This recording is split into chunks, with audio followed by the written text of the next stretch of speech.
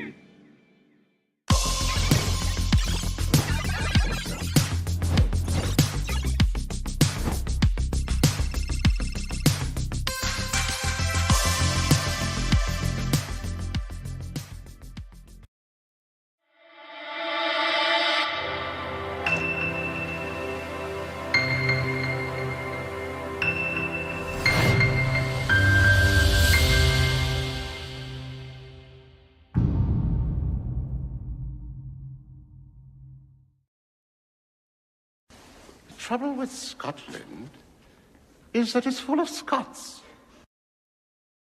When things look bad, and it looks like you're not gonna make it, then you gotta get mean. I mean plumb mad dog mean. Because if you lose your head and you give up, then you neither live nor win. That's just the way it is. Your assignment tonight is strategic. You can't give the enemy a break. Send them to hell.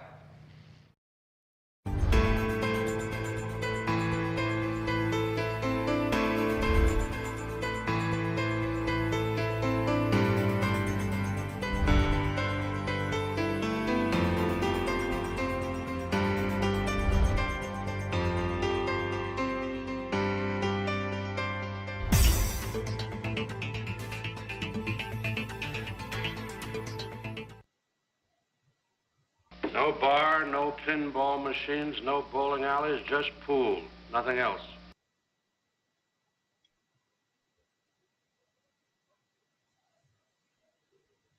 Well, good afternoon, everybody. Welcome back to VP4 TV. Welcome to Bill, and welcome to Brain Pull Out and anybody else that's there. Here's the plan. We've got a match going on at the moment on the one-loss side, which is between Spud and Sargo, and that is probably about to finish. Spud is on the hill, he's 12-10 up. We've got our first match that we're going to be streaming at the top of the hour, the winner's side match. Is it a round 3 match? I'm losing track here.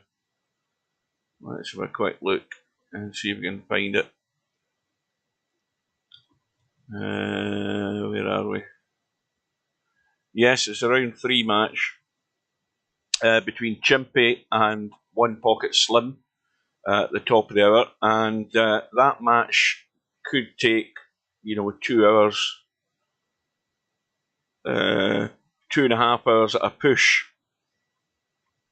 So the plan from there is that this match between Chimpie and Slim, it'll be very surprising if it's over in 90 minutes, because at 6:30 my time, that's in 96 or 97 minutes time, we have another match going on, and that's a winner's side match as well, and that is between, who the hell's it between? Bankster and Hazard. And the plan is that when the Chimpie and Slim match is finished, we'll drop in and catch some of this match between Bankster and Hazard. That match is unlikely to be over in 90 minutes, but 90 minutes after that match starts, we've got our second match today in the schedule that we're intended to stream, and that is the one-loss side match.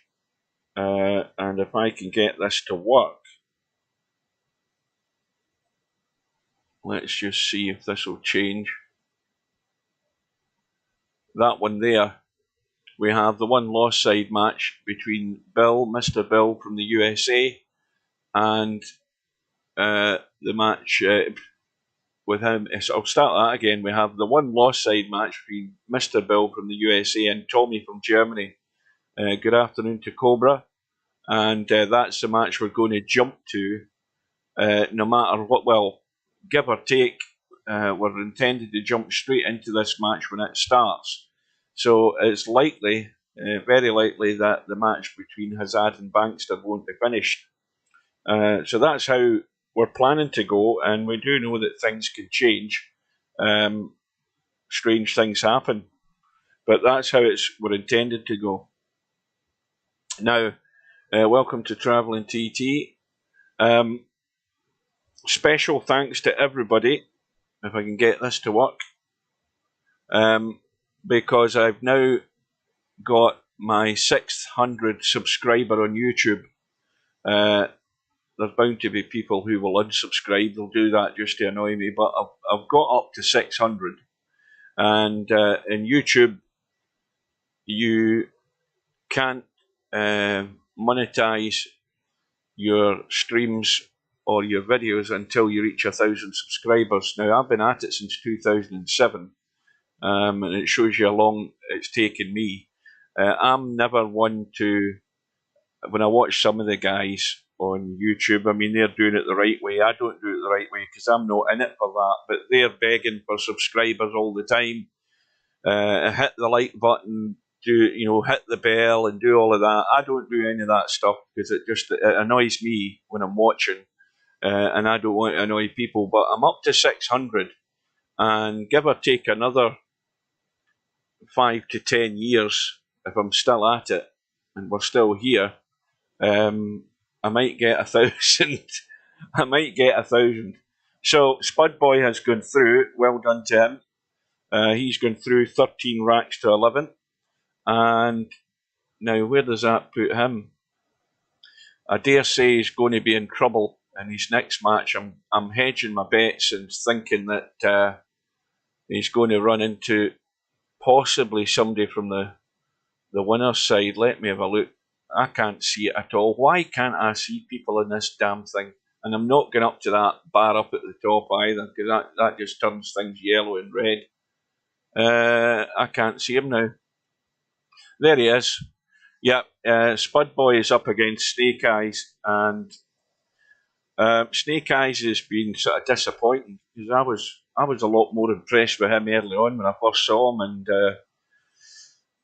he's never really sort of moved on. But again, he doesn't play a lot, so that's probably part and parcel of why he's over on the one-loss side as well. But he should be favourite against Spudboy, provided it goes ahead. Now, back to the schedule. We've got this match coming up. We've got the one between Bankston and Azad. We've got the one between Bill and Tommy. Now, Stubb sent me a message on Facebook in the middle of the afternoon when I was at work. So I said, I typed back to him, I'm at work, feck off, I said. And he was telling me that his match has been arranged for 2 a.m. his time. Now that I can't fathom, because I thought Linus was from Sweden. I might be wrong, but he's sometimes on. He's on in the morning fairly regular on my days off when we play Cowboy. I can't fathom why he's agreed to play Stubb at 2 a.m. in the morning, which would be, let me work that out, it would be, well, not 2 a.m. in the morning, it would be 6 a.m. in the morning his time. Sorry, take it back, 8 a.m. in the morning.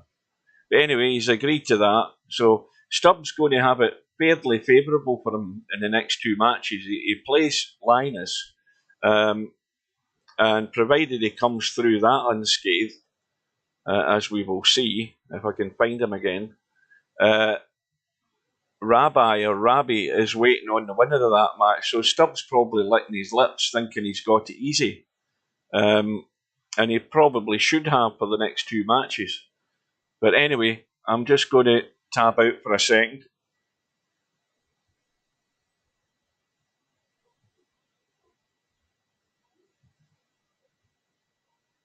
Welcome to VP4 TV. You're watching a Tactical Genius production. Please welcome your commentary team for this match, 9ball.com and Super Admin aka Steve Chapman, CEO and President of Celeris, Inc. Good luck to both players and have a good one. Good afternoon and welcome to Steve. Good afternoon. Well, here we are. I've already told these guys about the plan. The plan is we're watching this match coming up between Chimpie and Slim. When this match is over, it will cross over to the next match that's on. It's not on my stream list, but it is a match that I'm going to jump into and catch some of it because it starts in 90 minutes' time. That's the one between Bankster and Hazard. And then I'm going to move across to that one-loss side match with Bill and Tommy. That's what I'm intended to do. They sound like three good matches. All of them, I think, should be competitive. Yep. Now, here's my thoughts on the match between Chimpie and Slim. In fact, the room's up. They've probably started. Let's get in. I think Slim has a more refined touch than Chimpie, and Slim's won the lag. So we're all set to go. And I think that might be one asset that he has. He's maybe just got more refined play than Chimpie does. But if Slim tries to get too refined and maybe takes on something he possibly shouldn't have, Chimpie's in a frame of mind where he's going to be taking racks off him for that reason. Dry break right off the bat. Yeah, dry straight away, and the only big problem you've got there is the 7 ball. Oh, you can combo this. This is an easy combo. You combo this and run the cue ball into the 4. The 1 ball sits right there, and you're out. And this is pretty hard to miss. This kind of combo. Yeah, I think this can be a very close match. You know, these guys are both good players. Well, boy, he hit that awful hard. Yeah, that was. It wasn't quite a gimme. Well, it wasn't a hard shot, but for starters, he hit it way too hard. So, you know, I mean, you didn't want to hit it that hard because you wanted the 1 ball to sit in front of the pocket. Well, we've got. I've probably missed other calls, but Cobra's called it 1917 to Chimpie. Oh, wait, I'll get rid of that logo. Hang on a minute. Well, I'll tell you why. Onepocketslim may have an advantage because the game physics haven't been changed in 3 weeks, and that seemed to throw him off. So I'm going to give him the advantage because of that, and I'll take partial credit for the win. So Brainfillout calls it 1918 to Slim, and Rosine has called it 1914 to Chimpie. All right. Well, there's a good example of a really poor safety. Now, I know the situation was difficult to play safe in there, but that's terrible because there's too many options here. You know, he's probably going to play safe. You know, he's probably going to try the bank onto this 9. Yeah, he might. I mean, I don't like that shot because it's not a great come line. Up with a good shot on the 1 ball. You know, I mean, you're going to have to hit it hard to get the 1 ball to move because you don't want to shoot a 1-5-7 combo. I mean, I would play safe here. I'd stick him on the 4 ball. This is just left English, come off the rail and come right up on the 4. This is not a hard safety. Well, he's going the other way. He's trying to come down table here by the look of it. Is he? Well, he's shooting a bank, I think. Yeah, I told you. There you go. See, that's the problem with shooting that.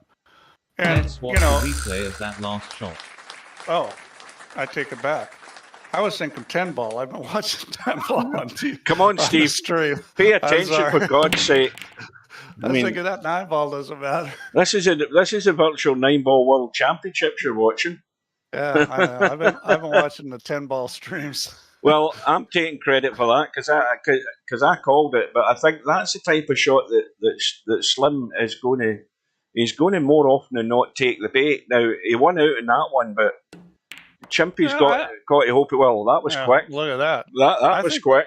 I think that 9 ball bank was a nice shot to shoot it. It's a winner and it's not a hard shot. I mean, he had to be. I mean, I'm assuming he banks pretty good because he plays 1 pocket. That had to be like a 70% chance. Well, that was that's one way to get the deficit fixed immediately. Yeah, well, I mean... well, he's going to have to bank the 3 as well. Oh, no, wait a minute. Is the 1 still on the table? I thought the 1 had gone. Yeah. Right. He needs to put a touch inside. Ideally, you'd want to miss the 7. If you bump it, you could end up on the wrong side of the 3. Yeah, that's perfect. Watch the 9, though. Watch the 9. Yeah. He's still fine. This is not a hard shot to kick in. Now, he's just going to have to cut this in, though. If he's going to jump, I think he's going to have to cut it in slightly just so that he can get the cue ball off the rail. I'd probably kick this either real easy to make sure I don't hook myself on the 8 or hard so that I go around the table. I would not kick it that's the wrong speed. So you either needed to kick it hard to go behind the 8, around off the end rail and back out, or kick it real easy and leave the cue ball close to it so the 8 can't hook you. He went in the middle, which was no man's land. No, I don't think he can see enough of the bank. No, he can't. What am I doing? He's trying to duck for cover. Well, that kiss in the 7 has done him a favour. Yeah, that was a little lucky, but he's good. Because if that missed the 7, he'd left it on. Well, you can either kick this off the end rail with left English, or you can go 2 rails. I like going 2 rails, but whatever, you can be accurate with. It looks like he's going to jump this. This isn't a bad shot to shoot at, though. I mean, this is a reasonable jump shot. Yeah, he tried to bank it, I think. Oops. Well, here we go. That wasn't a kind roll.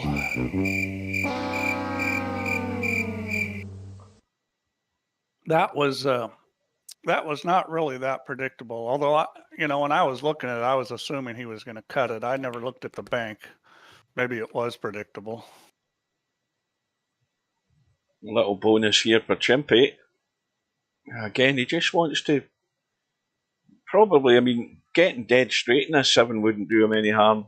But he certainly doesn't want to go funny. And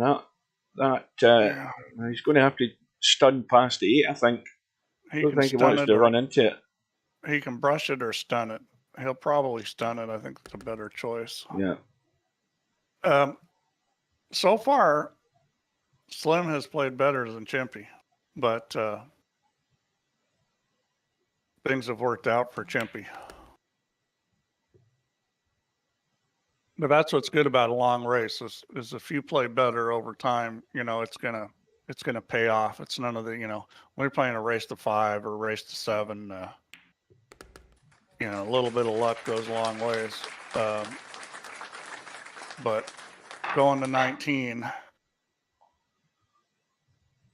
Well, there's always time for things to change up. The brake can start working for one of them. They can build up a little lead. Good afternoon, Semi-Pro. Obviously, the brake will be big, but these guys are both going to make a fair number of mistakes, I think. Welcome to Spud Boy. Spud Boy calls it 1916 to Slim. Yeah, this is the rack that he absolutely should run out.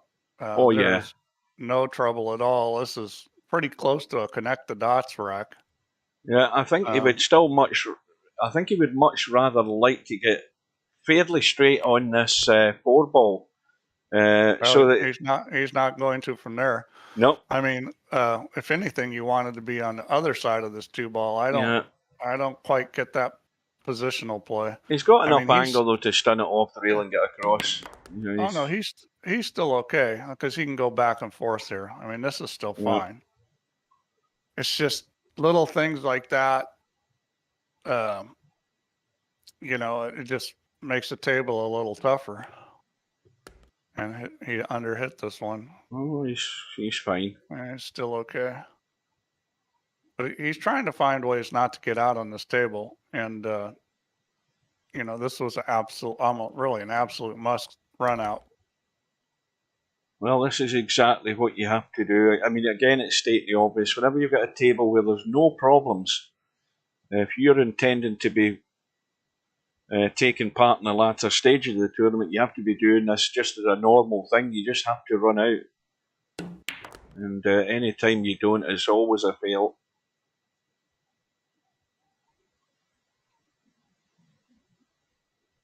Well, let's see how he chooses to play this. I'd hit this with a little left English. And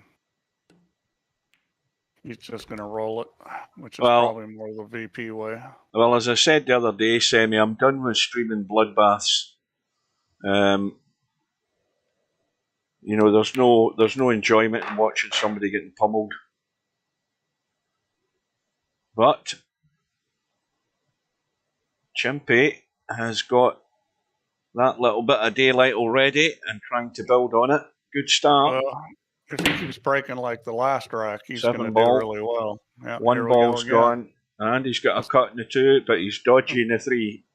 He's going to have to leave a cut. The 3's not a problem. You just go back and forth and then cut it in the corner. It's natural shape to get on the 4, so you don't really have to do a whole lot with the cue ball. This is a simple situation. Yeah. The worst thing that can happen to you is getting a little thin on the 3, which is still fine.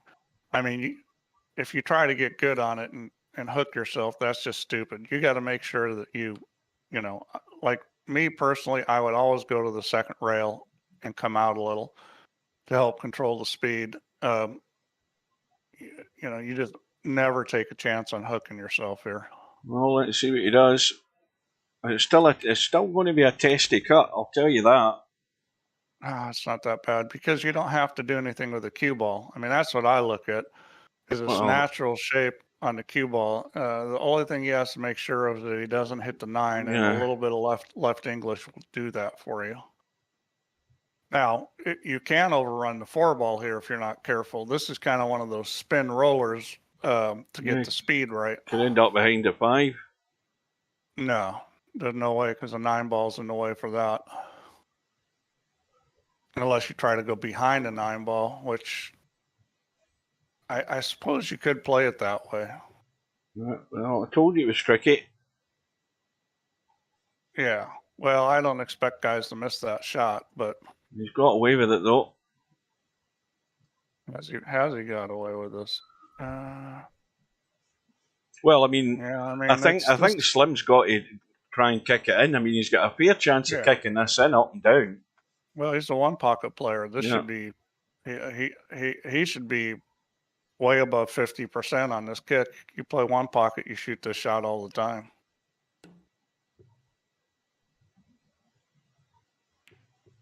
Oh, I thought that was in.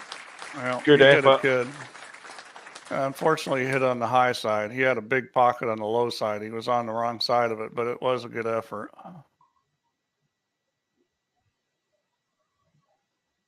That's what you don't want to have happen, is, and things have gone well for Chimpie, because Chimpie's played a safety that wasn't wonderful, and he got away with it with a good bump. He played a poor shot there and got away with it. Slim hit a good shot and it didn't go in. And right now the Mo is going with Chimpie, and he plays good enough, he'll get out from here. It was like Slim got his chance and it didn't quite work out. So, if you're Slim, you got to keep your head up, because things just aren't going your way right now.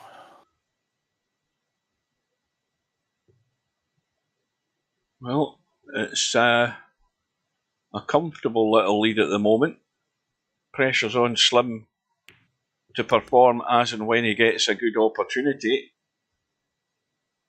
I think he's going to get a lot of opportunities. I mean, Chimpie doesn't play good enough to keep him off the table, and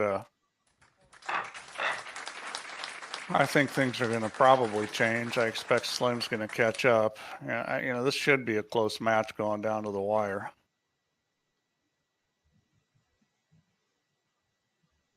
So rack number 6. Chimpie's break has been excellent so far. Yeah, it's worked early on. He just wants to. He doesn't want to run out of gas on it though. That's the worst thing that can happen. It's going good at the start and then it dies a death. Good afternoon to Tommy. Hi, Tommy.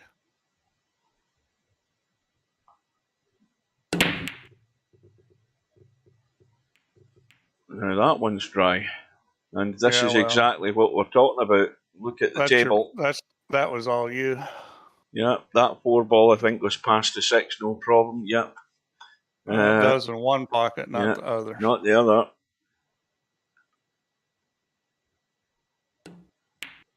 And of course, the other slight problem, and he's got himself a bit straight in the 2, but he doesn't want to come too far up the table on this 3 ball, because that way you're then messing about with the 9 ball with the wrong angle in the 3. So he wants to stay, and he has to also avoid that 8 ball up top.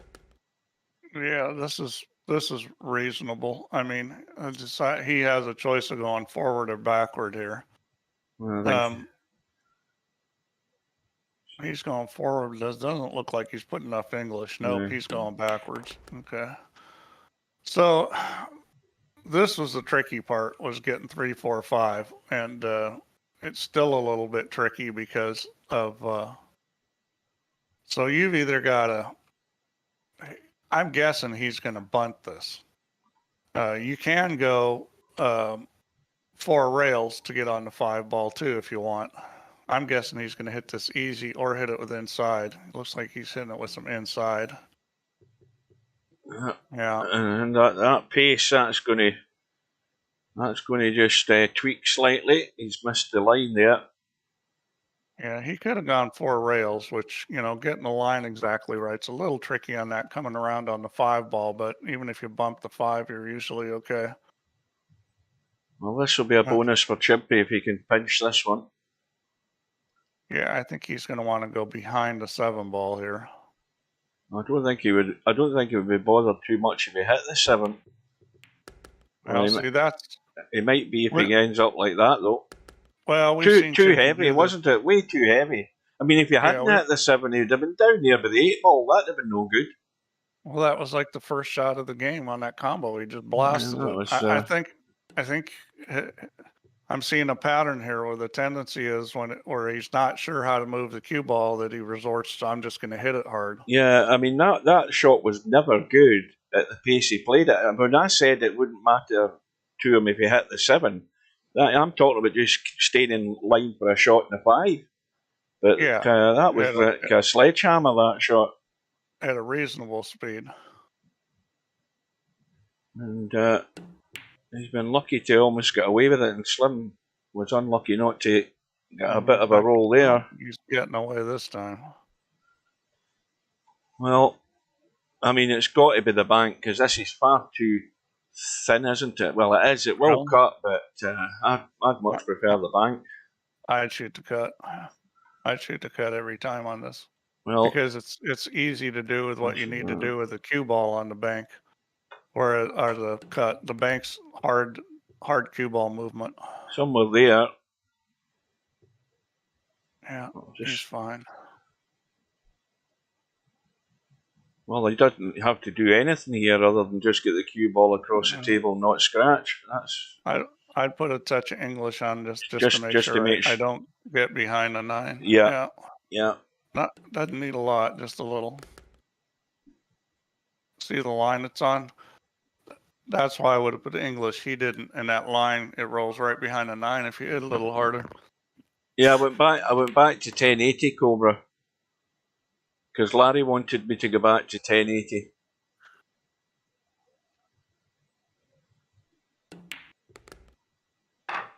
Well, Chimpie's had a little lucky break there, not leaving Slim anything on, or Slim could have pinched that. Well, I mean, this is just everything going wrong for Slim right now. I mean, he had to finish out that. Well, here's a big test of the tactical side of it, because he's going to push out, but the way these balls are sitting, he's going to be in trouble. Well, I'd probably just shoot this now. If you don't like the kick, I'd push down table and push out the kick. But I'd be playing a 2-rail kick on this 1 ball every time. You can play it now if you want and try to get him on the 8 ball. And if you don't like that play, you can push down table for a little different angle. But almost no matter what you're going to be shooting is a 2-rail kick shot on us. So you just got to make your decision of which kick shot you want, because you can't afford to let somebody see a piece of that ball the way the balls are sitting. It's just too easy to play safe. Well, he had called the push there, but he's gone against it. Well, I'm not sure what he was trying to do there. If he's trying to get him on the 8, it was way too hard. Well, with these balls, he's going to be in trouble anyway. Well, see, the shot, if you wanted to get him on the 2-3-9 there as you go 2 rails, because then the cue ball comes up towards the 3. He hit the 1 ball off of 1 rail, I believe, or hit it really full off of 2 rails, because it went through. Well, I read some bad news yesterday. What was I wanting to ask? I sent a message to XSplit because I wanted to ask them a question, and when I was on their site, or when I googled, I I had to Google something about Gamecaster. I've got the old version of Gamecaster, and I found out that Gamecaster, as it is now, when they brought the new version out, version 4, which is the one I don't like, so I never used it, it went free so people could download it and use it to stream free. But the problem now is they're shutting up shop at the end of March. And the obvious reason for that is they haven't had enough uptake or take on the premium service that's available. And so Gamecaster is shutting down. What I wanted to ask them was whether my old Gamecaster is going to work, because they're shutting the servers down. So, well, if you're using their service, then it's probably not going to work. Well, that's exactly my point. So I won't have the choice of going back to Gamecaster. I'll just be using this all the time. Do they let other people have their server software? I don't know how they're set up. As if far they as do, that goes. somebody else might be able to host it. But financial reasons is the usual reasons that a lot of these online servers and services go down. And Gamecaster is just another victim. The servers have gotten a lot cheaper. I mean, my server's I'm paying $104 a month, and it's a pretty capable server. Well, I'll go back to, in fact, I don't know whether I can do that mid-stream, mid-live stream. I mean, you can just click a little tab and change it to 720, but I don't know whether I can do it while I'm running. But I'll set it back for the next one. But anyway, back to the matter in hand. I'm not sure how Chimpie's doing this. There's some smoke and mirrors here, but I mean, Slim's obviously made some mistakes, but Chimpie's made a lot of mistakes too, and it's 5-1. I know what I'd be doing here. I mean, I'd be spinning this in and getting around in past the 9 ball for the 8 that way, just because I love to do it, and that's exactly what he's on to. Yeah, I like that shot. The bank was another option. The only obvious danger, there's a numpty scratch, but I like taking that risk. But this is danger now for Slim, if it wasn't already, but it's definitely danger now if this 9 goes in. Oh dear. And I hit the applause button too soon there. There's a big dog, as you would call it, Steve. Yep, that's a 2-game swing right there. Hi, I want to offer promotion of your channel, viewers, followers, views, chat bots. The price is lower than any competitor. You're talking to a Scotsman, my friend. You're never going to get a cent out of me. There you go. See you later. Oh dear. Oh boy. Oh dear. All right. Well, I'm officially called Slim has gone goofy here because he can't even win when the game is given to him. Oh, I mean, this is ridiculous. Well, I mean, what does Chimpie do now? I think he's got to go for the bank. No, I would cut it, and the reason why I cut it is if you overcut it, it goes to the short reel. Yeah. No, I mean the only way you can lose cutting it is if you hit it thick or is if you hang it. Yeah. Yeah, he's taking your advice, Steve. I hope he doesn't live to regret it. Yeah. Oh dear.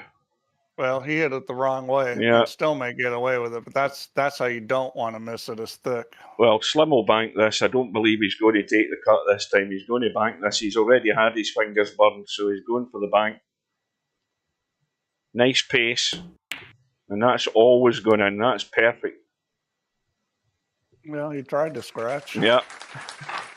Well, he'll be relieved either way. I mean, he's back to within 3 and he's got control of the table for the time being.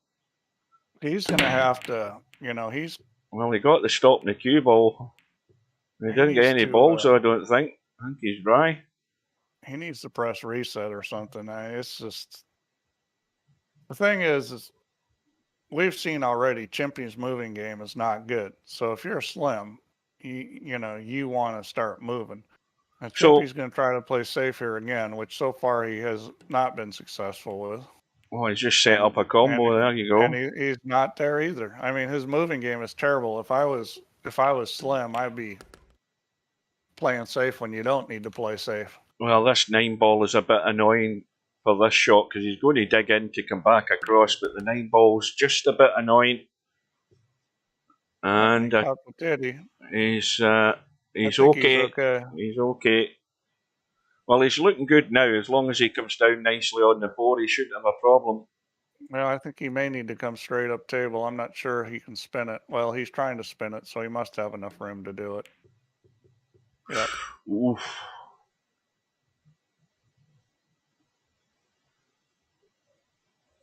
Well, this has been interesting. Steve, yeah, when you get against a guy that doesn't move well, you just, you don't want to take any chances missing shots. Well, Chimpie's giving him encouragement.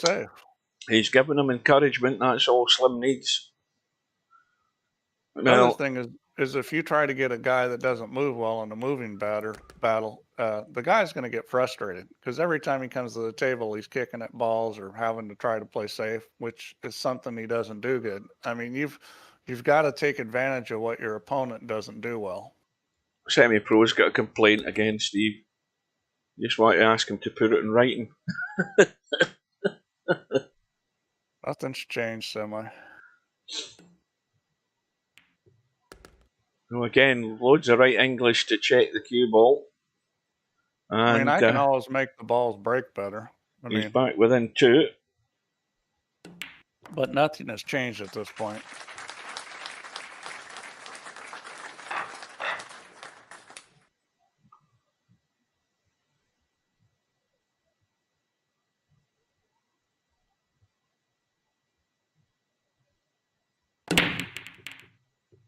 Oh, that rack did not come apart good. No, it's dry, and there's a thin edge of that one. He might be hampered over the 3, though. Oh, no, he can't see any of it. That rack was a little bit of a slug. Well, the kick shot's not a bad option here with topspin. I don't know if he's going to do that or not. Oh, there's Bedhead in the house. Welcome to Bedhead. Yeah. Everything, but he didn't hit his square, but I think he got away with it anyways. Look at this. Well, and Chimpie's been going like this the whole match. He's been getting rolls. So, if you're Slim, you've got to combat that by making a good kick shot here. I would go 2 rails every time here. I don't like You're talking about into the gap between the 8 and 9 there. Yeah. Yeah. And the reason why is because if you catch the one first and it goes down the rail, you got the 249. And if you go behind it, you might get lucky and get the one on the end rail because the table's open over there. But yeah, I would have kicked that 2 rails every time. It was a big ball, 2 rails. It was a lot smaller ball the way you went.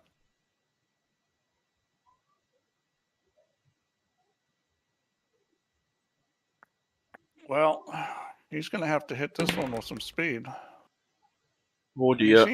He seems to play that shot pretty well. He seems to play that hard shot. We've seen him do that a couple times. Moving the cue ball, Cobra, that's what that means. Moving game. Playing safe, kicking. In other words, you're not trying to make balls. Positional play. You're ideally you're playing safe and snookering the guy, but kicking is part of the moving game too. Like let's say you're hooked. Your goal is to kick safe. Oh. Or at least kick and not give them up anything easy. Certainly you don't want to give them ball in hand, but your goal is usually got to be higher than just I'm going to hit the object ball. He's trying to bump into the 6, and that's well done, but he didn't come out very good. It's going a bit funny, yeah. Yeah, but this goes. The thing you don't want to do here is overhit this. Yeah, he's put some English on it. This is probably wise to go back and forth, and that was well done. And he's on top of the 7 again. Yeah, it's funny. So he's finally doing some things that are pretty good, and he's not getting good luck. This is a good bank as well if he just picks a line. He could bank it. You could cut this. You could even hit it with low left.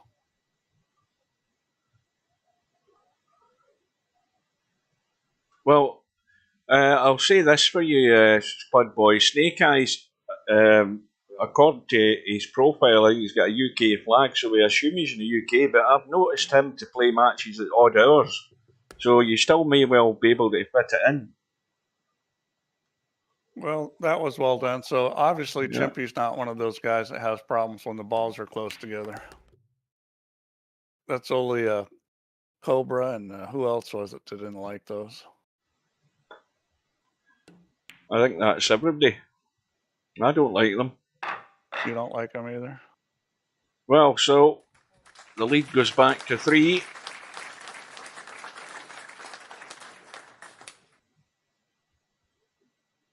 Well, let's see how Chimpie does here.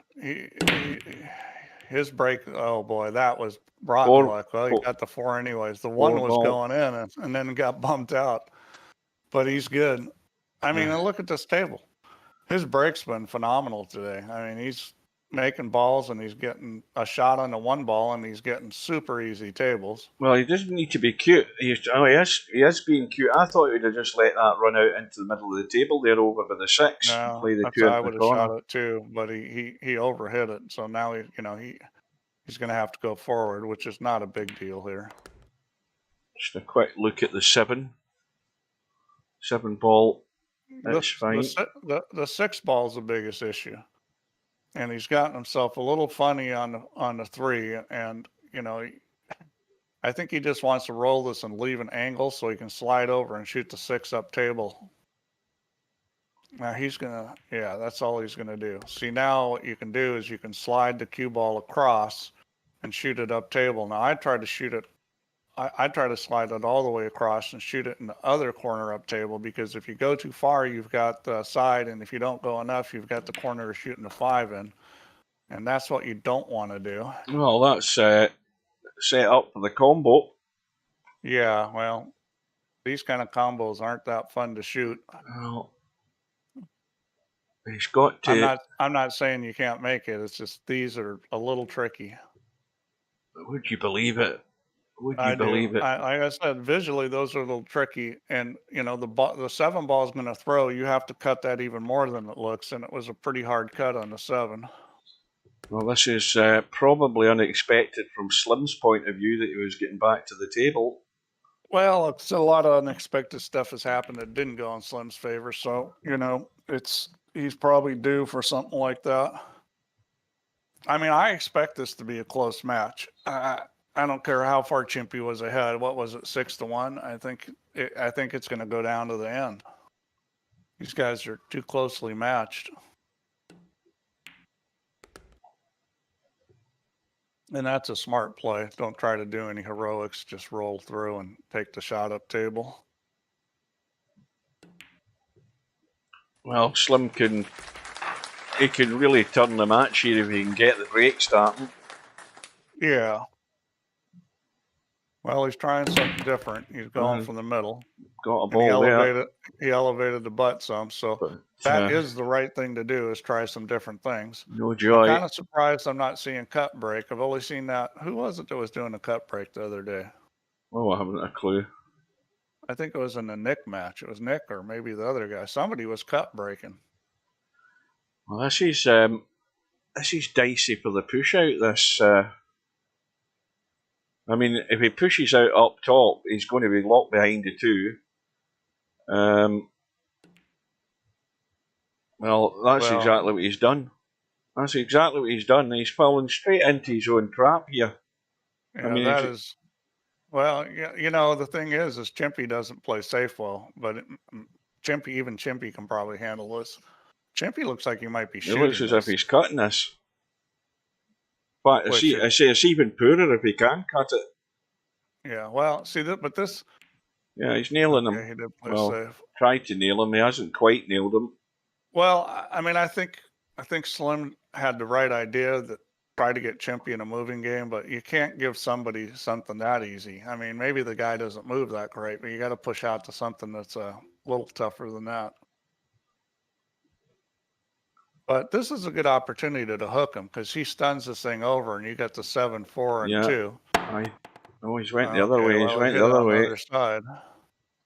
And that could be pretty effective. I don't think he got him. Nope. Well, Chimpie can get him using the 8 and 9. I think you're going to have to hit this with the English to open it up, though. And he didn't hit it with English, and he hit it very fat, and that's no good. Now this he's going to be in trouble now. This is a good example of what you don't want to do. So he could put him on the 3. I think he'll probably go for the 7. The only problem with going for the 7 is the 3 ball is kind of in the way of the 1 ball. So you got to figure out how to get there. You can go long rail to long rail with a kind of a slow roller, and you try to use the 7 and the 3. It looks like he's going to cut it back, which this is a good option too, is play the cue ball down table. And he hit it a teeny bit thick, but it's going to be good. That's good. Well, Chimpie's got to spin this off the rail into the 1. Yeah, and he can't. It's not particularly hard to hit this, but coming up with a safe. Now you can try to hit this easy. The problem is your opponent's probably then just going to thin the 1. Now, I think what he tried was that was a pretty good attempt. Now, is Slim just going to bump this around the angles? Is it going to run near the 3 and just leave the cue ball there? You would go 3 rails and take it all the way down table. You have to really thin cut the 1. I mean, this is super thin on the 1 with English, if you're going to try that. I mean... Well, that's thin. But, well, he had to avoid the 3. But see, here's a good thing, is even doing this, okay? Chimpie is not good at this game. We've already seen that. So where most players might get safe here, Chimpie may not. He's left the pot. Yeah, that's poor. This is why you want to get a guy that doesn't move well in a moving game, because you know it's a weakness, and eventually you're going to win that moving game. And what I mean by win that is you're the one that's going to get the opportunity to run out. Well, the majority of the time. I say he's left the pot. I mean, if you look at that, it's not easy. I mean, he doesn't look as if he's doing that though. He's just trying to keep things tied up. And you know what? That's not a bad move. I mean, because the problem is I don't think he quite got here. It's not a bad move because we know Chimpie doesn't move good. See, there it is again. Yeah. There's a good situation where Chimpie can play safe and he fails to get it. So my words to Chimpie about this match are going to be, oh, he didn't hit it. That's a sin. No, that's poor. That's what you don't want to do when you got the advantages, is give up the whole rack. Oh dear. Trying to be cute. Well, I mean, he could have shot the 1, but there's nothing wrong with just keep hammering the guy with safeties and try to get him frustrated. But me personally, I probably would have tried to run out there because the table was good. But I'm not going to say playing safe was the wrong move. But you got to hit the rail. Well, this is going to be a sore one for Slim there, because he oh dear, what's happened here? Goodness me. Unbelievable. Well, but you know, a lot of that is this is the kind of stuff that happens when you take somebody out of their game. All of a sudden, he's got to play a bunch of safes, and Chimpie's getting a little frustrated, and the next thing you know, mistakes like that come up. Now, I'm not saying that's a direct cause effect there, but I've seen it happen a lot of times where you just get a guy goofy just by playing safe on him a lot. Well, I would have much rather been out another 6 inches on this 4 ball, just for comfort. And now he's pretty straight in this 5 ball. In fact, he's too straight on it. So he might have to do the old VP4 escape route here. Yes, he is. And the only thing that can go wrong here is getting too much juice into it. Now he needs to bump it nice. He'll take it. So Cobra may have been confused about the moving because the other day I said Jeff DeLuna put a move on Mika. So a move is like, something that you guys would consider gamesmanship, or maybe unfair gamesmanship, like not very nice thing to do. Moving is in reference to the moving game, which is safeties and kicking. And so just to clear that up. And speaking of that, I want to apologize to Jeff DeLuna because I found out what really happened. Jeff DeLuna did not put the move on Mika. What happened was the ref was the one that called the foul. So the ref never heard Mika call the shot, and the ref called foul. The only thing Jeff DeLuna did wrong was he got up out of his chair. And I think he got up to ask for confirmation. He probably should have just stayed out of it, but he got up more than once. And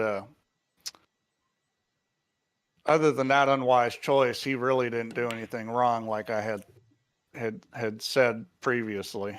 That's happened in snooker as well, that where a player's maybe playing safe and he's called a colour, and the referee hasn't acknowledged it. See, what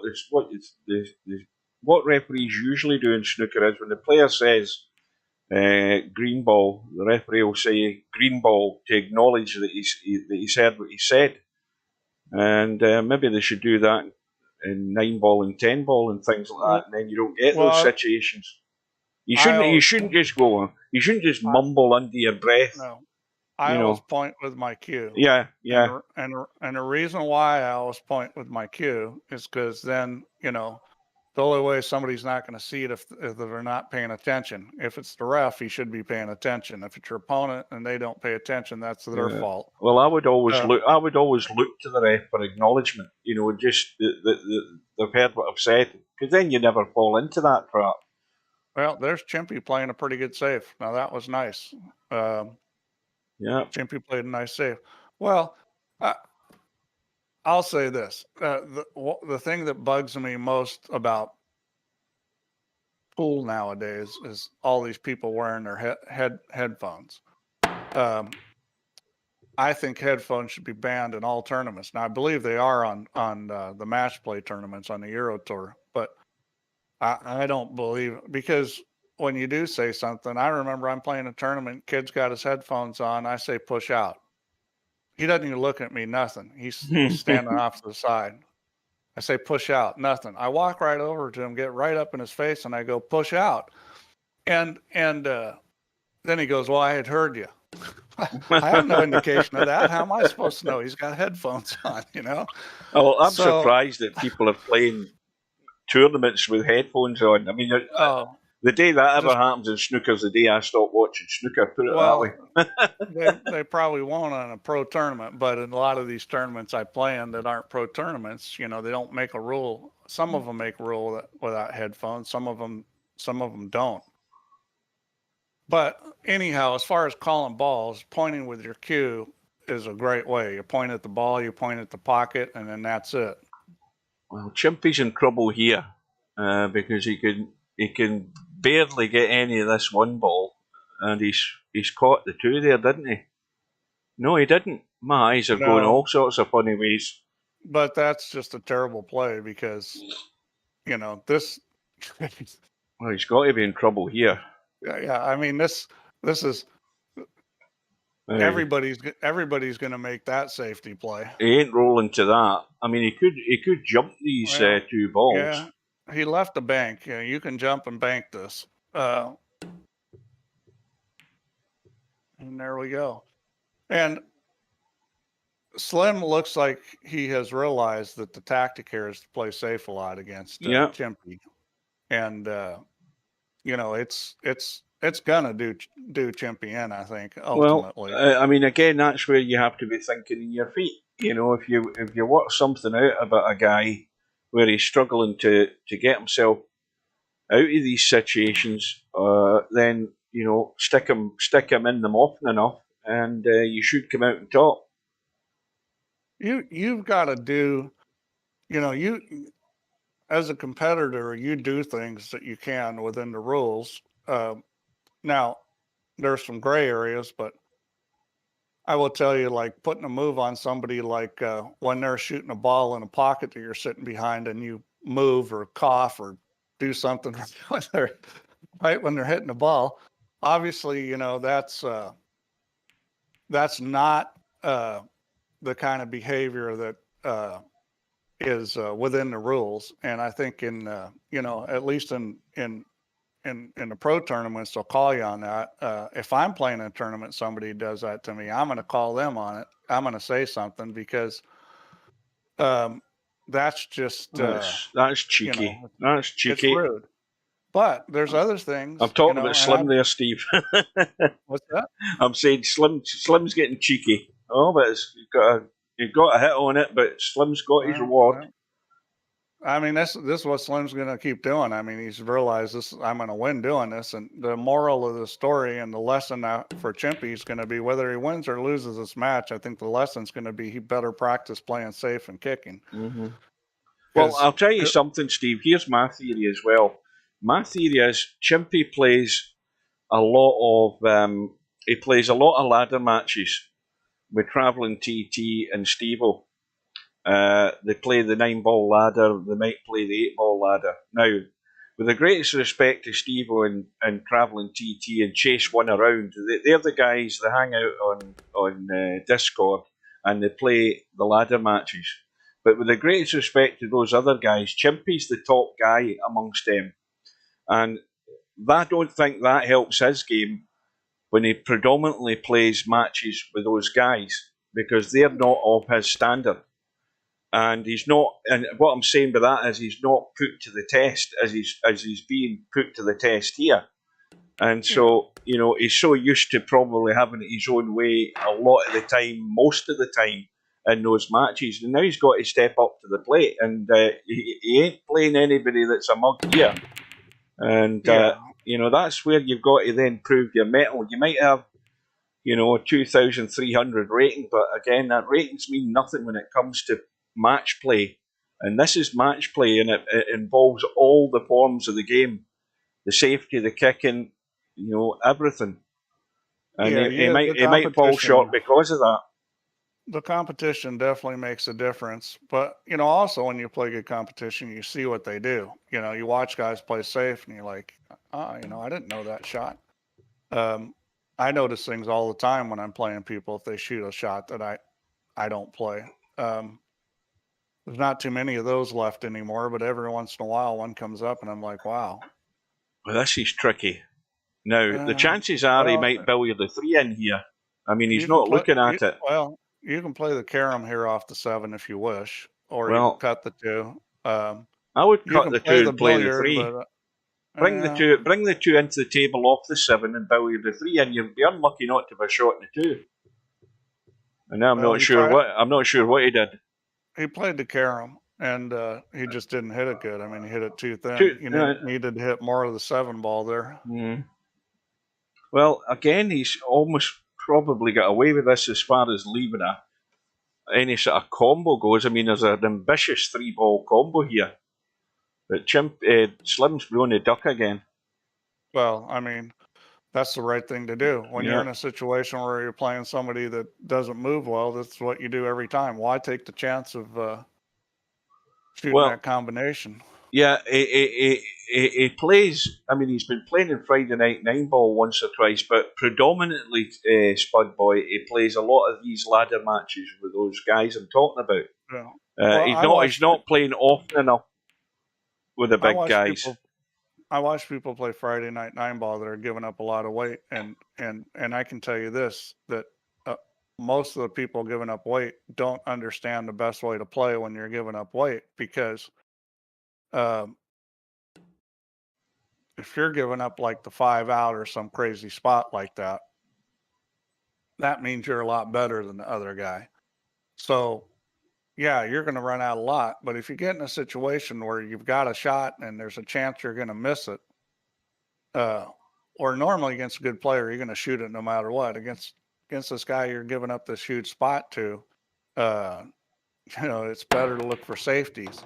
Now, maybe nothing's there that's easy, but if there's any kind of reasonable safe, it's better to play safe. And the reason why is they're not going to kick well, they're not going to move well, and you're not taking the chance of missing a shot that's going to lose you the game.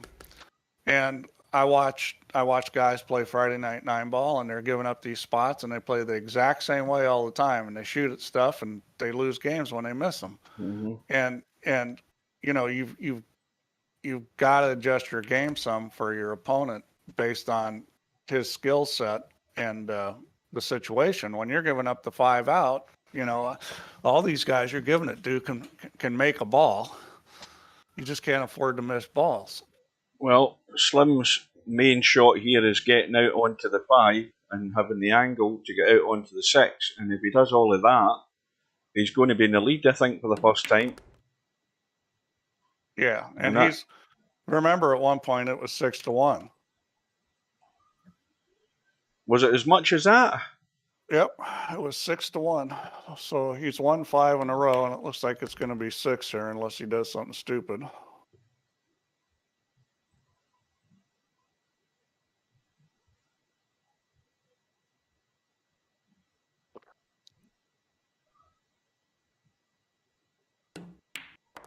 Now, I'll tell you the good news if you're Chimpie, because if you listen to me, I guess I'm beating him up pretty bad right now. But here's what the good news is if you're a player like Chimpie. You can get a lot better because, what happens is that once you realize, gee, I need to work on safety play and I need to work on kicking, you go on to VP4 offline and you start setting stuff up and you start playing shots and, you start, you can go back and, for example, you can go back and look at this video, set up the same situation on VP4 offline and play safe, undo, play safe, undo. And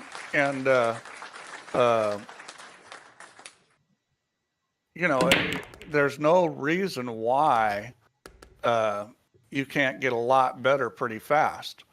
Whereas if you're somebody that has trouble running out and stuff, it might be considerably harder to improve. So I think for Chimpie, it's really good news that his deficiencies are so glaring because those can be fixed. Mm-hmm. Well, Brainflout's obviously paying attention because he's called what the score was and what it was about to be, but Chimpie made a mistake. It was 5-2 because Chimpie messed up. Okay.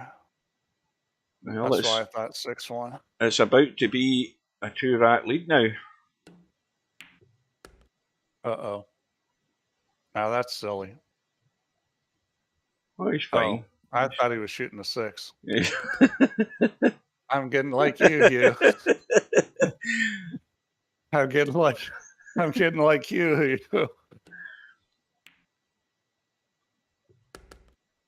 Yeah, well, I mean, I think Slim's game has gotten better. I think it's mostly because he's gotten used to the new physics, but... Well, I did say that Slim would be a bit more refined, and that might give him the edge. But, well, right now it's been a moving game. He's just beating him up bad by, playing safe when he doesn't have a sure thing. Well, got a ball, got a shot. 5 ball going. 5 balls. 5 balls going funny. 5 ball's going to be a problem. Well, yeah. Now again, here you go. Are you going to try to get in between them? Are you going to play the 5-7 combo? So if I'm in this situation, I'm looking at the third option of, you've got a third option of a bank. I think the bank's actually the best option. But you've also got an option where you can try to play it safe. Yeah, he's got all of those options available, and it all hinges on what he does off this 3 ball. Well, what I would do here is I'd probably try to get on the bank, and if I didn't, I'd probably try to play safe. Now, the only problem with that is that there might be a better angle for safe than where you're going to end up if you don't get on the bank. He's going to try to move it. Yeah, boy. Now, I would probably just play safe here. Yeah, I think. I mean, he's got a pretty easy safety. Draw the cue ball back behind the 6, and you just hit the 5 down the rail. It's gonna stay around where the 7 is. Well, if he doesn't get it tight, Chimpie will jump, and that's no good.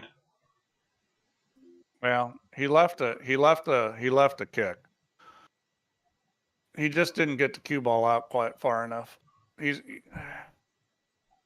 Chimpie's gonna jump it. Yeah, you want it to be tighter and more behind that 6 ball.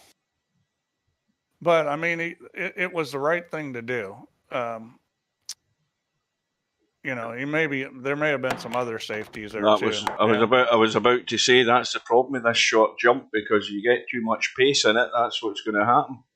Yeah, it wasn't a guarantee. Anytime you're using a jump cue, there's no guarantee. I mean, Mr. Bill would probably have been a slam dunk because he jumps so well, but not everybody jumps as good as Bill does.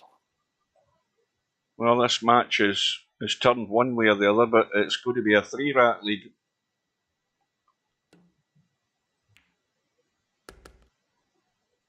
Yeah, so it was 5-2, so that's going to be 7 games to 1. Well, maybe Chimpie can catch on and not necessarily try and beat Slim at his own game, but give him some of his own medicine when the opportunity arises, and play it well. I mean, he hasn't played them well. That's the thing, but he's got time. He's got time to put that right. I thought Slim would catch up and this would be a close match, but right now, the way it's going, it's looking like Slim keeps playing the moving game on him. I think Chimpie's in real trouble. So Chimpie's got his chance. He really needs to run out. It's not an automatic rack. Well, this is a horrible 2-ball. That 2-ball's in a horrible spot. Yeah, you can make that with some speed. You got to hit it good. So he's got to get in a position to come back for the 3. I'd be trying to get pretty straight on this, either coming back either side of the 5. Well, good luck with this. No, I think you can. This is where you want to go for the low position on the cue ball. Well, that's a brilliant shot, because I didn't think he could hit that as hard and get it in the hole. Well, Unlucky. thought with that speed, he could have put the tip lower. With that speed, I think he could have drawn back. Maybe he was trying to stay on the other side of it and cut it. I was thinking draw back like between the 4 and 5. That flew into the pocket. Yeah, there was enough room there. I mean, you were going to have to hit it. Well, that's going to be ball in hand. No rail hit after the object ball was hit, so another gift here for Slim.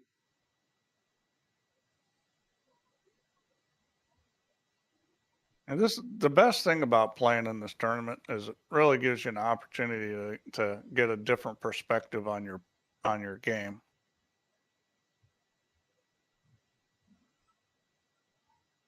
Yeah, and it's, if you do well enough and you stay in the tournament, then you're putting your game to the full test, because you're going to bump into trouble at some point, and it's how well you can handle it.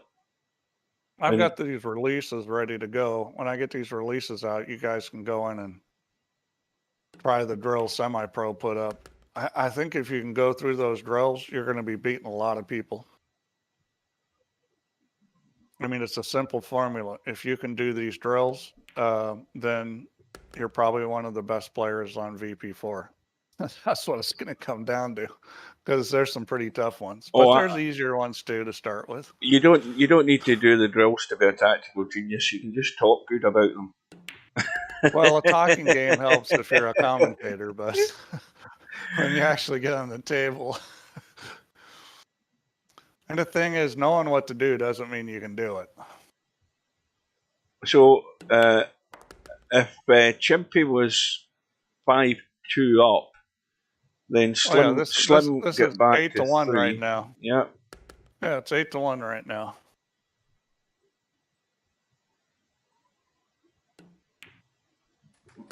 I think the one other bit of advice is to Chimpie is don't get bad thoughts in your head. Just play the game and play the table and play the right shots, because you're not out of it. You're not out of it. It's tough. Competition can be tough. And the 8-ball gets kicked in. When you get in something where a guy starts blitzing you and playing on your weaknesses, it can be a shock when people haven't done that to you before. Well, a little he's combo. Shoot this. Yeah, this is an easy combo. There he missed it again. Unbelievable. And, he just hit it thick. That you can't afford to hit that combo thick. If anything, you should be on the thin side. Now, again, looking at Chimpie here, I mean, if I'm Chimpie and I'm at the table now and I'm playing this, I'm thinking, how am I dealing with the 3 ball? Now, I'm thinking personally, well, if I don't get good in the 3 ball, I'm looking to nail Slim. That's the one thing I'm looking to do. So sometimes, if you can't get, I mean, the odds in you getting, well, he's trying to take the risk now, and that's not a bad move, as long as you can see the 2. Yeah, I wouldn't have done that just because he's lucky he didn't get hooked. I would have played all the way down and then tried to shoot the 3 up table. Yeah, I think that, getting a good angle on that 2 ball to allow him to do what you're talking about, Steve, was maybe not quite as guaranteed. So he took the risk with the odds in his favour that he was going to still have a shot, and it worked out for him. Although this is going to be tricky as well, the cut he's got in the 3 and being able to see the 4. This is not perfect. This isn't bad. This is just a lot of English and a little low. That's he's not going to come up table. No, I don't know about this.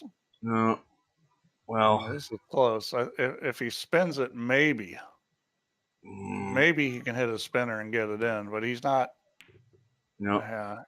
If he was up high, he had top and right. That needed to be center ball and right, and try to curve it a little and really get the cue ball cranking. You can get more English by going straight across the center, because when you go up high, you don't get as much English, because the miscue point is going to be where both of them are. So if you want max English, you got to go straight over.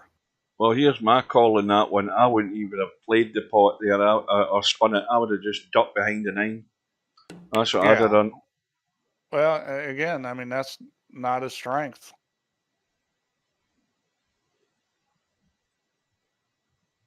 Now, Slim usually plays this shot pretty well. This is just a little bit of right English. Either that or you could draw this if you want. I think Slim will go right English. That's just normal. Well, now the crisis is in Chimpie's hands, definitely. Well, the 4 might have gone Cobra, but he was going to have to twist it. A little bit of banana. Chimpie might get a second breath here, a second wind. He might need assistance though. I think he's in trouble. He's gone goofy. Slim understands how to dominate, and now this is the kind of situation where you play safe because the shot's just not that great. I'm cutting that back to the short reel up top and ducking down table while he's going the other way, but he hasn't. Has he got the cover? I think he has. Yeah, and that's a simple safe. Slim's going to get that almost every time, and that. Against a good player, that's effective. I'm not a good player. Chimpie's a good player. Against a player that moves well, that's still pretty effective. Against a player that doesn't move well, this is, could be devastating. Well, he's under pressure here because not only has he got to get the hit, he's got to get this safe because these balls are all heading for pockets if he doesn't. All right. Well, that was a nice hit, but he's not coming out with anything. Yeah, I think he's waving this one as well. Well, you will have to say, once Slim got his mojo on, he's been very effective at running out. And this is really the shot right here. If he can get on the 2 ball, he's probably out. Steve well away from the 8. I think he's bouncing enough just to get the cut here. Yeah, it's a bit tricky, but you overhit enough, he's good. I mean, he's heading in the right direction. He's got to be in the 4 ball. This is simple because it's automatic on the 4 ball. You just got to hit this enough speed to get past the 5. Yeah, you can't hit the 5. You can run into the 9. You put a little English on this. Running into 9 is probably not going to hurt you. I mean, you could get hooked, but it's preventing the scratch. You just got to make sure you get this down table. Now he's doing something weird. He looks like he's putting right English on this. I don't get this. He's trying to hold the ball. Unbelievable. Look, the only place he didn't want... you just run it to the bottom rail. He did that to himself. He put a little right English on the cue ball. I mean, all you have to do was center ball and hit it with some speed or put a little left English on it. Well, he'll probably try to kick this in. I mean, there's no good safety play here, so I can't imagine he's not going to, And this one you want to kick with a little bit of speed because you want the cue ball to come out. You don't want it sitting there. Yeah, well, he's only got himself to blame there because I had given him that rack every day of the week. Well, I mean, but this is a finer point of you got to understand the line the ball's going to move on, and he didn't right there in that situation. So I mean, that's something he can go look at and practice later. I mean, that was just not understanding where the line the cue ball was going to take. Well, it needs to keep going. It needs to keep going. And he's going to have to go forward with right English here, I think. Yeah. He can just run up to the rail if he wants. I mean, I would hit it with right English, but he may just run up and bump off the rail like that. He's bailing out.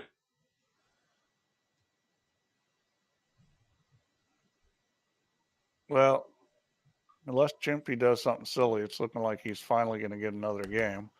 But that's after 9 in a row for Slim. So if you're making 9 in a row, you can give up a game once in a while. Well, it might be just a little motivation for things to start happening here. This is all Chimpie has to hope for, that the break works. He gets a break and running it gets him going. It's always Slim, likely to happen. It can happen. You got to believe. Slim has Chimpie's obviously got to start breaking and running out, because we know that the moving game isn't there for him. So he needs to play offense. Now, one thing that's interesting is, I don't know if you guys have noticed, is Chimpie's playing with a solar system. Okay. Well, it's the second most powerful break cue, isn't it? He's been making 2 balls like lots here. So I've said this before, to people about backing off the speed of the break. Now, obviously, that may be a little hard to get exactly with a rainbow breaker. So you try to back it off, and trying to get the mile per hour where you want maybe hard, but you guys are good. You can probably do it. Or you can go buy yourself a solar system and try breaking with that. Now, I'm not saying that this is going to be guaranteed magic bullet, but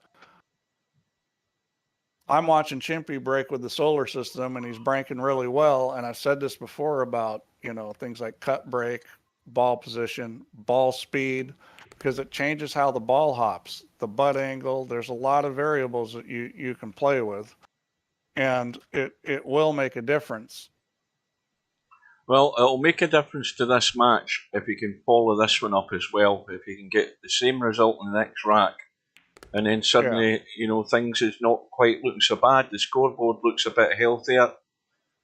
It just can settle the stomach.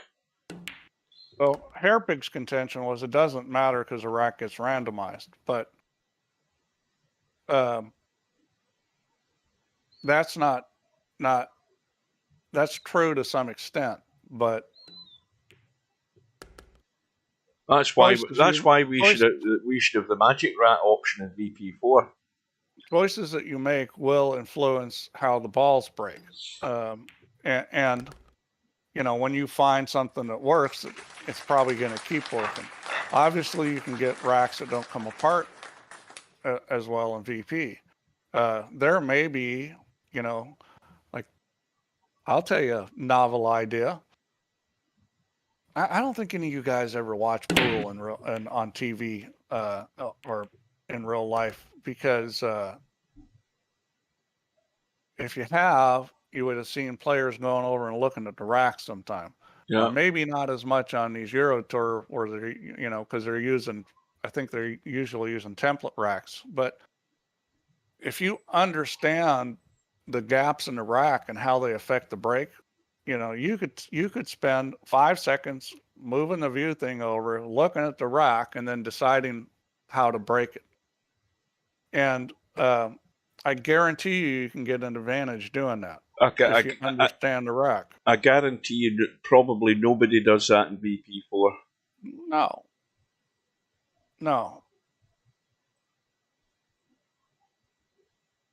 Instead, they say stuff like it doesn't matter because the rack's randomized. Well, It does matter. There's a lot of things you can do to try to brake better. But, you know, is what I said about Chimpie using the solar system true? I don't know. I'm just sitting here observing that he's broke really well this set using it. Does that mean that that's something that's going to work? I don't know. Well, this might work. He's lining up the combo. Yeah, he needs to make this. I mean, he can get back in this match. And this is what he needs to do is play offense. Wrong button. The part that he's good at. Wrong button again. Who the hell is that? Wrong button. That was the button I was looking for. You've gone off the rails. And there's another ball that's broke and a shot. Oh, there's Larry saying he's looked at the rack. Right, okay, Larry, you've looked at the rack once. Right, we'll give you that one. Good job. Well, Larry's smarter than the average bear. Now, I'm not doing this just to sell a lot of solar systems. Most of you guys have so many V dollars, it doesn't matter anyways. But if you don't have a solar system, you might want to buy one and try it. Because it's working for Chimpie. Napnicker says you're needed in the lobby, Steve. Something's going amiss.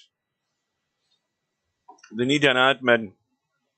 My name never showed up for the tournament. Let's see. Now let me leave the room and see. Tell Super My Admin. name never showed up for the tournament. Oh, that's a technical issue. We'll leave you with that, Steve. My name never showed up. Now, was that meaning that he tried to sign up and he thought he'd signed up and then it turned out he was too late, or what? Maybe it was one of them. Well, you're in the bracket. Oh, well. And meanwhile, Chimpie at the table, trailing by 2. Trying to mount a comeback here. He needs to watch this. Oh, dear. This could scupper his chances. The table's wide open. And if he doesn't get this in the hole, he's going to be losing the rack. Just when the comeback was on. And he's got it. And now he's going to scratch. There you go. Told you. Commentator's eye. And swings and roundabouts. It's amazing how things change. And that could have been back to within 1. And again, it's one of these big 2-rack swings at the wrong time. Is that going to get to the hole? Yeah. So,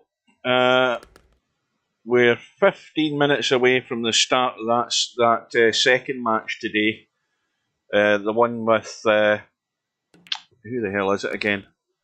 Hazard and Bankster. And quite clearly this match isn't going to be over before that starts. So that's painful if you're Chimpie. Alright, I'm going to go refund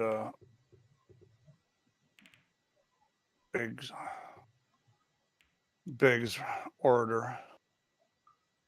So ball in the break, 7 balls gone, 1 ball's good, 2 ball. You're going to have to maybe come around the corner, take the 2 into the opposite side by the look of this. Does he want to try and be fancy and check the cue ball up and take it into that side? I think the angle he's got, he just goes around the corner and takes it into the other side. But he's got to have the angle to hold for the 3. The 3 cuts though. So let's see what he's thinking here. He looks as if he's going round the corner now that he's jacked up. No, he's trying to stun across. So if he had the line to do it, then that's pretty good. He's stuck to the rail though. That's the problem. He's going to have to. You can draw this. He's not gonna. You can draw this. Up. Okay, now the way to hit this is a little right English. He didn't do that. He didn't need to. That shot I usually hit with a little right because it'll make the ball grab and pull back a little better. Now he's obviously going to take. He's going to take a chunk of this 8-ball here, so now he needs to hope this runs off the 8-ball and around the angles here, I would think. Well, it will. You got to put English on it. Yeah, got to help you it. Can try to, you can try to force it. He's now, going the other way with left English. Yeah, I don't like this. It may work, but I don't like it. Well, it's not really worked because I don't think he's got a pot on here. I mean, you can thin that into the side. Well, the 4 goes by the 6, but it's only partial pocket. Tightish. Thin cut, cue ball running loose. Is it going to finish on top of the 5? It most certainly is. And this is one of these. In fact, I think he's come up smelling the roses here with this. You're going to want to throw this a little. This is the ball you want to. Yeah, and he is putting some English on it. Yep. Oh, it's a big turnaround here, Steve. I mean, that was Chimpie almost back within 1, and he's going to be down before. Everybody's been practicing this close shot because they're all making them now. Well, Cobra, you're right. Jacking up the English, it makes it harder. And he probably shot it the right way because he didn't need it. But if you do get in that situation where, the scratch is on in the side pocket, the English will make it grab faster. So it actually curves the ball a little bit.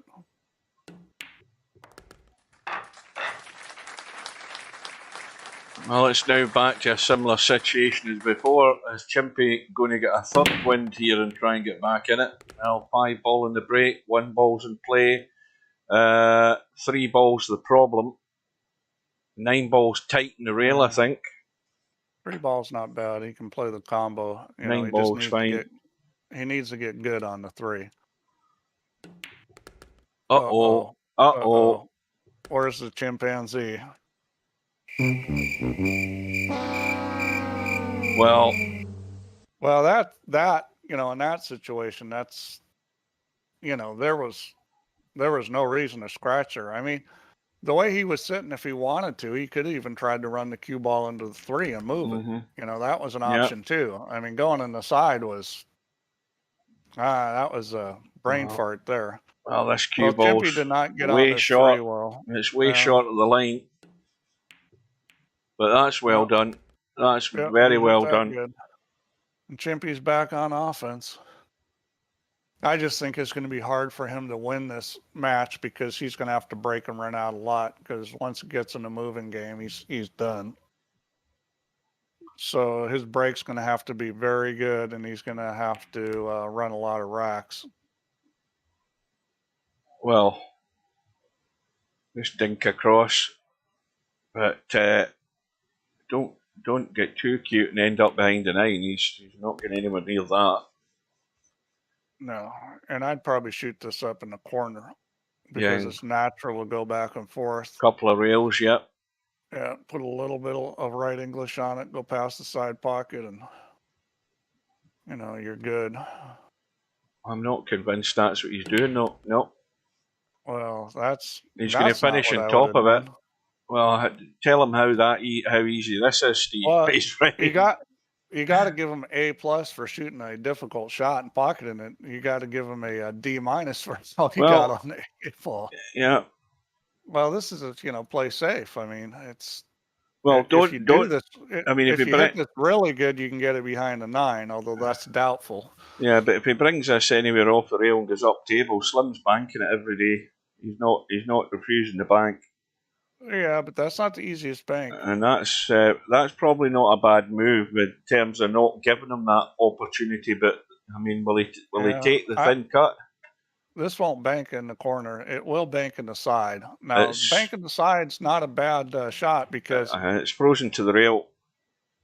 The bank in the side, if you miss it, as long as you don't miss it long, and you hit it at the right speed, the 8-ball goes down the other end rail.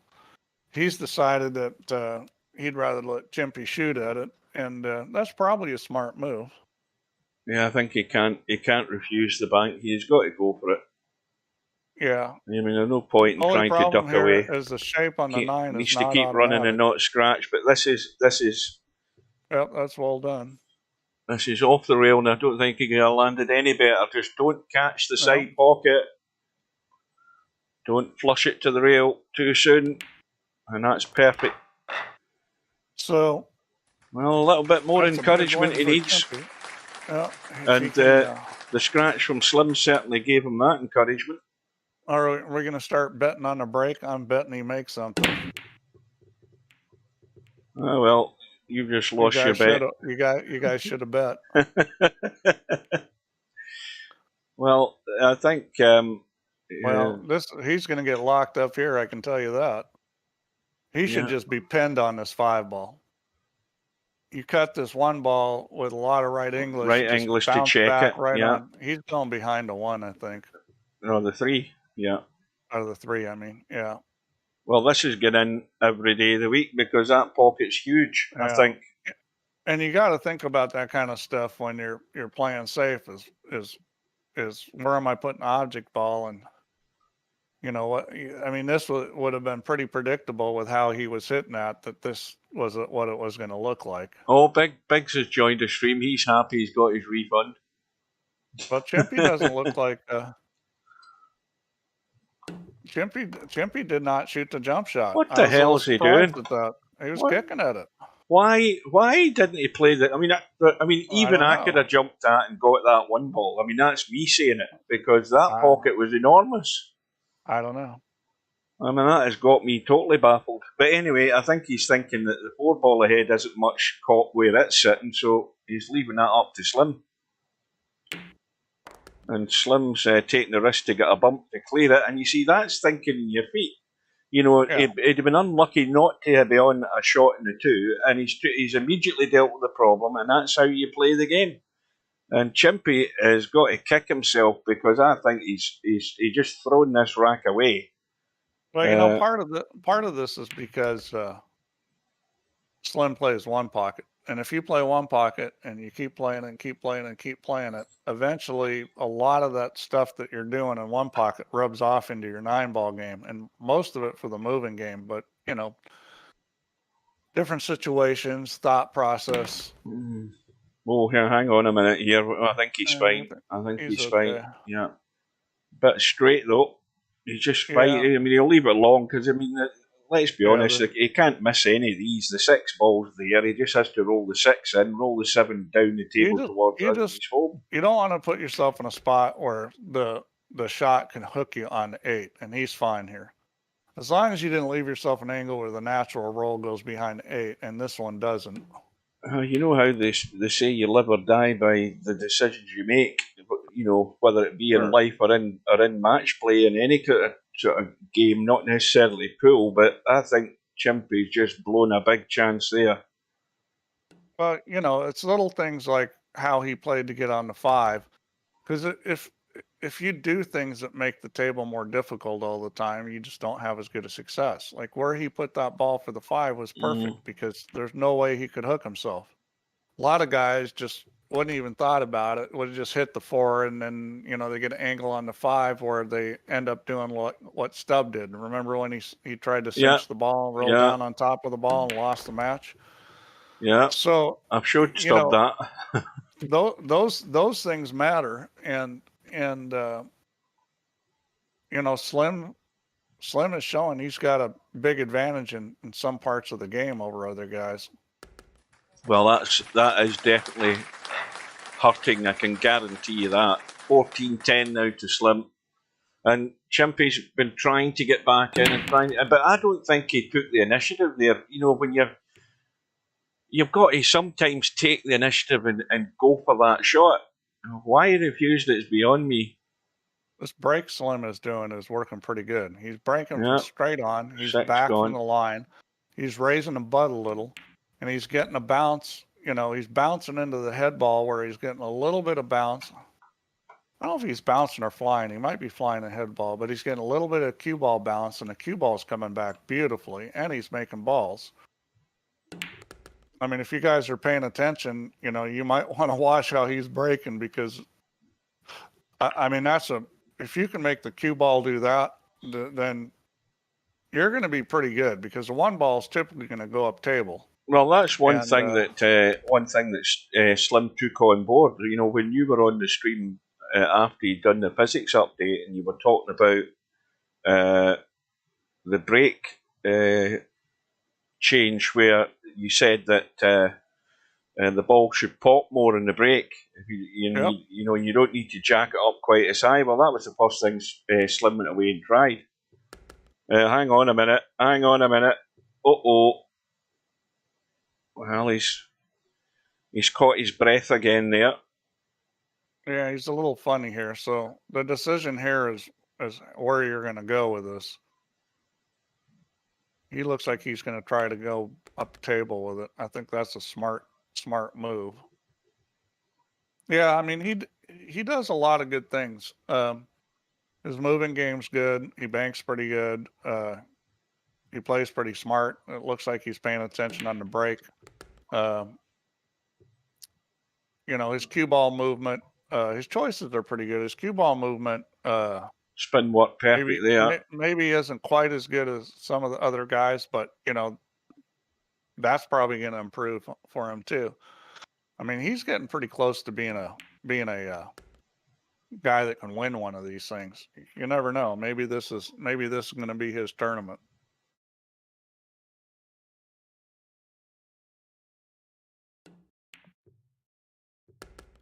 I mean, he's showing us something against Chimpie, who's no slouch. I mean, I know most of you guys out there have played Chimpie, and you know that he's a pretty good player. And Slim's kind of picking him apart here. And there's that break again. Look at the cue ball. Yeah. Well, I mean, that's a thing of beauty. I don't know, semi-pro. Are you saying you couldn't make a ball and run out? You better watch both these guys. Well, this one's going south as well. If you're Chimpie, he's not getting to the table here. Yeah, I mean, if he gets on this 3-ball, which he should. Just slow up a bit. Yeah, he was making sure he didn't hook himself. He got a little funny, but he'll go 3 rails onto the 5. I mean, this is sitting good. It's very natural, maybe a little bit of English.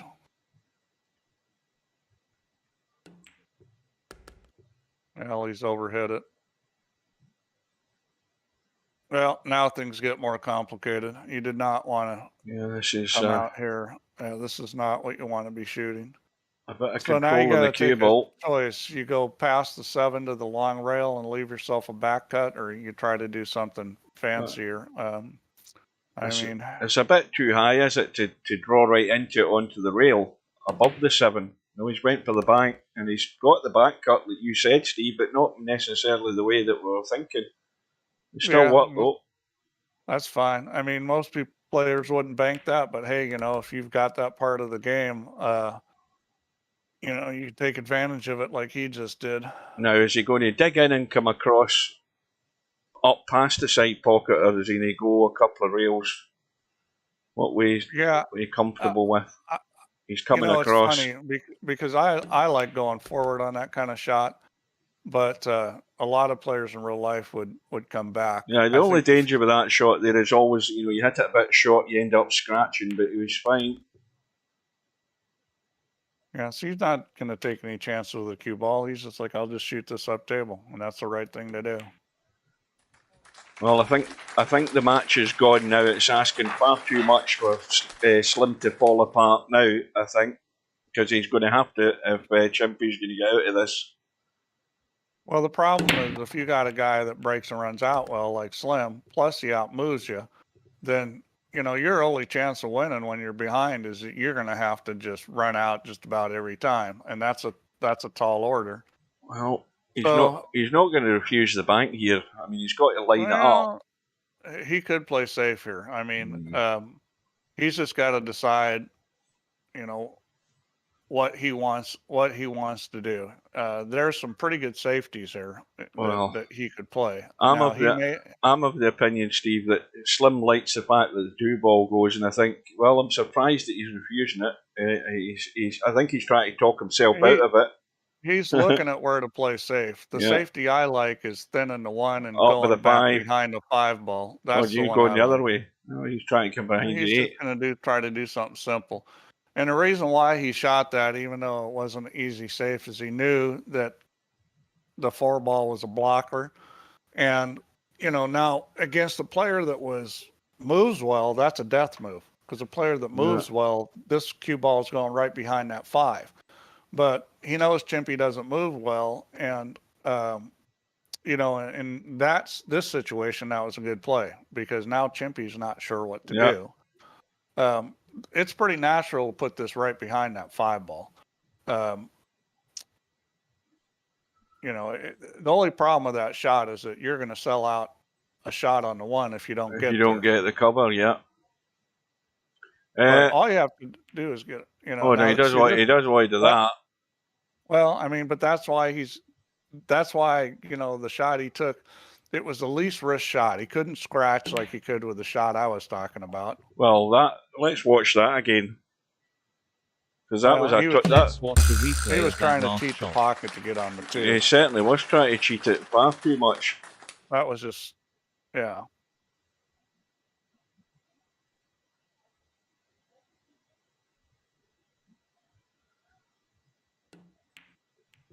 Well, what's Chimpie done there? He's just brushed the 2 and he's knocked it stone dead, has he? Oh, he has. It won't go, I don't think. Will it go? I don't think it will. I don't think it will. We'll see. I think it's going to hit the 5 ball. Well, I think he might be. Well, I think he's trying to convince himself he can squeeze past the 9. That's what he's looking at. Yeah, and then he's done the right thing there. Well, he barely got to the rail there, did he? Or maybe the 9 did too. Yeah. Well, I mean, I think that was a smart move. Now I'd be kicking 3 rails behind us because I want the 2 ball to go up table. Now it needs to go somewhere. Well, that's just going to leak out, is it? Well, he got away with it. Well, we're going to have a collection for Run Out Rob because his caps lock button's obviously broken in his keyboard as well, same as Stubb. There's a carom here, but it's a billiards here, but it's a tough one. You have to hit that 2 real thin with a lot of left English. That's perfect. That's a good shot. Yeah. Now, I'm looking to see where the problem is. Well, it's a 7 ball to get onto the 9, so there shouldn't be a problem.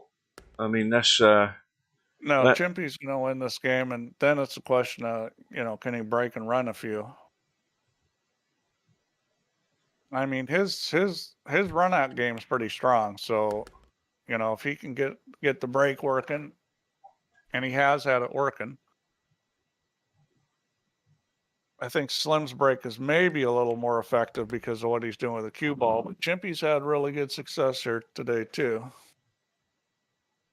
Yeah, we'll have a look at the stats when it's over. So the 9 is off the rail, no problem.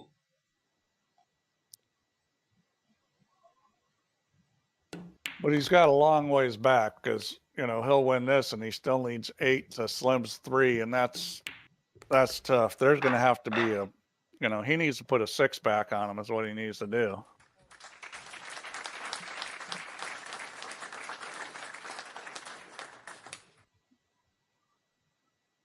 So he's breaking the same way every time. And, you know. No joy this time. No, that rack didn't come apart well. When you hear a lot of clacking of the balls hitting each other real early, that's a bad sign, because what happens is when all those balls bounce off the rail and come back and hit each other, they all die. So when you don't hear a lot of balls hitting each other early, then and Slim just says, you know, Chimpie, I think I want to make this match closer. Well, he was trying to hold the bottom side of this 2 ball to have a shot, but forgot about the 1.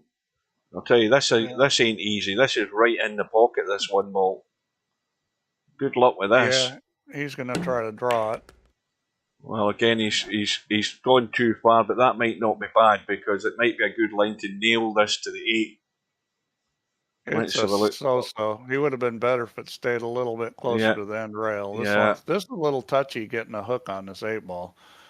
I think if it was me, I'd just kind of stun it and try to move it over a little bit of stun run, move it over on the 8, and let the 2 ball go up table.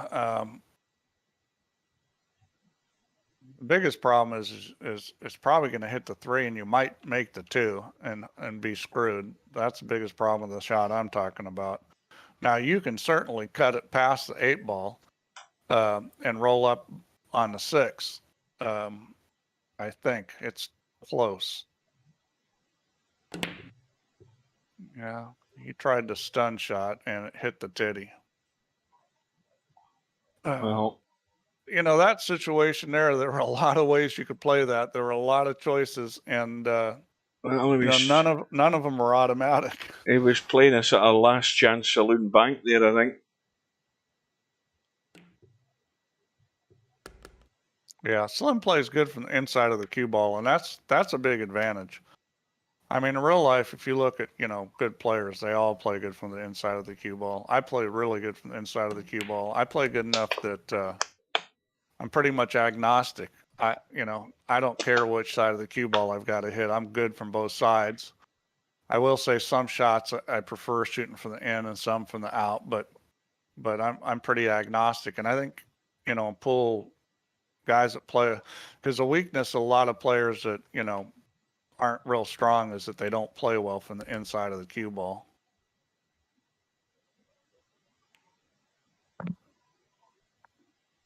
Let's see what he does here. Is he just going to roll this, or is he going to hit a little harder? He's going to hit a little harder. Uh-oh. Uh-oh. Yeah. Now see that? Uh-oh. That was just the wrong chip position. He put right English on it. If you want to come out, you should have put left English on it, popped it out straight. Or you should have put left English on it, hit it really easy, and killed it and stayed short of the 7. The problem has been resolved. But, you know, if you play one pocket, you're going to be good at that shot. That's the thing is, one pocket, you shoot that shot all the time. So, you know, I know you guys have heard it before, but if you play one pocket, so these parts of your game are going to get better. I mean, look how well he banks. Look how well he kicks. That shot didn't really bother him at all. And he's about perfect on this 8. Well, it's one of them. Yeah, this is, you know, the thing with this is the mistake people tend to make is when they hit it easy is they don't cut it a little more. Other than that, you know, it's pretty automatic. And right side of the pocket. Thin side of the pocket, so he did cut it plenty. So Slim's 2 away. Yeah, I mean, that's kind of what it's going to take, I think, is for a guy like Slim to just start beating guys where people are going to be like, how's he doing that? That was close. And they're going to figure out one pocket's worth playing. Now, can he get out behind that 8 ball? Let's have a look from this side. Yes, he can. Yeah, he can. He's got to be careful. He's got a bunch of choices here on how he plays this. Well, the good news about that choice is he was pretty much guaranteed to get someplace. The bad news is he doesn't have a shot, but he's got some pretty good safety plays. He doesn't want to play the 2 into a line with the 9 where it's a combo in some way, but it isn't. But I think he might have left the 2 on. No, he hasn't. 6 is in the way. But that 2 goes in all day. He can cheat the pocket. Yeah, he had a lot of choices there playing safe. I mean, I'm not saying the one he played was wrong. Didn't work out for him. But there were a lot of choices there. 2 does go. Now, the 2 goes and he's on the 4, no problem either. So he just needs to roll this in. Cue ball's going the right direction. Yeah, he's probably going to have to shoot the 4 ball past the 8 because he needs to roll this too. Yeah, I'll do it. He needs to keep rolling, and that's good enough. But here's the thing is right now they're trading games and Chimpie can't afford to do that. Chimpie needs to start winning games in bunches. So if you're Slim, you can afford to trade games and you're going to win easily. Going a wee bit short in the 5. Would have liked to have been over here for to take it in the side, but that's fine. Should be good to go.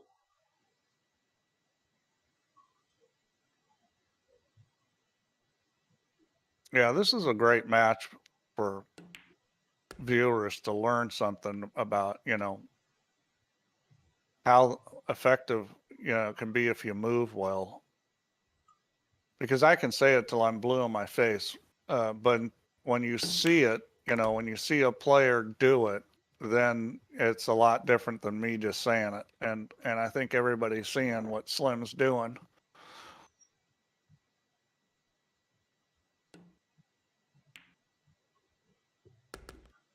Well, it's right about now in terms of last chance for Chimpie to suddenly get this break and run going. Yeah, he needs, but he's capable of it. I mean, he's certainly capable of running a few right now. I mean, he can't afford to let Slim get on the hill, because then it really gets tough. And that one didn't come apart very good. And the one's going to bump the 4, is it? And the 1 is on, and it's just... Yeah, this is a little tricky with all the balls kind of clustered together there. I mean, I know it looks easy, but it's 3 balls a big issue there. When the balls are close together, you need to be more precision with your cue ball movement, because now, is he straight enough that he can roll through? A little mistake turns into something big when you're close to balls. He's not that straight that he can just roll through. He's going to bump this, I think. Yeah, and that was just the wrong bump. He's going to play safe here. Just cut the 3 ball and hold the cue ball behind the 9 and 5. This is just a little spin shot, a little bit of left English. Maybe don't even need the English. Just want to hit it gently, just like that.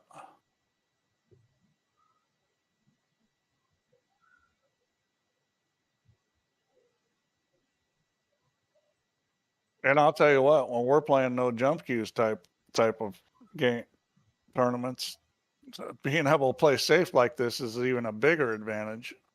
Well, I think he's got to go all out here and try and bank this 3. Yeah, this is no guarantee. Looks a good effort. That's excellent. Let's watch a replay of that last shot. Well, I think he's okay here. He's got some choices on this. I'd probably hit this with a lot of inside English. I mean, this is horrible. That's well done. And that's even better because he's got a good line in the 5 just to roll through. That's what he was going to end up with, is a 5 past the 8. That was pretty automatic. He just had to hit that with some inside and make the ball. Now, how are you going to manage to hook yourself behind the 9 here, Chimpie, off this 7 ball? How are you going to manage to do that? Look at the acreage on the left-hand side of the table and the right-hand side of the table. You can always shoot the 6 on the side if you want. If you want, you don't have to shoot it there. I think you have to make your mind up right now where you're going with this cue ball and take that 9 right out of the equation. And that's what he's done. Just... no danger there. That little inside English and hold the cue ball and try and get to about there. Well, he's not far off it. Now he's in between, but he's going to take it into the corner. The corner. Yeah, if there's corners, always easier.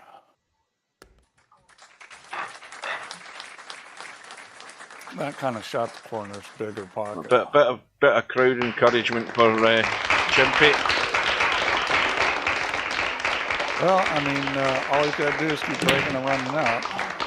5 balls gone, 4 balls gone, 1 ball's gone dead, and he's hooked over. He's Chinese snookered over the 7. This is horrible.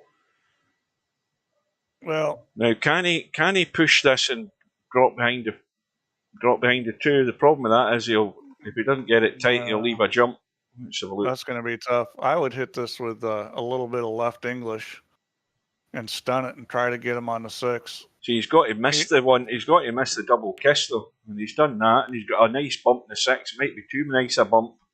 Well, I mean, it actually was a pretty good shot. He just hit it the wrong speed. Yeah, one ball's on. It's a little tricky here now. On this shot, what I would always do is draw the cue ball back to the end rail and out, because that gives you... It's a margin of error, isn't it? It gives you the margin of error. He looks like he's rolling this. Nope, he's going to come back. This is the way to shoot. I mean, you're always going to have a shot if you get into it good enough. I mean, if you go higher up the table, you still get the cut. And if you're up at the side pocket, you still get the cut. Yeah. I learned that watching Efren, like bring it back. It wasn't quite that close, but where you're going to bring the cue ball back and the line is close to the object ball, instead of trying to get the speed perfect, just wham it and bring it back past the side pocket and let the angle, or past the end rail and let the angle open back up. Well, he's 4 balls away from being in the hill, and I think pretty much every time you would give him this.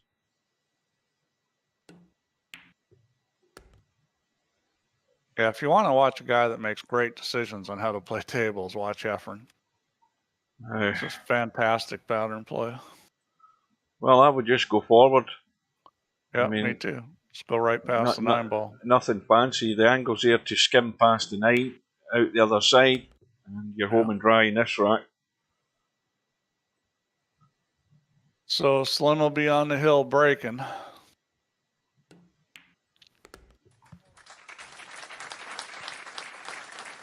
So this match is an hour and 48 minutes old. Slim 1 away.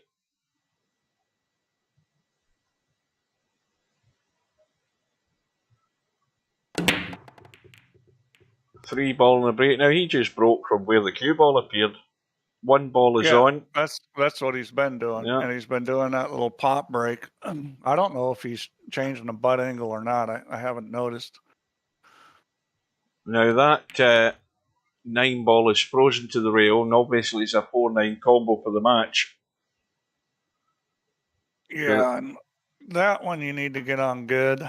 And it's that's not good. A hard shot if you get on it good. Well, that's not good enough as I'd want to be on this. It's I'd probably like to good be staring enough. down it. Yeah. But I will tell you that these combos with balls on the rails like this, especially with that 9 ball, they're harder than they look. Yeah. Uh oh. Whoa, that was... You got to bring the monkey out for this just because he deserves it. So well done to Slim.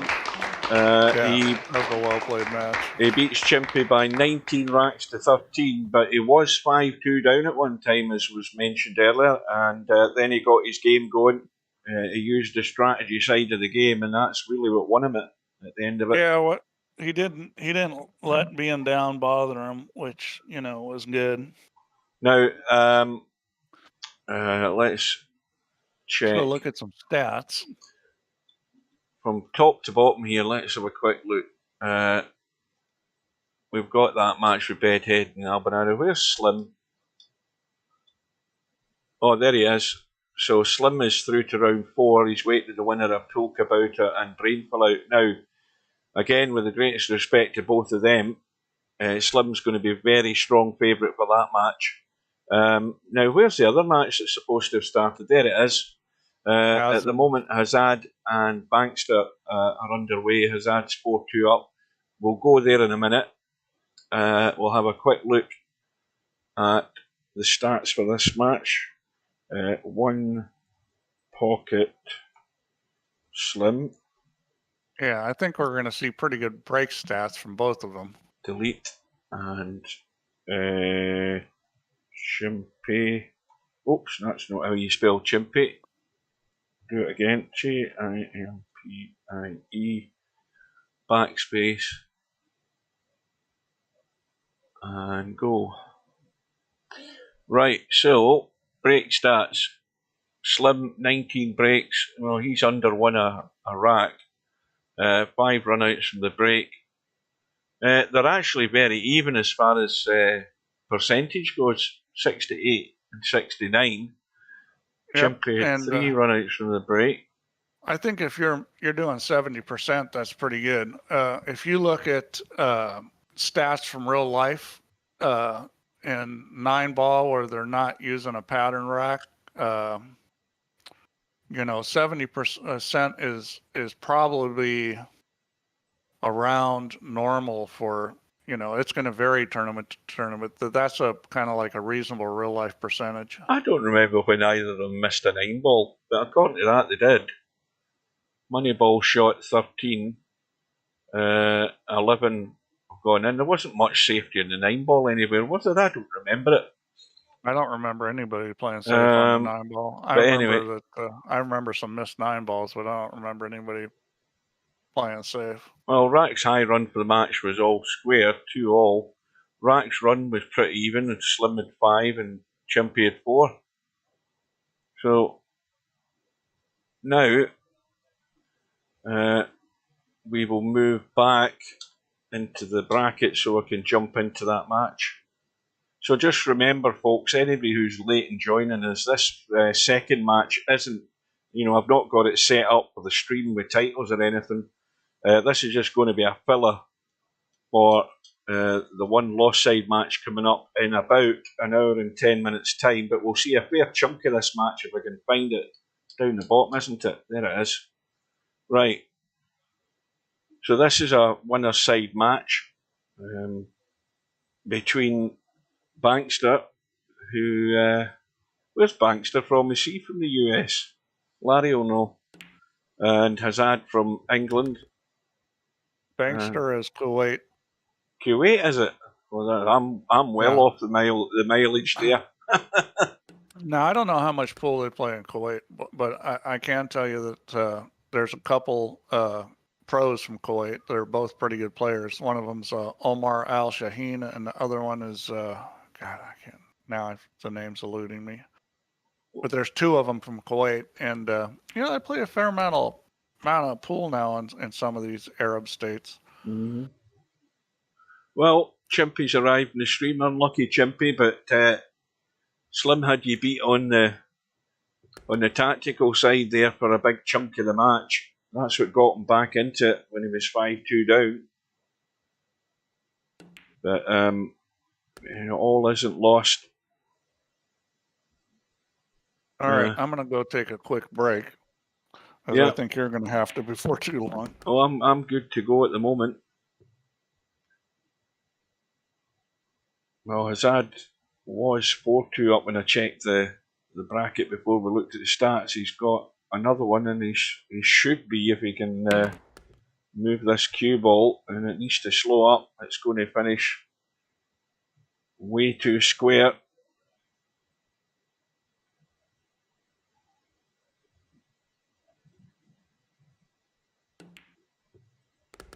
Oh, there we go. Here he comes. Told you he was way too square. So a gift for Bankster to just nip one back.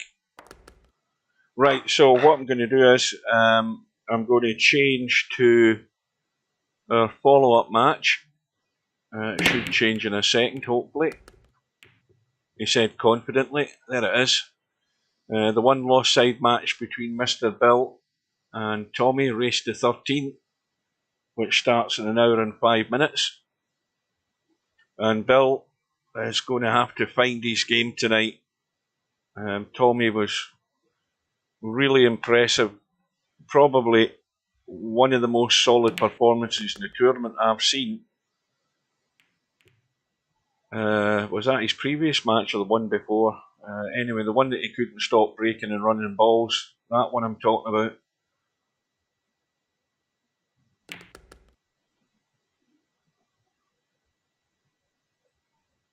And Bankster,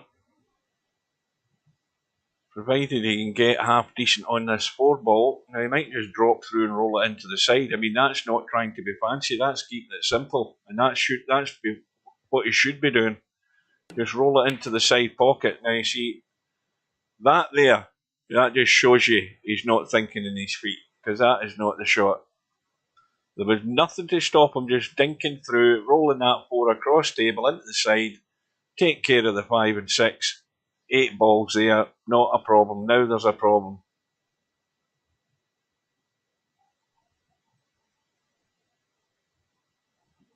And this is how you end up looking an umpty when you play a stupid shot when the simple shot was there. But he's done it, dug himself out a hole, got himself pretty straight in the 5, I think. Now, can he squeeze a bit of an angle here? Yes, he can. Just get it anywhere into the table high enough. Not necessarily here. Well, he's doing it the hard way. Again, just a gentle roll in. I mean, he can roll 2 rails here for the 8 on the side if he wants, which is what he's doing. But it gets him back into it. Made it difficult, but he's got the job done.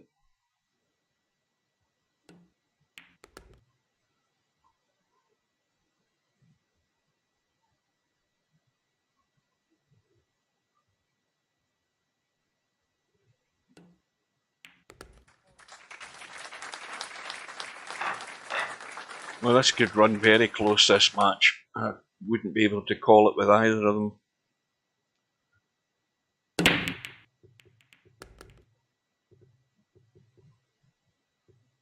Oh, look at that. Look at that.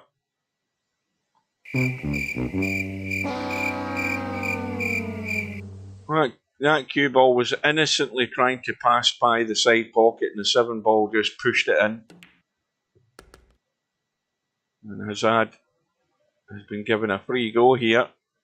So no problem getting up on the 4 on the right hand side. The problem's just getting up the wrong line and scratching.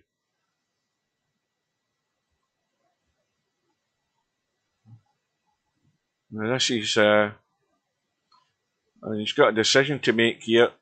He could come back the way, and the problem with coming back was running into the 8, which is what I was about to say before he did it. Oh, hang on a minute, this might work. No, it hasn't. So what about the 6 ball? The 6 ball cleanly goes into both side pockets. So you've got a straight choice of where you go to get on the 6. Anywhere left and up the table, right and up the table to about the halfway mark. And that'll work. Now again, it's about taking your medicine here. You've just got to watch the line of the cue ball. You can just drop it in dead weight. Cue ball is leaking away to the pocket, but he's fine. And I'd just be sort of stopping this.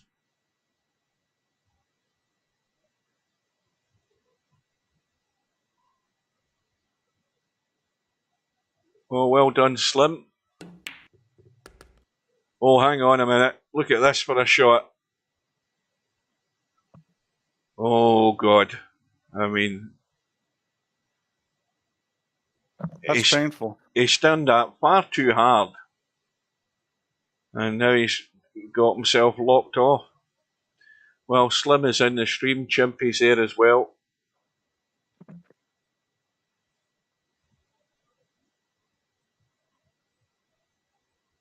I don't know whether this will work. This is far too close. Yeah, that was a desperation shot there. I would have just given it a blast off the rail and hoped. Yeah, well, even I could handle this 2 ball run out. Oh yeah, I'd manage this.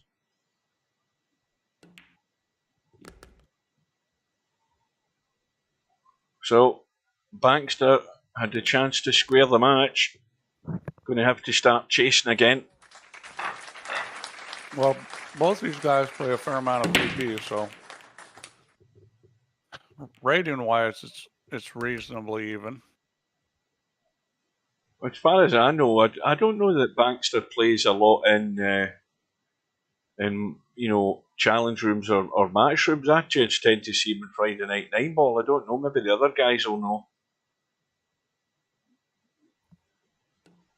So the push out has been played.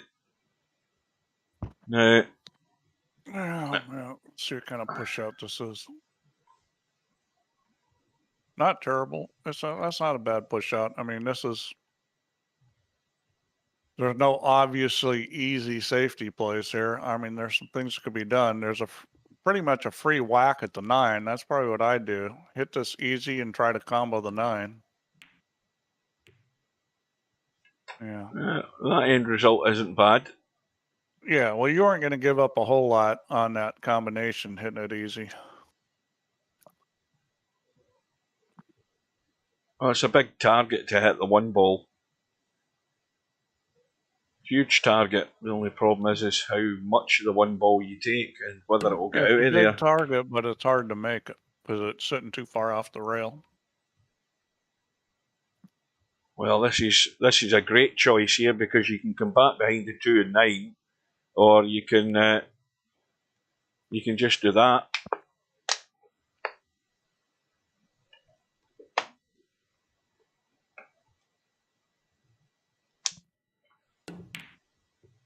Yeah, or you can do that when you're kicking out of it.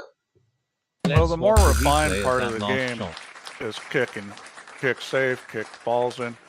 I mean, when you play guys that can really play in real life and you hook them, they're going to kick safe on you a lot. I mean, everybody practices it because it just comes up all the time. Guys play safe, you got to kick. And when you're kicking at balls, I mean, that's going to be your goal is either kick it in or kick it safe.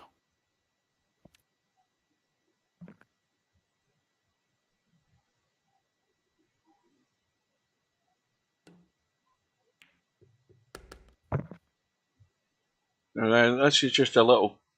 It looks like a little controlled draw shot. I mean, it might have a lot more angle than it looks. Let's have a look. Well, I mean, there's nothing wrong with drawing into the 6. That looks like the line it would go if you tried to draw. Let's see. Well, that'll do. That was a lot more controlled than I thought he'd get it. So now, I think I'd be going up table the other side of the 6 ball for the 6 in the same pocket. Well, you know, as you try to drop it, that'll go into the side. That'll work. Not the way I would have done it.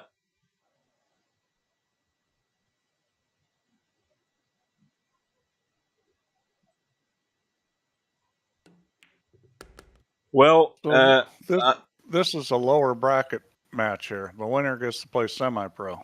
Yeah. Yeah, well, we all said how semi-pros got it real easy. I mean, he's got no excuse for not being able to win this tournament. He's getting it as easy as stub on that 1-loss side. Yeah, well, yes, the good news is, oh dear, unbelievable. Well, that's definitely getting one. Oh, it's dropped in. That dropped in 30 seconds after it stopped. That was some shot. It took a while. That dropped in its dying breath, that ball there. I'd given him the monkey. So I don't go back to work until a week tomorrow. And guess what I'm doing all week? Absolutely nothing. That's what I'm doing.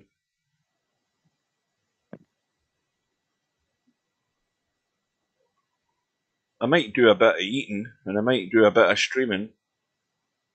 Yeah. Yeah, well, you got your China night and you've got your Indian night. Oh no, I don't have Indians. No. You don't do Indian? No, I had. I did tell you.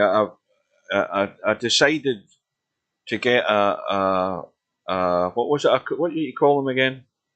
I decided I was going to get a Vindaloo, and I got a Vindaloo. Now, have you ever had a Vindaloo, Steve? Oh yeah, lots of times. Yeah, right. Well, if you were like me when I had this Vindaloo, the sweat was running down the crack of my arse, and you should order something like korma. Yeah, well, korma's the chicken and out way of doing it. And I mean, I've had plenty of kormas. You know what you get with them. But I thought I've never had a Vindaloo. I've heard these are lethal, so I'll have a Vindaloo. And when I was choosing it, it says you can have it, you know, a milder Vindaloo or a medium or a hot. So I thought I'll go medium. Bloody blew my head off. I had a pint of water and a packet of milk. And I said, listen, I've paid this money for this, and damn it, I ate a lot of it. But I said, never again. I mean, I don't think food is enjoyable when you're actually torturing yourself eating it. And I was tortured by it, and I've never ever had one of them again. Well, just order korma next time. Yeah, I've had plenty of those, yeah.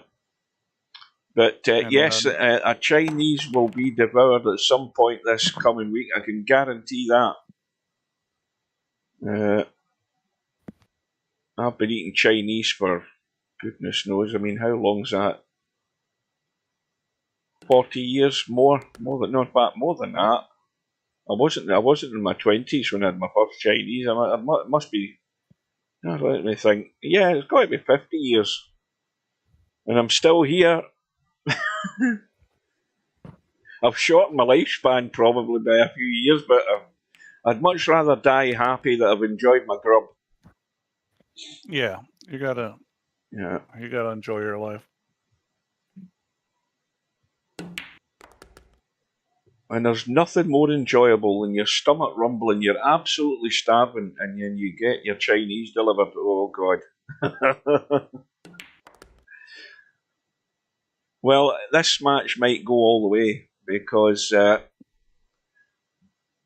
there's a couple of racks in it, but I think it's got all the potential to go all the way. Bankster's semi-decent enough to get himself back in this, and he'll get plenty of opportunities, as he will give plenty to Hazard as well. So it's both these guys are solid players.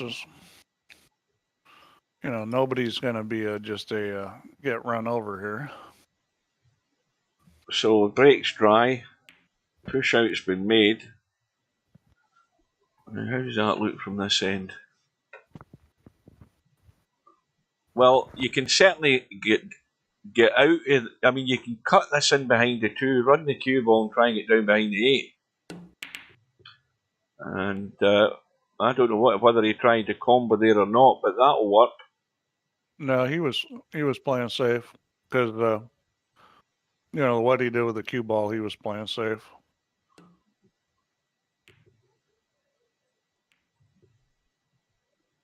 That's a good result. Nice little touch. Full ball snooker.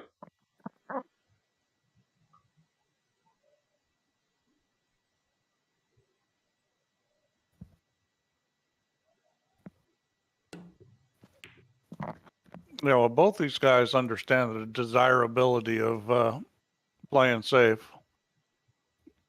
And, that was a decent kick.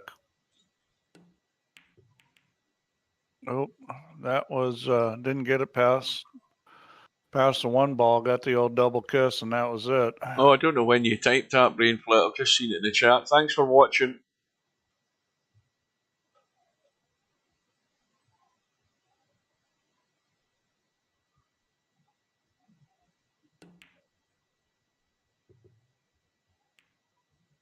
And like I said, there's another chance here for Bankster just to nip one back again, stay in touch.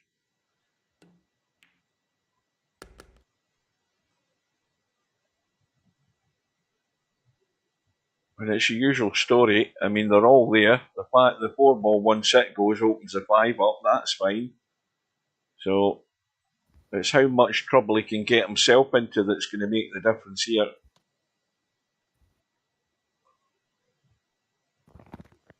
Yeah, this is pretty straightforward here. I mean, he should be able to run out. You're eating again, Steve. I know you're eating again. Of course I am. Uh-oh, hang on a minute. Okay, well, that wasn't very good. Remember what I was saying about what sort of trouble he can get himself into in a table that's simple. All he had to do was go forward, come out, leave an angle on the floor, and then go 3 rails and to go the 5. around for the 5 into the same pocket. Yep, it's amazing how. Well, I mean, it's just pattern play, understanding the pattern play. That makes me, that one shot makes me think that Hazard is winning this.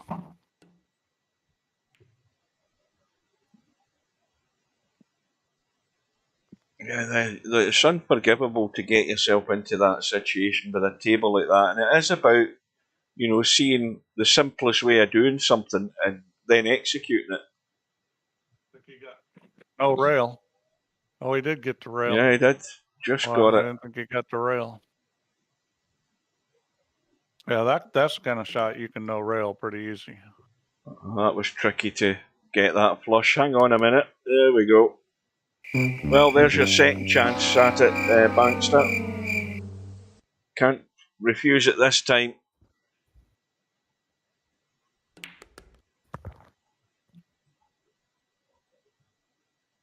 It's never good when you're needing 2 goes to win racks. You know, he knew he failed big time there with that first go he had. So now, just get yourself down the bottom end of the table here. Anywhere in this bottom end of the table. That'll do. In fact, the further he goes, the more inside the 7 he goes, then he can drop onto the 8. And that's fine, because he can pinch a little angle, go forward, run to the short rail, back out a bit.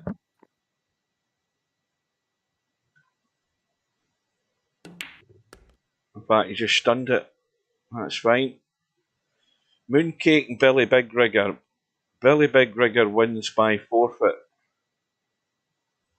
What happened? Mind you, that's when did they arrange their match? What the hell happened there? That match wasn't on the schedule.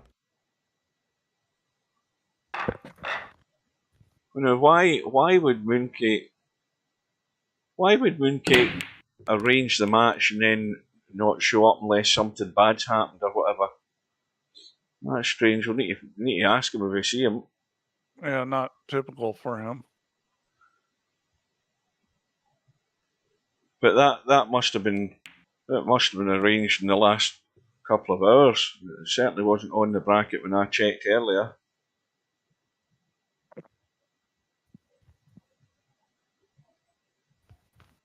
So, Hazard with a 1 rack lead. And I mean, he could have potted the 1 and then run the cue ball up and down the table to try and get on the 2. He didn't get the cover, but he could be in trouble here. He was trying to play safe. I think the idea was good. The execution was a little lacking. Oh, this is horrible. That is nasty. Yeah, and that's what you want to do. Yeah, that is called locking the cue ball up. I mean, it's not touching it, but it might as well be, because he ain't getting out of that hole. You can count your rails. You can keep counting them before you get anywhere near this ball. Yeah. Yeah. Well, both these guys, have a decent safety game. So now, Bankster has ball in hand. I don't think he can get to the 1 though. I don't think he can get to it. No, but he's doing the right thing, and now he doesn't want to catch any of this 2 ball. That's a big mistake. If he catches anything with this 1, he's just trying to push it through and nail it again. Yeah, and that's pretty good. Yeah. It's not good enough to get a 3 foul, but he really needed to get him more underneath the 2 to make the kick harder. Yeah, to stop him seeing this short rail. But then again, he's in 2 fouls now. Now Bankster's got a choice, because the balls are all there now. What does he do? Because he's got to move this cue ball or the object ball to somewhere where he has got cover if he's trying for the 3 fouls, or he's got to say to Hazard, look at what I'm going to do. I'm going to run the table here and win this from ball in hand. And I think that's the right way to go about it. Yeah, I think because the balls are there. Running out is the right thing. If the 1 ball was close to another object ball, then you would try and nail them. Yeah, but this is a good sign to your opponent that you got the 2 fouls, but now the table's sitting good. Do what's expected of you. Now he's gone a wee bit too far for comfort, because the cue ball's having to manoeuvre now. Yeah, he can draw this back though and get on the 4. He can go between the 4 and the 9. Now he needs to spin in, and that's nice. That's well controlled. Excellent. Bit straight though. Doesn't want to try and pinch too much here. That's the big no-no. I think he might have enough to go forward, maybe risk a bit of right spin just to get out into the table, but he needs to get out far enough though. Because this 5 ball's short of the pocket. I would draw this back. Now, if he's drawn it back, is he going to miss the 5 with the potting angle? Well, I'd draw back and try to get close to the 5 because you got like 3 holes you can shoot it in. He's trying to do what I'm saying and get it spinning, and it needs to keep going. And that's fine. The further it goes, the better. Good shot. You can always get on the 6 ball, even if you have to go 2 rails to do it. Usually 3 rails. Yeah, again, you don't have to try and be cute here. I mean, he's caught the 6, but it's done him no harm as long as he doesn't scratch off it. Well, it's interesting watching him play because he does some stuff that's real good, and then he does stuff like that where there's no way you should be running into that 6 ball. Now it's gone really funny. You don't hit it. Yeah, the bank's on here though, but I think he's shooting it the wrong way. Or he's not shooting it. That's the kind of bank you hit that with, pretty much just center ball. You can put a little right on it, overcut it if you think the kiss is there. Well, this is a bank every day now. I think Bankster got to live up to his name here. Yeah, you got to hit this one a little to get on the 7 ball though. Oh, it's going to double. It's going to double. Isn't that a triple? He'll take it. Or is it a triple? Or a double-double? You know how you guys don't say albatross in the States, you say a double eagle.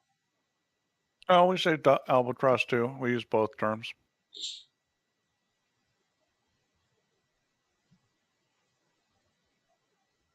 I've had one of those, by the way.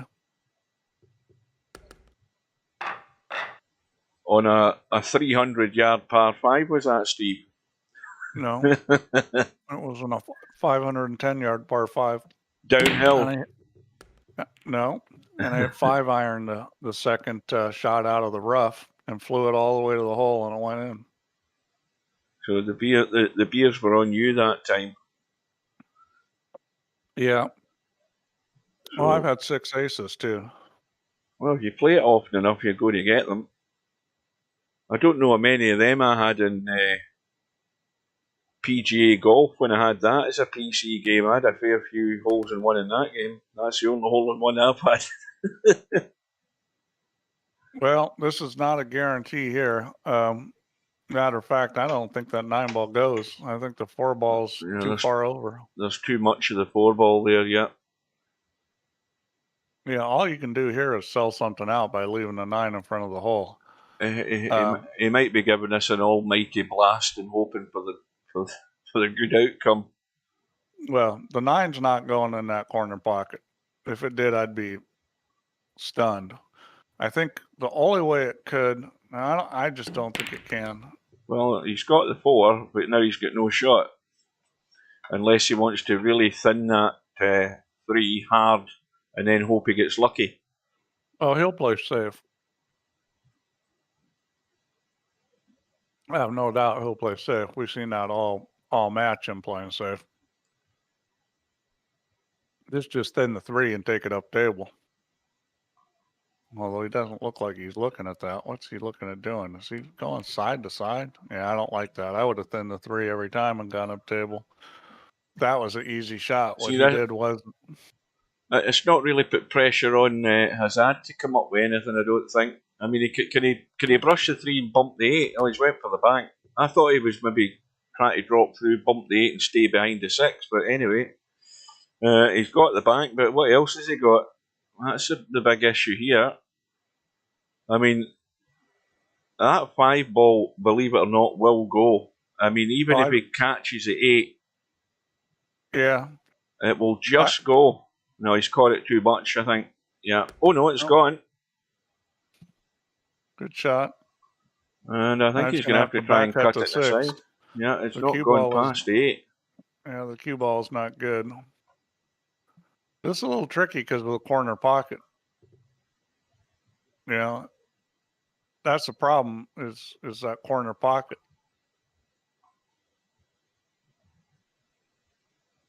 So we are 39 minutes away from our main event of the evening, Mr. Bill against Tommy. Race to 13, of course. These guys are pretty evenly matched. I mean, this match may go down to the last game, the last ball. Well, I think this is, from the time we joined this match, I think this is the first time Bankster's got himself in the lead. He's got himself one in front. Yeah, I think this match is going to go down to the very end here. I remember hearing that game, Slim Golden Tea. Was Jack Nicklaus not the endorser of that? I don't recall that. Jack Nicklaus, well, maybe I'm mixing it up, but Jack Nicklaus had Jack Nicklaus Golf. He had, I don't know how many versions of that there was.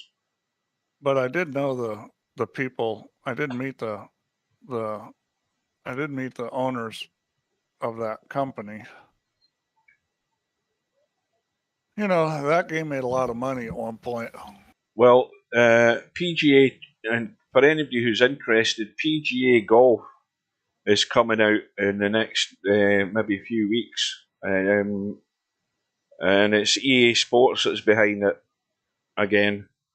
I watched it. There's a sort of intro video on YouTube, and it explains about all the new shot options. There's like, I don't know, I think it's thousands of different shot options you can create in this new golf game that's coming out.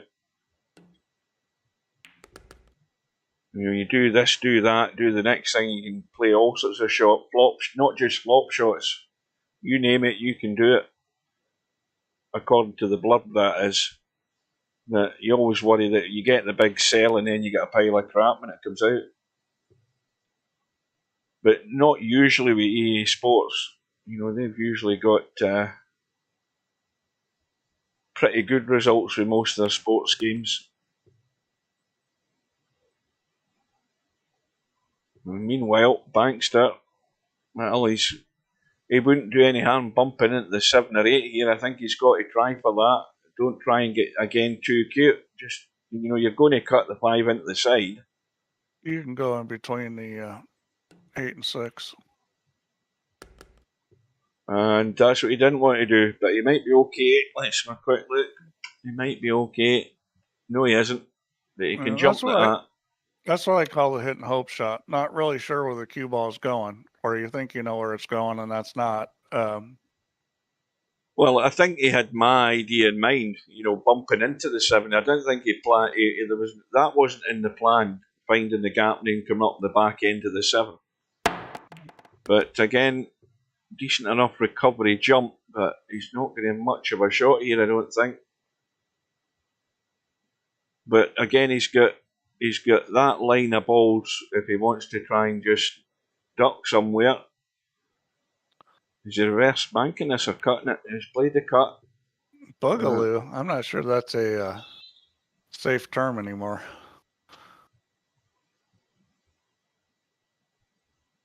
When you hit a draw shot on that game, one of the announcers would say, "Here comes the backup Boogaloo."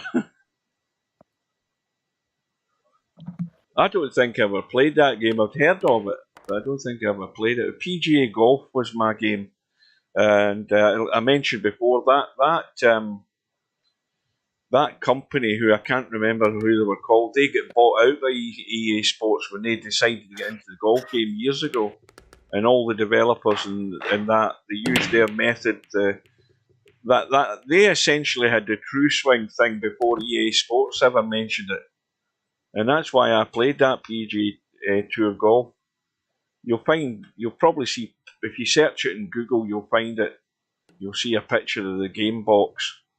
That was when the PC games came in the big cardboard box and the jewel case inside, a bit like VP4 did.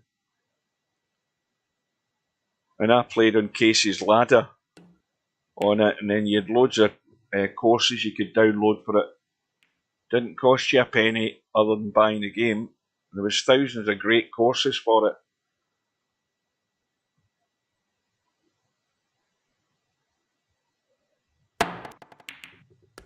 Oh, that's a nice shot. Let's watch the replay of that last shot. That's a lovely little shot.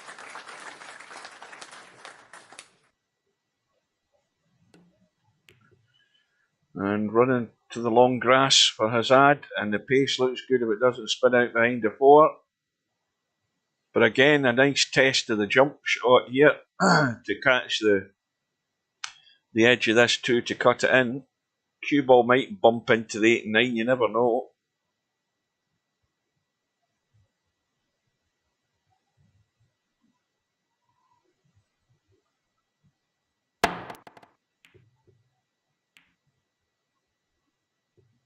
Tornado Tam, the info screen says Mr. Bill and Tommy, you're late to the party. That means I've got to explain it all again. The first match that I streamed was that one, not that one there. This one that's about to appear. That was the first match that I streamed earlier on, and Onepocketslim has gone through. The match we're watching now is one that started at 6:30, so this is a time filler to our main event of the evening, which is that one that's about to appear. This is a winner's side match, so it's race to 19, but neither of the two players are claiming to be Mr. Bill nor Tommy from Germany.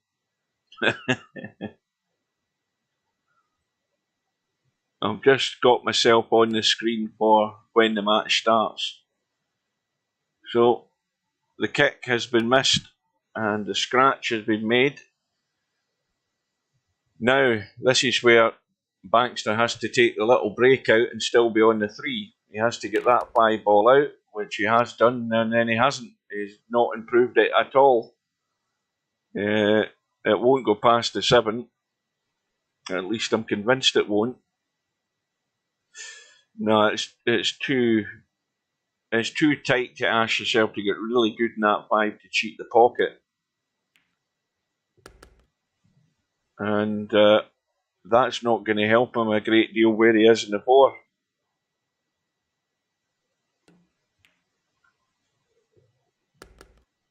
Well, we'll soon find out if it will cheat the pocket. I mean, there's enough room, but you really have to be right behind this to get it, to give yourself the best chance of it going in. If he gets that to there, nice and soft, it might catch the far jaw and drop in. He could even fancy the billiard a bit more, but I think it's too thin for a billiard. He's got the cheat working, and that's perfect. That was well played. Absolutely dead weight to give it every reason to drop.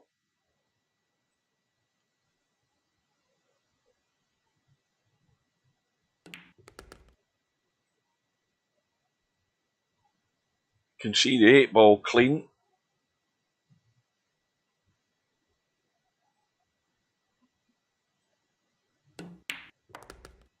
And so Bankster is going to get himself back in front again. Now, can he push on from there?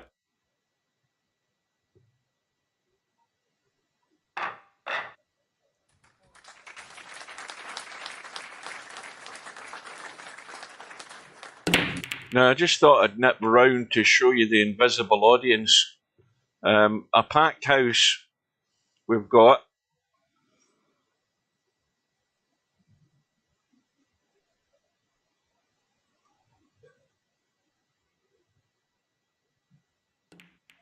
A little delicate attempt at the 1-5 combo, and Bankster's going to have to just show Hazard how to do it.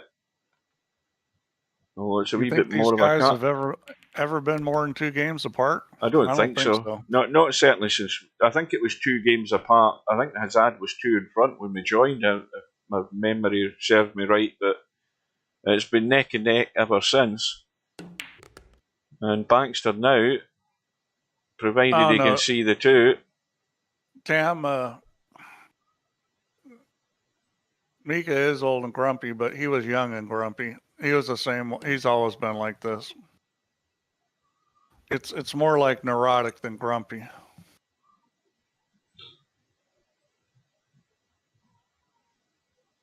Well, Hazard has ball in hand. Bankster didn't get the hit. And so Well, there's always that little bit of pressure for Hazard to stay in touch here. You know, he doesn't want to blow this by giving Baxter a gift of a chance to get out. Let's have a quick look at the 8-ball. The 8-ball's fine.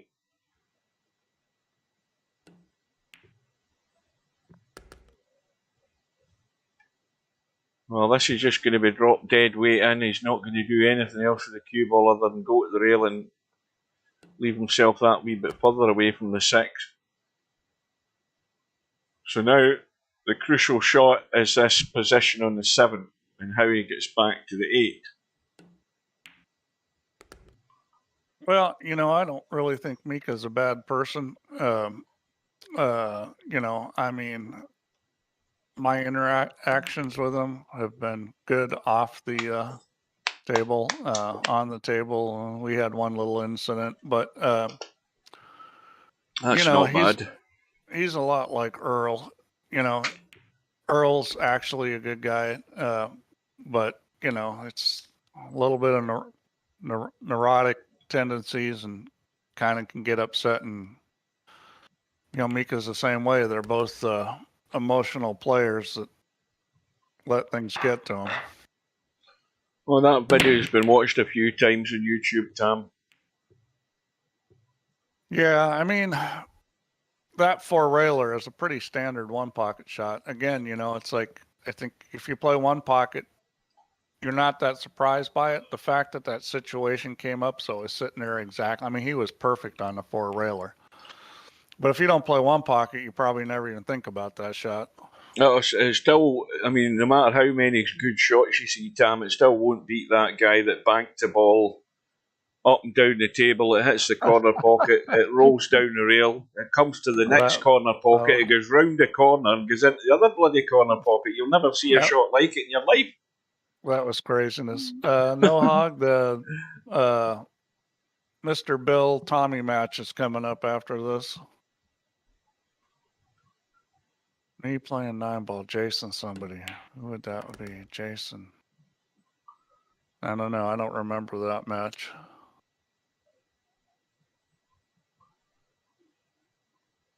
Was that the one where I said I saw a video where Steve was playing a young boy? I couldn't remember his name. I didn't say it was easy, Cobra. I said that's a pretty standard one-pocket shot. And if you're sitting on it good, it's, you know, it's certainly not a guarantee shot. But it's a shot that if you've played a lot of one pocket, you know, you're comfortable with it. I would say, you know, it's at best a 50% shot. Well, here's a little tricky one here. Back across the table, the pace looks good. If it's got the legs, it hasn't quite got the legs. No, it just hasn't got there enough.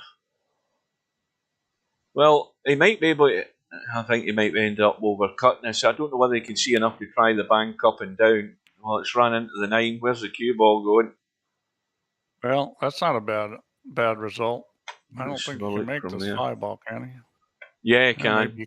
Yeah, he can just take a film of paint off. Why is he looking at the kick? Yeah, because I guess he doesn't like the film of paint. I mean, I agree. I think it will go. That was well played. Apart from the fact he was never going to have a great shot in the 6. Yeah, well, he's got some safety options there. That was kind of tricky because of it hitting a 9-ball. I think he could have twisted a little and done something, but he got away with it. Except the fact that this is about as good a jump shot as you're going to look at. Got to watch out for the scratch in the side pocket. Or maybe even a corner, depending on where the cue ball stuns over, it goes forward. Truman Wolfkolk. It was. Yeah. Truman's another neurotic person. Yeah, I'm going to win that match every time. I think I didn't even play that well that match, and I still won it pretty easy. That was on the table with 3 and 7/8 inch pockets. I mean, that table's brutal.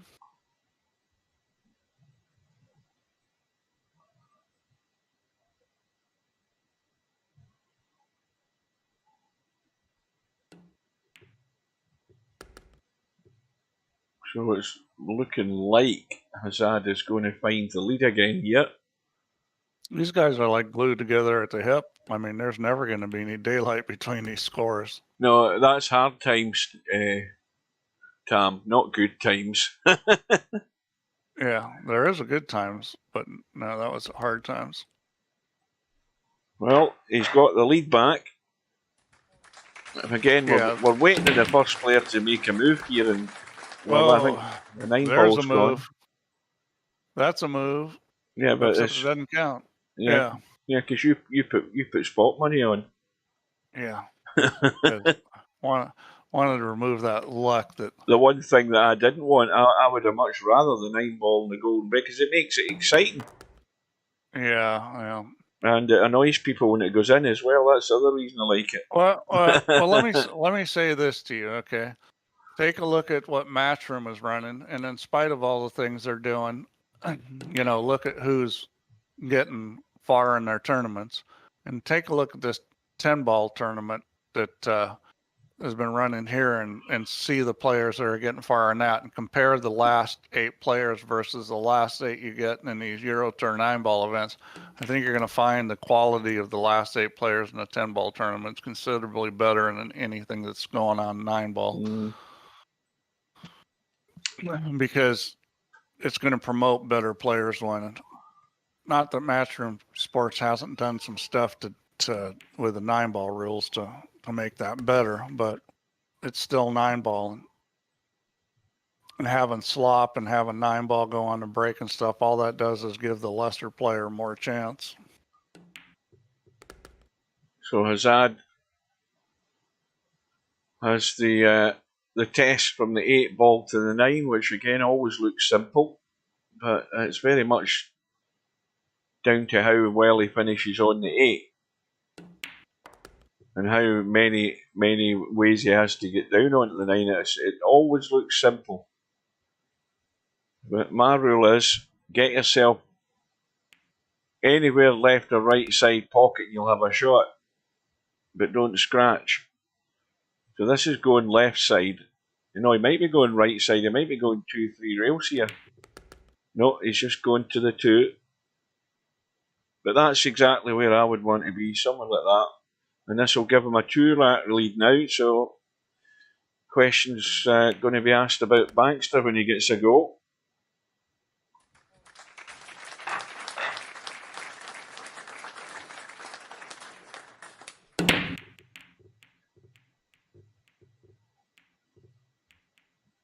That's dry though. It was Kachi defeating Filler in the final. In the 10 ball.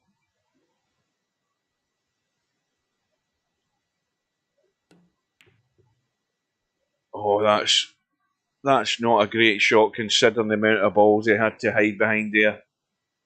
That was poor. Bear in mind the 2 balls not great to get on, but he should have made a better effort at that safety.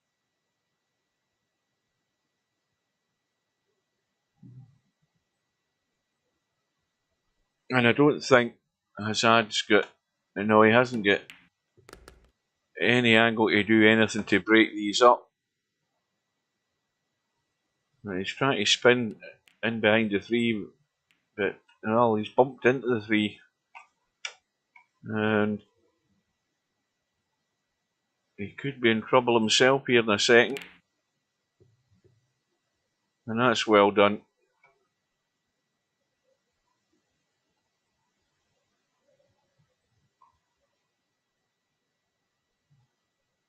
Well, this is his chance to try to get some space here on Bankster, and he needs to play safe here. I think I don't see much. Well, he can't see the 2, and he's going to scratch. That's unlucky. But yeah, I mean he could kick safe. That was actually very close to being a good kick safe. He hits up 2 just a little fuller, and the 2 goes up table, and the 1 ball checks, cue ball checks and comes up on the 5. That was very close to being good. Tom's asking a question about ratings again.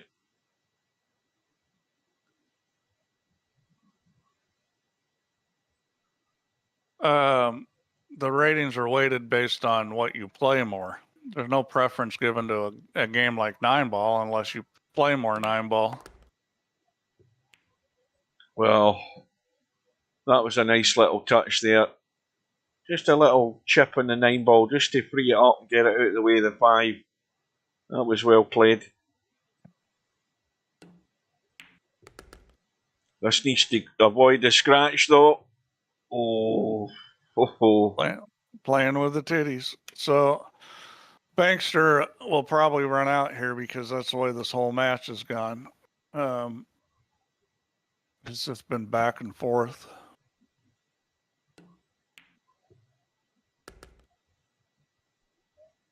Oh, this is a bit fiddly. Nailed to the rail. Now, can he avoid the 7? Yes. And that is not bad at all. That's not a bad result. That's about a perfect result. Now, the only thing here is that, the 7 will go fine. So, he should look at just dinking this and spinning to the rail and coming out. That's what you should be doing. This is simple. This is I can run this table out. It looks to me that he's coming back. Oh, he is doing it. He's getting a bit of the spin in it now. I was worried there he was going to try and come across, but that's exactly what it was asking for. That'll do nice. So again, Bankster's going to just stay in touch and then make his move later on. We are 17 minutes away. Doesn't want to go to that spot. That's the testy one. This is the one where the guys look at it twice and then decide they're going to play and then hang it up. Well, that's what I'm trying to get straight in. So you just got to accept that you're better off being above that, come up a little short of it. That's perfect. I think, that's, you just don't want to get that perfect. He wouldn't have got there if he wasn't thinking straight in. That's a nice little run out to stay in Hazard's sights.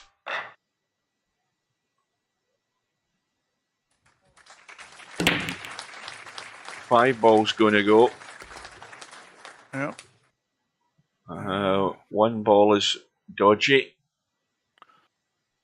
Yeah, he's in that spot. I think he can get to the side rail, but it's real close. This is very close to scratching. Yeah. Yeah, well, I think that he was part and parcel. Worrying about the scratch. Exactly, that's exactly why he missed the 1. Well, both you things can't in get mind. you can't get a much easier safety than this. This is just take the 1 ball straight up table and hit it with right English and kill it, and you got the 2. He's going to go ahead and shoot it. Well, he's grabbed the bull by the horns again here. Yeah, 3 ball goes past the 6. That's the kind of situation where you try to get your opponent frustrated if he doesn't move well. Is that you play safe there because that was an automatic safety. There's no way you could screw that up.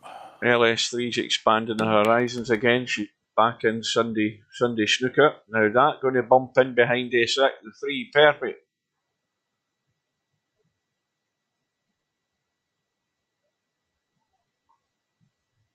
Now you don't want to trifle with this 8 ball. Well, he's decided I'm getting rid of it rather than deal with it, right? That'll do it. Yeah. Well, it's either the spinner or the right, or now he's able to just hit it straight. Maybe a teeny bit of right. Well, it's looking like it's going to be 12-10. Is he going to go bottom side? No, he's staying top. See, now, I wouldn't have come up as far as that, because now, you see, there's a much simpler way to do it, and then he's ended up doing that. You see, that was always the worry. He shouldn't have come up the table as far.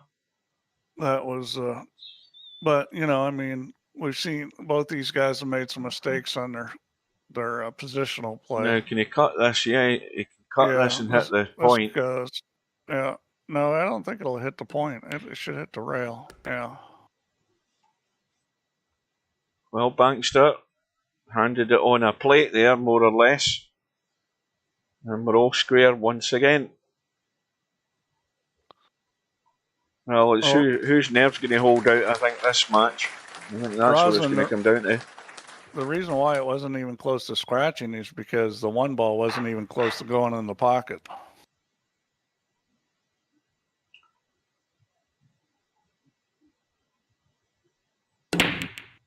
Who's going to blink first when it gets to that point in the match? Well, you know, these guys are keeping each other in it.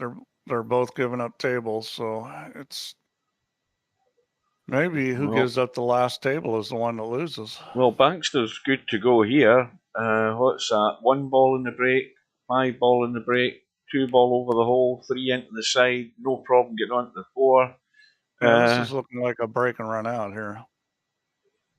Again, with these guys, it's down to how good he gets on this 6 to make his life much easier getting back up for the 7. He left it funny on the 3. He could have been a little above it so he could slide down, but I mean, he put the cue ball there where he was straight in. Now, don't be running forward and catching any of this 7. This is a stun at go-to rail shot. Yeah, make sure you avoid that. You could go 3 if you want to, you know. Well, now he's let it run. He's way short. I think he was trying to go 3 rails there and just didn't hit it hard enough. Yeah, I think he wanted to run another foot, so he was taking that 6 into the side. He probably still would have had to go 3 rails to go on the 7. Yeah, that's asking too much. Yeah. I probably would have shot the 6 in the side there, but neither way was going to be particularly easy. So it says, well, where's this cue ball finishing? Oh, perfect. That's perfect. Perfect. I was thinking it was going to drop right on top of the 7. That's one of those where you hit it and you're trying to hold it, and then it goes by it and you go, you know, that's how I should have played it in the first place, just to go by it. No, thinner would have made it go further over because he could go forward with it being more straight. I'm not saying it was going to scratch. I'm saying it was close. So Hazard back in the lead.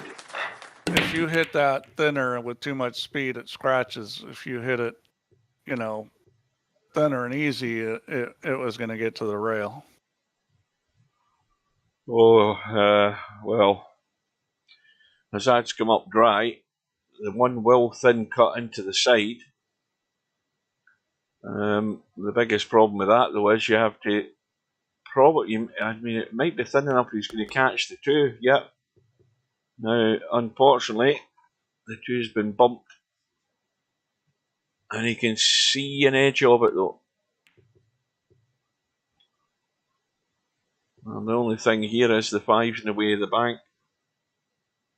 Yeah, all I'm saying, Rosin, is that if the cue ball is rolling forward, less cut makes it go forward more.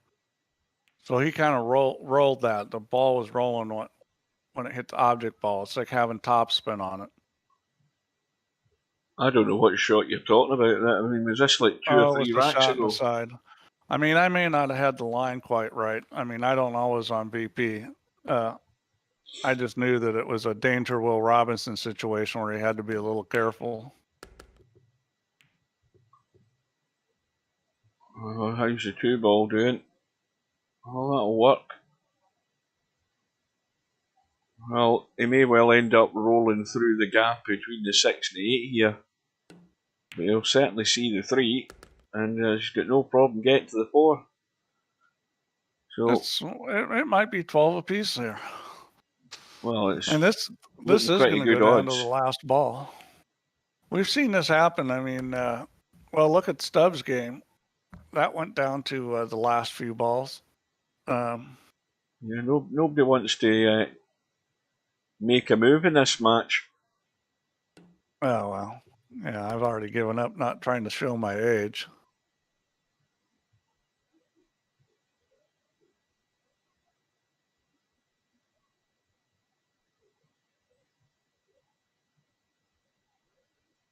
Well, this is another one of these ones. It's one of them. Got it clean as a whistle. Well, I want to know who's in charge of marketing for Twitch. I mean, come on, Twitch is your oyster. Really? I'm hardly ever. I don't know where you Twitch because I know my videos are deleted after a period of time anyway, so I don't go on it. Which is your oyster? Maybe I'm just showing my age again there too. maybe that's what they say nowadays. Well, I've already given them this rack. Oh yeah, this is definitely going all the way to the end.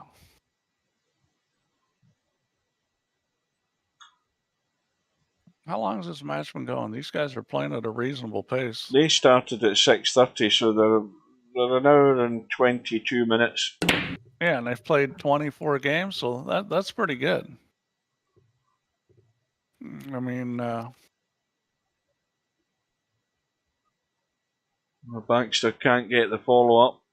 No ball, and I think the one passes the 3 fine. Yeah, going to have to. Well, again, he wouldn't do any harm if he bumped to 4 because he'll still have a cut in the 2. And if he catches the bottom end of the 4, it'll push him back towards the 2. They're averaging like 3 minutes and 20 seconds per game. See, only an engineer would do that, Steve, would go away and calculate and start dividing stuff to come up and give us a time like that. You know, because VP is faster in pool in real life. I mean, pool in real life, players have slowed down a lot. I mean, gosh, it's players are just playing. Most of them are playing just way slower than I think they should. But if you set a race to 7, you look at how long some of those Mosconi matches took, and they were only races to 5.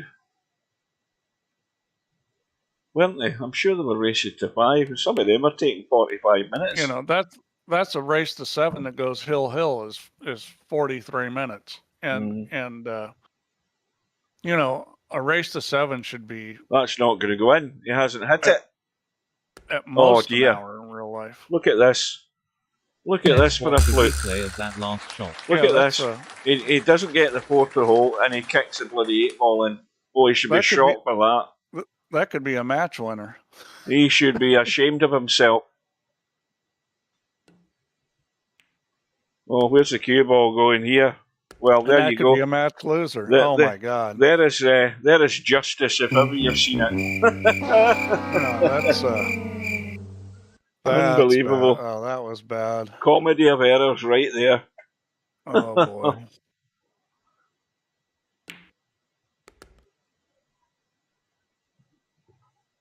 Well, it's now Bankster's turn to take the lead. We're 5 minutes away from now. Now we've got a decision to make, guys, and I'll leave that to the majority here. We've got a match on here that has the potential to go all the way, and Hazard says he's fallen asleep. Well, he better wake up pretty quickly here, or the match is drifting away from him. But are we staying with this match, or are we going to Bill and Tommy? I'll go with the majority. You could do some bouncing back and forth.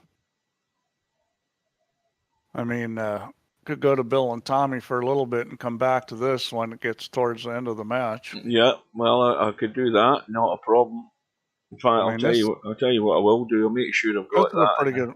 This is a pretty good match. Where the hell is it in the bracket? Let me see if we can find it that way. I don't have to hunt for it. At least let Bill and Tommy get going for a few games.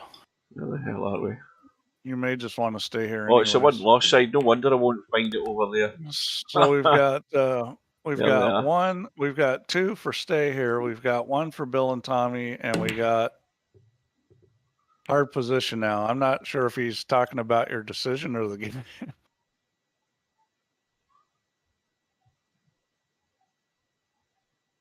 Yeah, so it's about split evenly.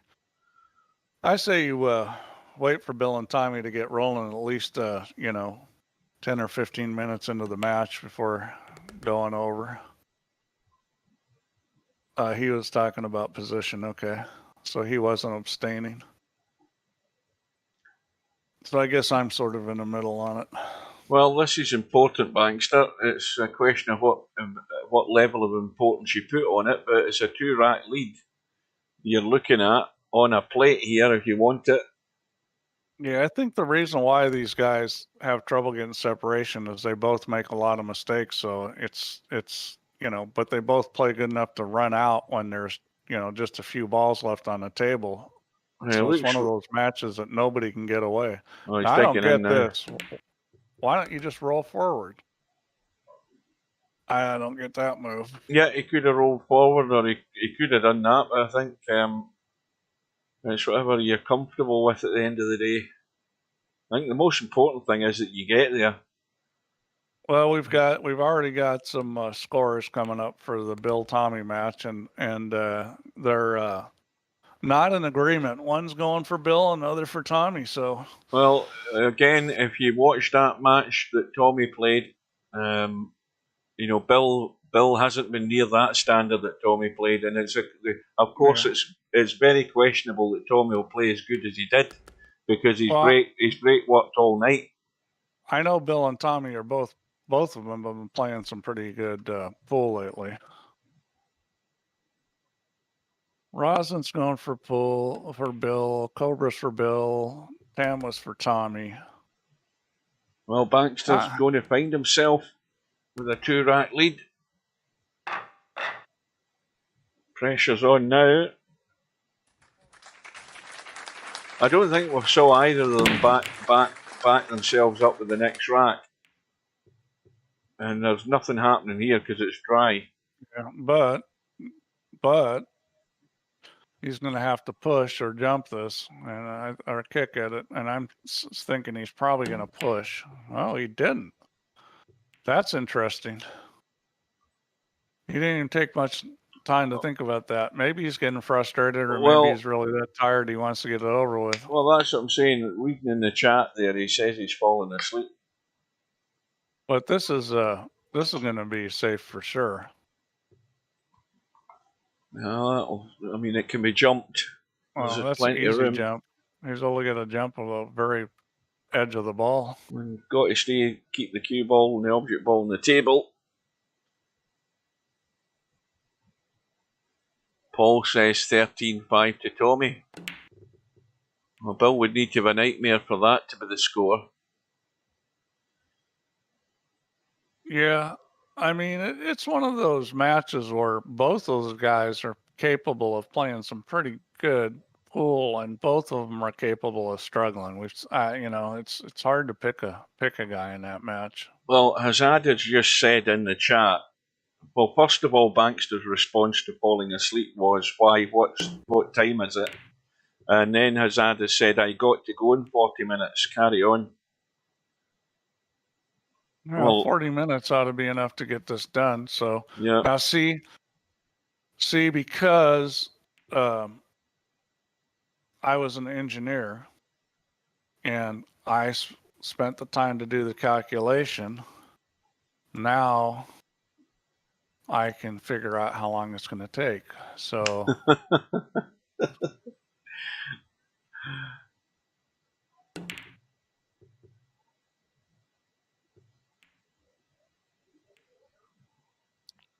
So the worst case, if it goes hill, is 37 minutes. Oh, that's just cutting it fine. So, but that's hill. So he's got enough time.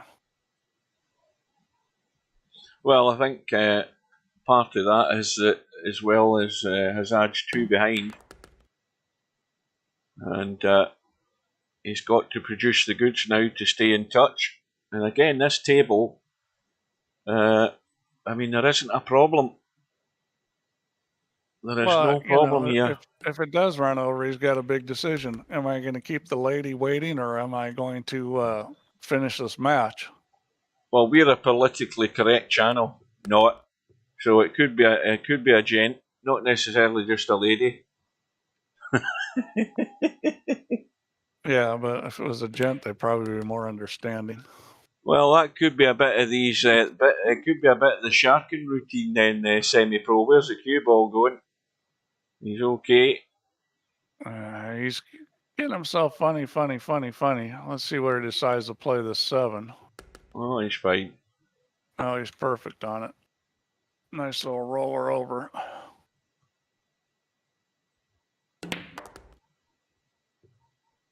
Well, one thing he can do to make this shorter is just run out every time. Yeah, Bankster should play like Cobra.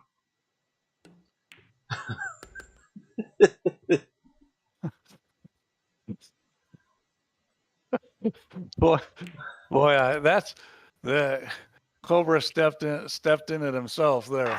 Yeah.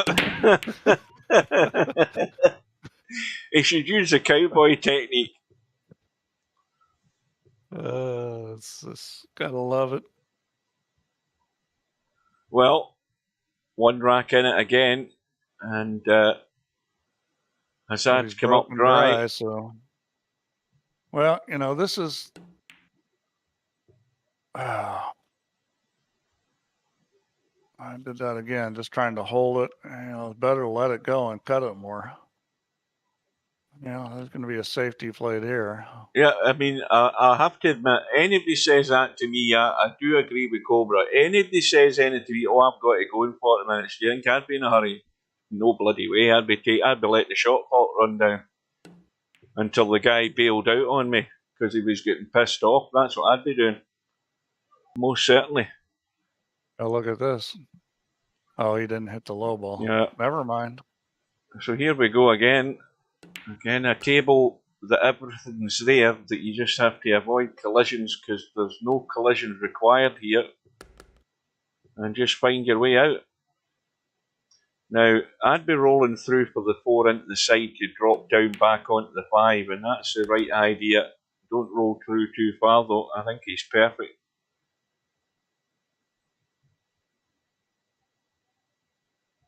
But you've got to go high enough up on the 6 ball. Where's this cue ball going? Where's John? Where's John?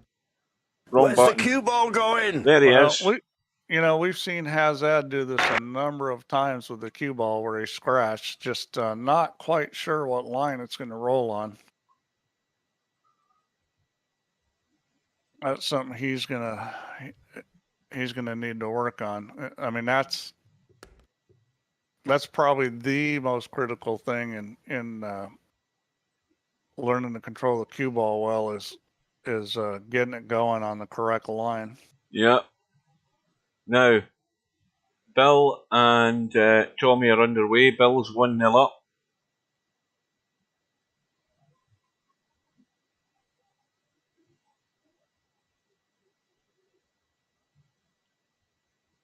Well, again, you want to come down. I mean, at worst, even if you're on the short rail here down the bottom, you want to get down below the 7. And let's have a look. And he's on the wrong side of it. Yeah, we got to get right below. Now you've got to then think a bit more because he might just go 2 rails and leave it long, but he's gonna collide with the 9 if he does that. You should always try to take that cue ball to the other end rail. Yeah. Anywhere down here, he's fine. But now there's a problem because the chances are he's going to catch this 9 ball. I mean, does he want to be really crazy, really, really crazy, and go right round here to the short side of the 8? I'll give him that if he does it. He might be crazy. That's the only natural shot he's got. He's going to do what I said, and he's going to catch some of this 9 ball, I think. Yeah, he's definitely going to hit the 9 ball. There's no way you're not going to hit this. He could end up comboing the 9. You never know. If you hit this easy, you might be able to gently nudge it and over and shoot it in the other corner. Yeah. I don't particularly like that shot because the bump varies a lot. He's going to hit it harder and dog it. And it's now going to be all square. Yeah, well, whatever you decided to do, making the 8 ball was always a wise. Going back to that choice. 7 ball, Steve, again, you know, the optimum thing, the thing you must do is get bottom side of the 7 anywhere in the bottom side, because you're never missing the 7 into the side or up table. And he fell short. You just can't do that. It's unforgivable. Well, that's why, you know, what I said is go to the other rail. You know, it's always use the rail to control the ball speed. He was going to have to hit it hard, but that's fine. Yamaha V-Star 950 has arrived. Somebody's got an old Yamaha, huh? I was going to say, that sounds like an old, it sounds like an old keyboard or maybe an amp, or it could be a bike. You never know. Probably a bike. It's a bike. It's a Point V bike. It's got to be. Let's see. That's a pretty new one. It came out in 2017. Yeah, it's a touring bike. Again, you're probably the only person amongst us, Steve, that went and Googled that to find out what it was. Nobody else cares. All right, somebody back me up on this. Somebody else, please. Nobody else cares. You're the only person who tapped out to Google that name to find out what it was. Nobody else cares. They were quite happy, like me, guessing it might be a bike or it might be a keyboard or an amp. But no, Steve has to find out. No, I knew it was a bike. I just wanted to see when it was made. Oh, dear. Yeah, I mean, that's a typical bike. Yeah, see, okay, Paul cared. Steve's the type of guy that reads an insurance policy from top to bottom and inside out. Well, nowadays, you know, you've got to have 3 degrees to understand your health insurance policy. Well, I think toss a coin for this match. I think that's the easiest option. Oh, this is definitely a coin tosser. I mean, neither one of these guys can stop from making mistakes, so it's going down to the wire on this one. Right, quick tab out. It is now 2-0 to Bill, so he's had a good start.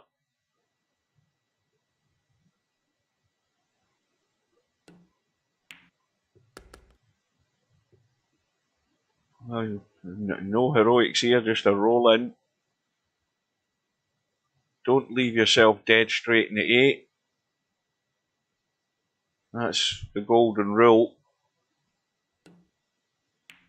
Straight is never good, unless you're just straight in the 9 ball. Straight's good if you want to go forward or backwards. And that's it. It's no good. Pace is nice just to drop out. Straight in 9 ball, we'll give him this. Back in the lead he goes. Yeah. As you get better at pool and you learn more to do with the cue ball, getting thinner is better because you can handle the speed and angles, you know, once you get really good at moving the cue ball. Well, that's a good break. I mean, the balls are all moving. He's got a ball and he's got a nice little bump there, the one in the 8 there.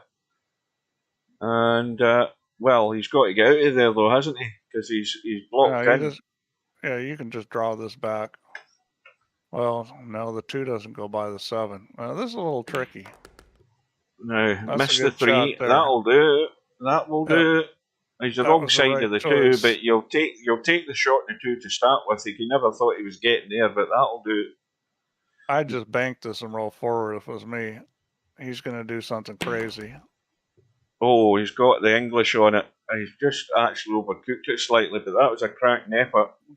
Because that had bottom and left English on it to hit the rail and fire it over to the other side. Excellent. And that shows you that somebody knows what they're doing.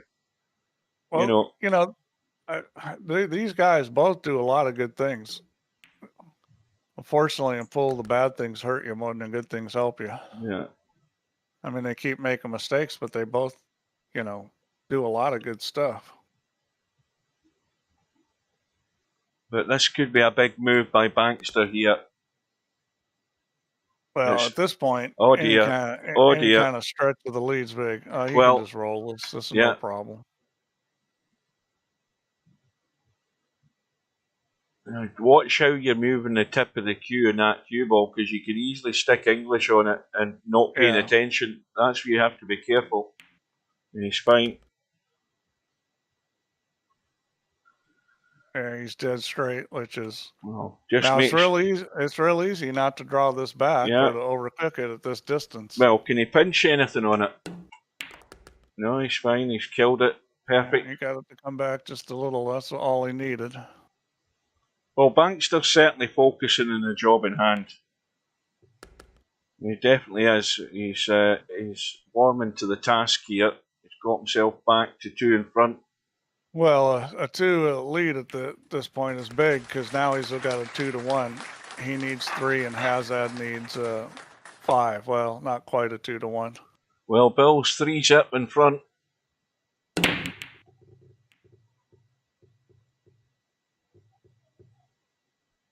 Yeah, I think Bill's a little bit better at controlling the table than Tommy is, and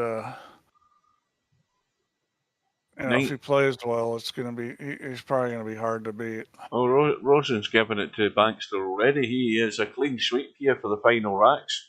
Hazard's not going to get any. I'd be surprised if it goes 19-15. Hang on a minute. Hang on a minute. Of course, maybe he's right. That wasn't a kind roll. It wasn't a particularly good shot, but it wasn't a kind roll either. A bit late, but we're having to do much to John Biglow. There he is. I think these guys each give away too much for it to go 19-14. But, I mean, this rack certainly looks like he's going to run out. There's not a whole lot of issues here.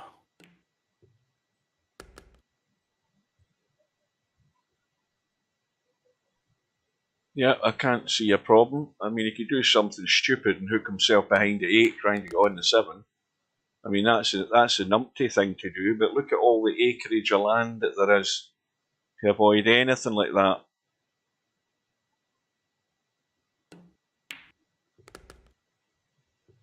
And now this is it's just a little bit tricky here, because again, he's got to just cut this 7. But this is a simple shot. I mean, these are the kind of shots that as a pool player, and that's well played. Perfect. That's well played. As a pool player, those come up so much. You know, if you're not good at them, you should practice it, because that's like all the time kind of shot.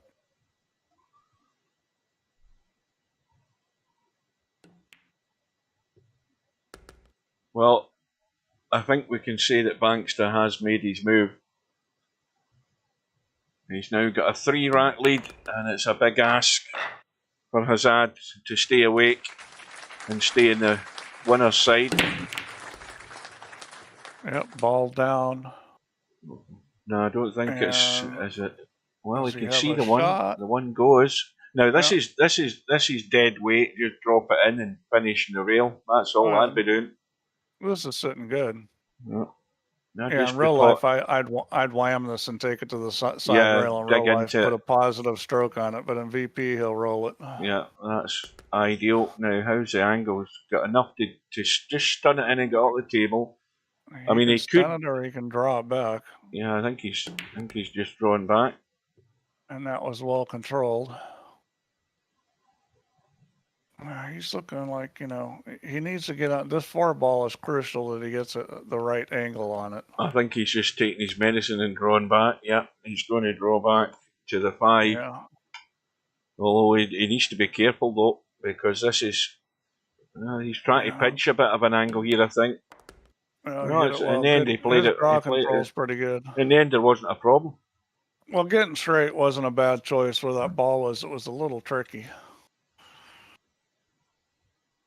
So it looks like Bankster's come on strong just at the right time here, because this is a good finish if it gets there.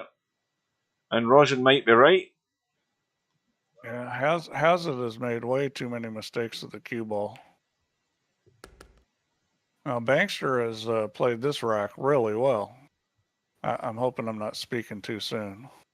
Tommy needs a Hugh curse. Well, I'll be there to assist him in a minute or two. So that rack was very well played.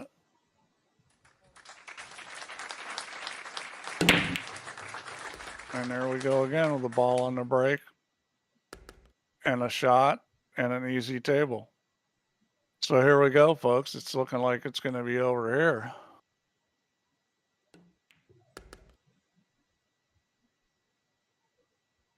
I mean, I can't imagine he's not going to get out here.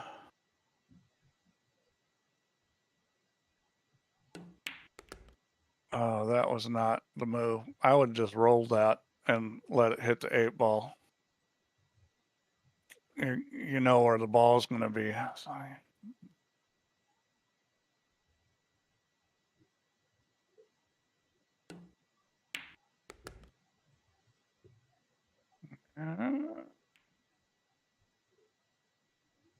Looks like he recovered, although this isn't a guaranteed shot on the 5.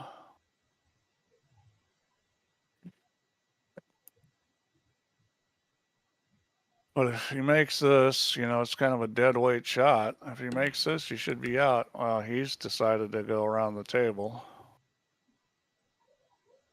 And hit it good.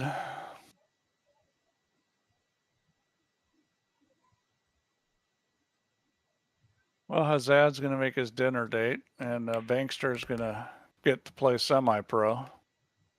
Wasn't that whoever wins this match played semi, right? Yep. That's it.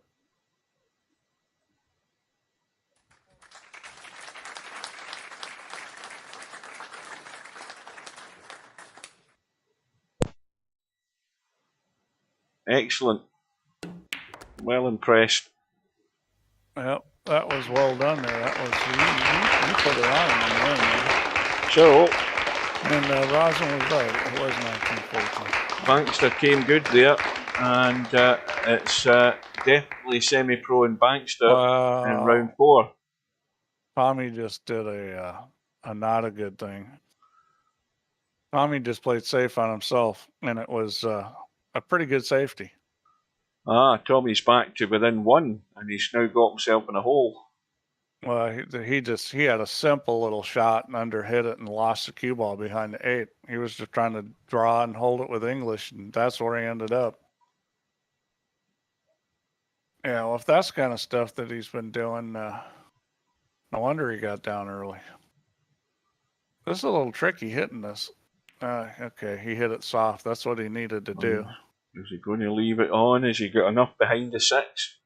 Yes, he has, but you know what Bill's like. Jump this. Yeah, he's a jumping bean. Yeah, he can jump.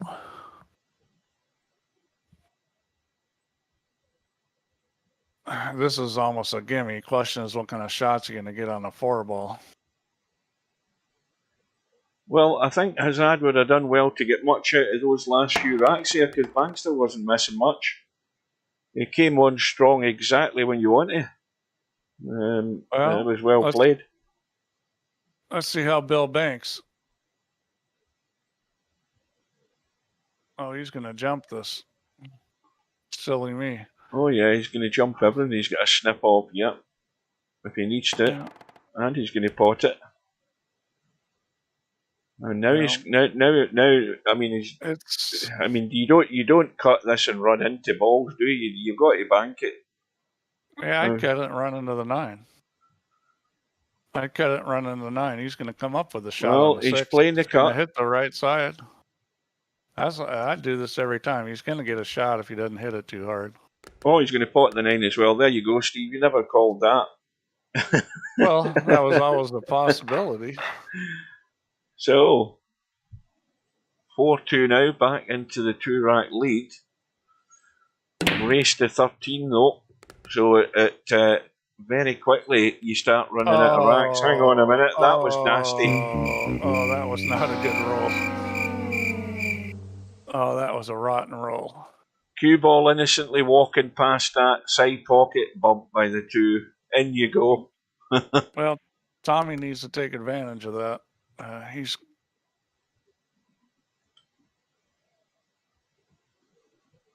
Well, Toby's a slow starter in these tournaments, which is why he's ended up in the one loss side.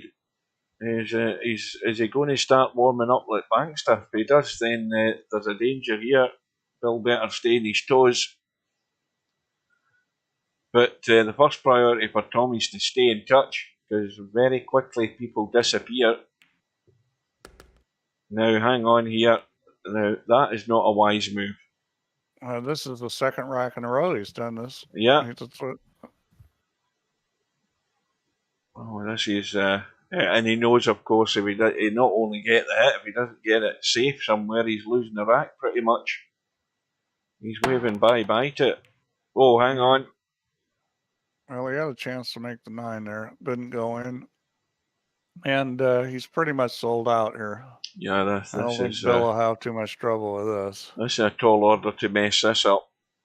Yeah, well, you know, you want to get on the 6 good because it's critical for the 7. And that's a little funny. Yeah, I think he's got to go. He's trying to just kill it. Yeah. Yeah, that's smart. Just don't take any chances. Make sure you got the shot. I mean, you know, I don't think he's going to miss this. It's pretty easy.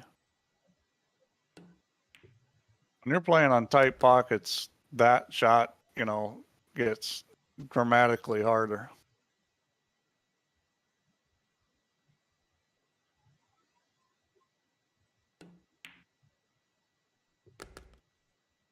So now Bill back to 3 in front. He was 3-0 up at the start. So he's now back to square one. He's now trying to do the usual stretch away, get the ball in the shot. And that could make the difference. Bill going right side. And again, good movement in all these balls, but none of them heading into a pocket. But he's not left anything simple here for Tommy. What do you do here? I mean, is he trying? I'm not quite sure what he tried there. Was he convincing himself he could get that in off the 7? The 7 was past the pocket. I don't know whether Tommy looked at that too much there.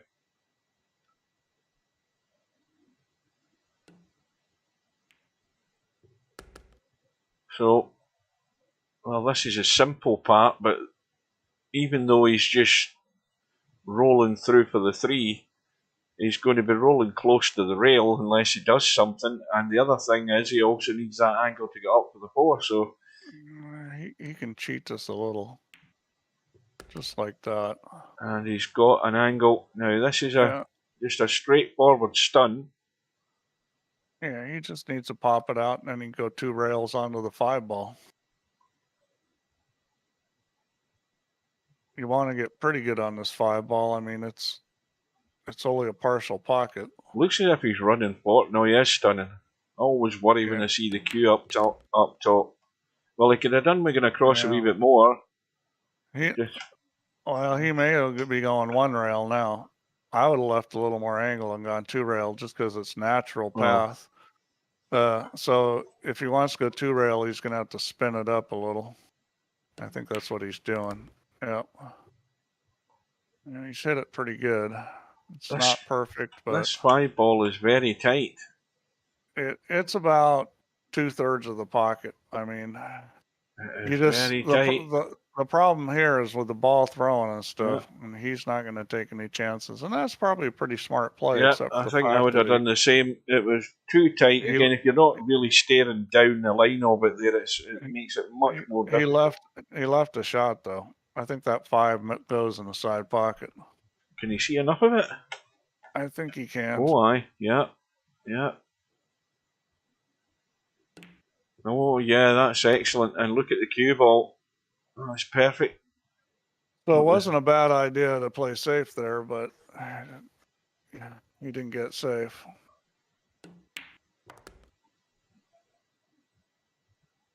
But, you know, he got a little funny on the 5 and decided he wasn't going to take the chance of missing it, and he'd play safe. It was a pretty easy safe, and he just didn't get the cue ball up on the 6. Yeah, he wasn't expecting this result. Well, but again, it's it's a good cut there by Tommy, and I mean he's 5-2 down, so he's desperate to stay in touch here. So it's hard to fault Bill's thought process. It yeah, just I mean that wasn't a bad choice. It was just that there was enough of it showing there, and Tommy decided he's going for it. Took the opportunity and got the cut. Tommy would gladly pay a few dollars for a ball and a shot here.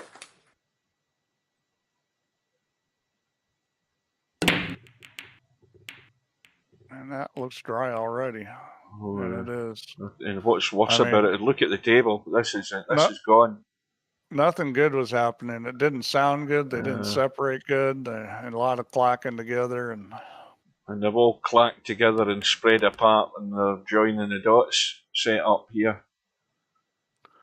Yeah, this is a pretty good table.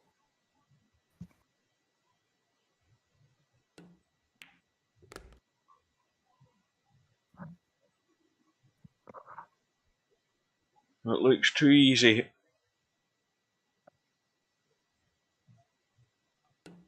Now, again, if he finishes the wrong side of the 5, and what I mean by that is that he's heading back up the table from the 5 ball, and he's obviously still going to see the 6, and the 7 ball's down this end anyway. Now, I thought he might come out into the middle of the table there, but he's left the cut. He's still fine.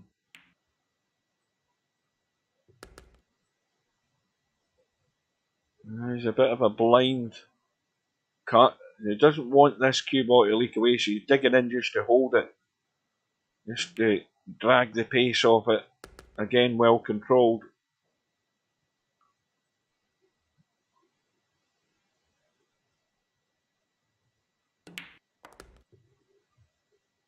And this is the one that can go wrong. I've seen it 100 times. Anywhere left or right, but not heading towards the 9. And he's gone funny. I keep telling you guys, he might have gone far enough to make it easier into the side. Let's have a look. Yeah, I mean, I'm expecting to get this. This shouldn't be a problem. And it goes. And Bill defends his lead, stretches it back to 3.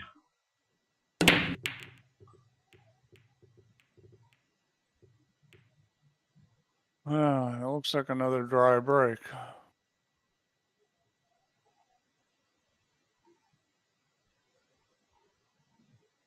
Well, I'm banking this every time. No. Tommy's cutting it. That works too. Watch the cue ball. Cue ball's okay. That was very well done. Well, 8 balls up top, 9 ball. That isn't frozen to the rail. And this is now a problem. He's the wrong side of the 4, and he's got to go at least 2, if not 3 rails to finish somewhere up near that 6 ball. Yeah, he's got plenty of room to get there, though. This is a little tricky. You can try to cut this 3 into the thin side of the pocket.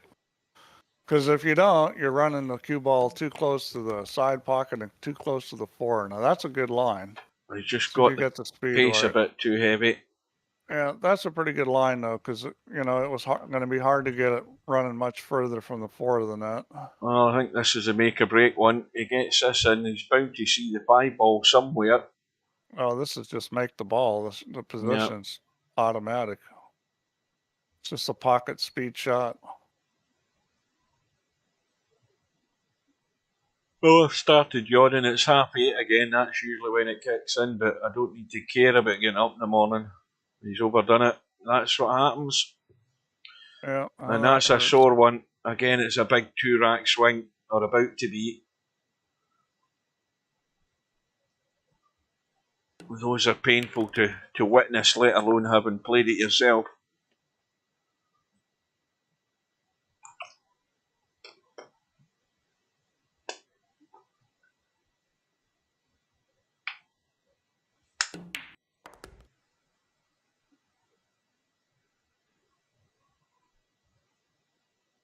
Well, Bill will leave himself the angle in the 7 just to let the cue ball naturally go up the table.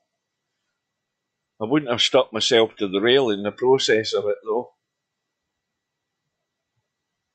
Yeah, he should be okay. He's going to come straight down the table.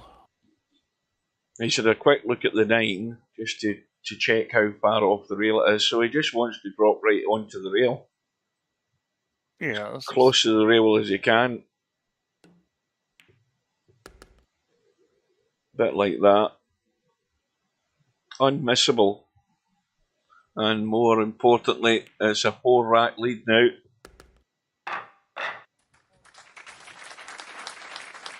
So Tommy will have to respond immediately as and when he can get a shot.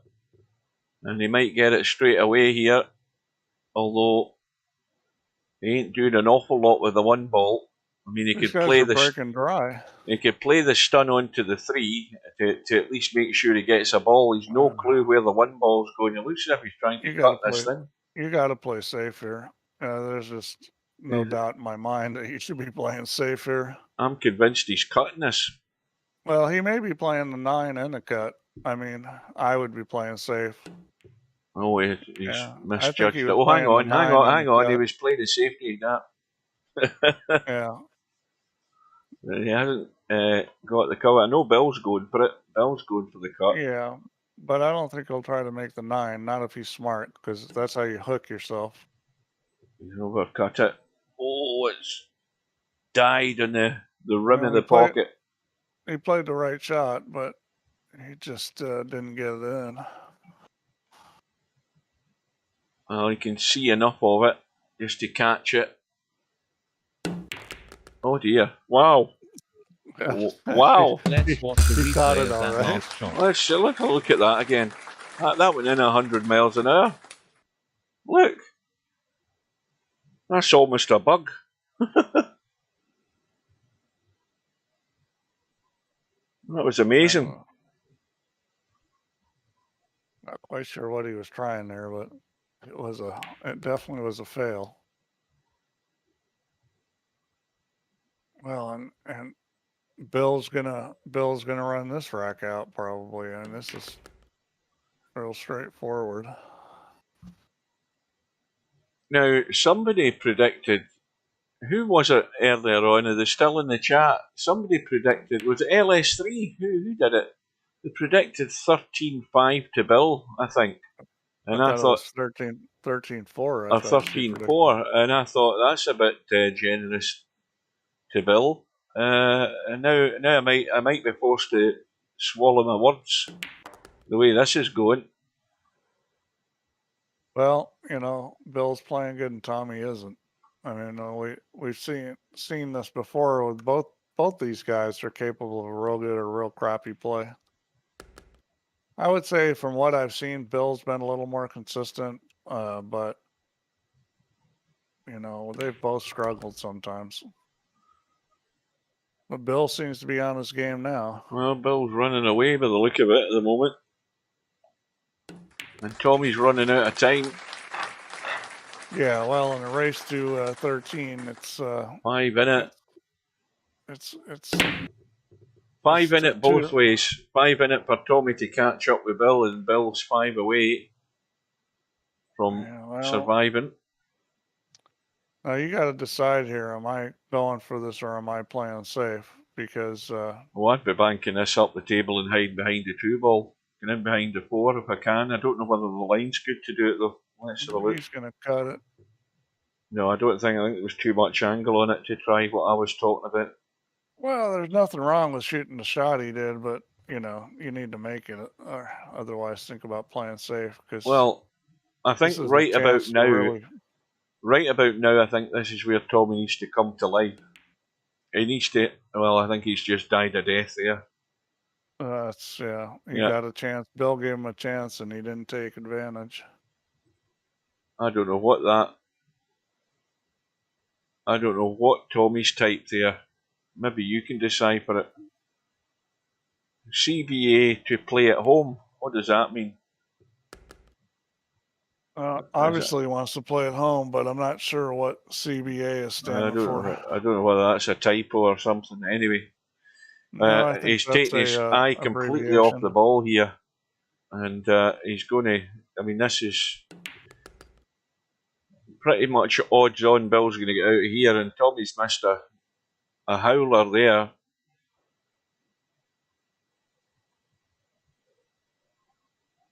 Well, let's see what he does here. Okay, he gets smart and decides to just pull it back.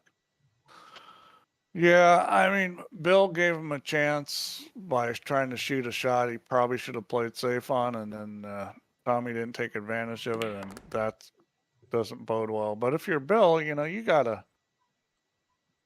either have to make that ball or play a good safety. You can't afford to let Tommy get any momentum, because everybody knows Tommy's a really good player. When you got a guy down like this, you just got to keep him down. Well, I knew it was going to be about 4 hours or something to get through these matches. We're just knocking on the door of 4 hours.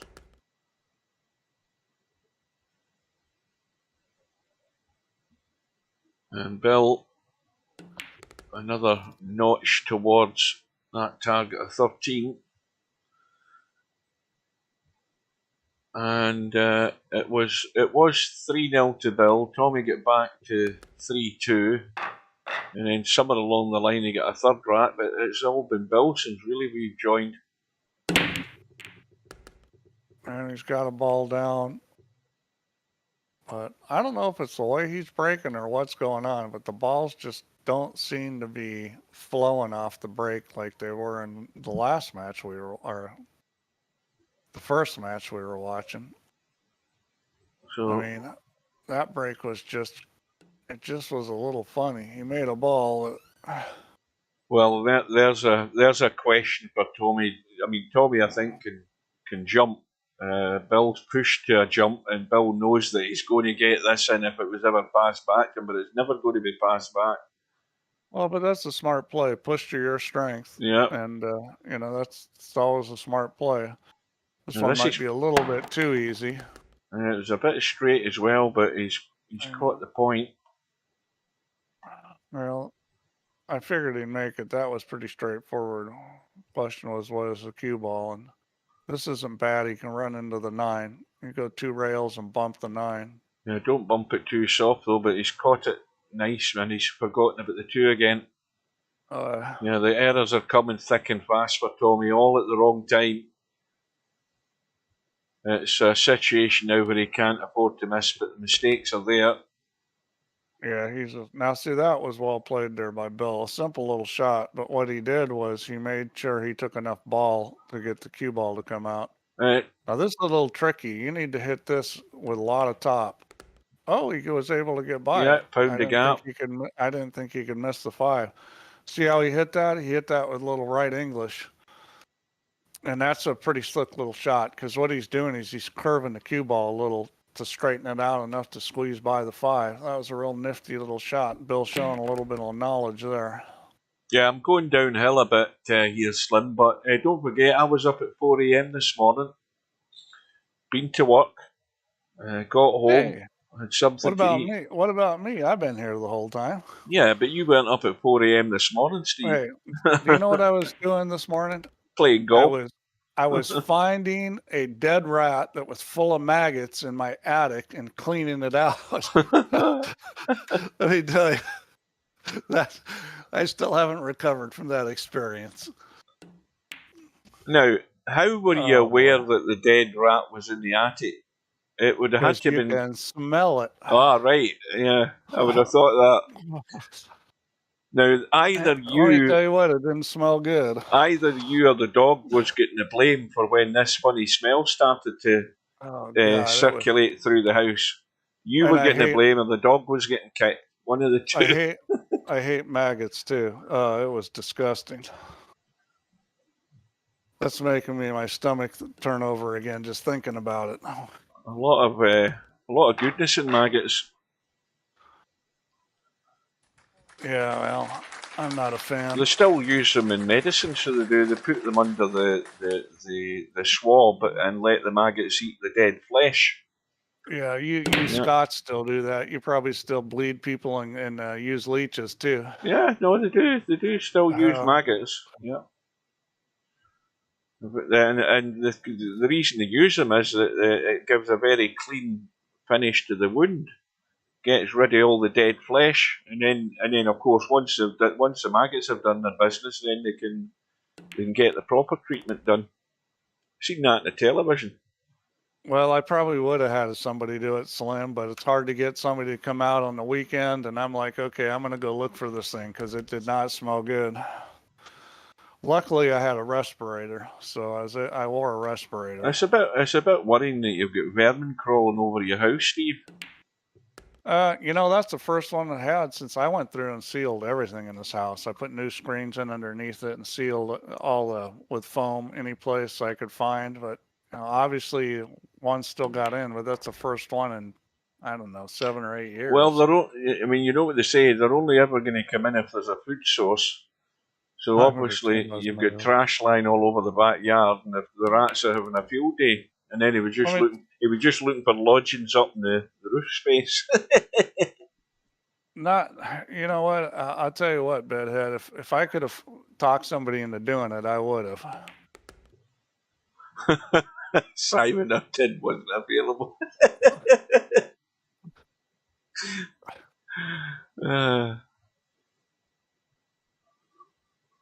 Yeah, that was disgusting, but it's done. Well, Bill's marching on here. He's going to get to double figures. Yeah, Bill does have a good profile picture.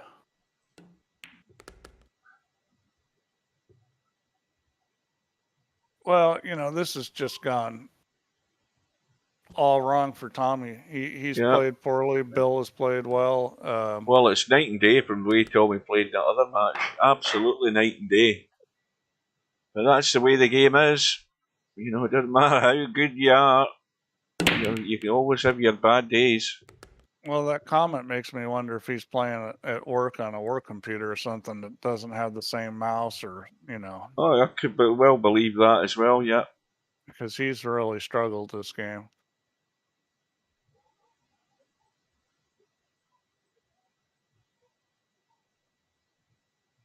Well, Bill's had the 2-ball in the break, out with the jump stick again, getting himself, well, he's just about to get himself lined up. I'm not sure I like this.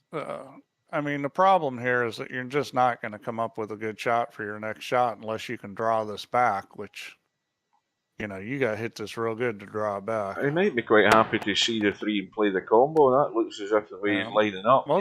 Most of his jump shots, he's letting the cue ball go forward. Yeah, I just, you know, I don't like shooting this kind of shot. I mean, maybe in VP it's a lot easier. In real life, this is not a shot I want to shoot.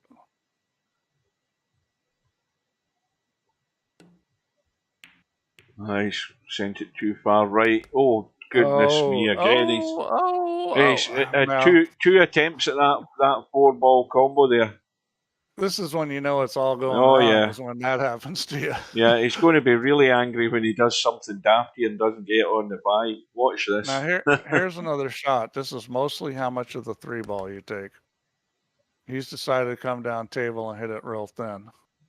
Now, sometimes you can put a little English on these. It's primarily how much of the ball you take. You can use the English to modify it, but the first thing you're looking at is how much ball am I taking? Well, he's content to leave it. I think he could have pinched a bit there and spun that with a bit of right to go over the other side, but anyway. Yeah, he could have. I'm a little surprised he didn't get a little better angle, but, you know, whatever you're comfortable with. I mean, the shape's automatic. He just has to make the ball. I'm a little surprised he didn't come down for the side pocket, but maybe he was real comfortable with that speed. I mean, he certainly got it on a good line. Well, this match is 45 minutes old, and it might be under the hour, this match. It's looking very possible. Okay, so they played 14 games, 45. So they're running about the same pace, about 200 seconds per game, just like the guys before. And this is what VP ought to be like. This is what real life pool ought to be like. I mean, they basically played a race to 7 in 45 minutes, or a little under. 5 ball, 1 ball. 1 ball. Oh, where's the Cue cue ball's ball going to be going? on top of the 2, I think. Almost. All right. Well, yeah, this is a little tricky, but he's got a shot. I like cutting this back by the 8 ball. I would hit this. Well, he didn't hit it the way he didn't hit it the way I would have, but he got away with it. Maybe. I mean, Yes. well, maybe not. He's in trouble. I would have hit that. I would have hit that with left English and taken the cue ball, 3-4 rails. I mean, no matter what, the speed was going to be tough because he was hitting the 2 so thin. Now, Tommy may get a chance here.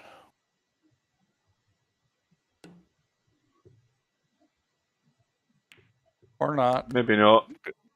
Good shot there, Bill. Let's watch the replay of that last shot. That was well played. I mean, dead weight as well, just so he could stay there and at least see the 4.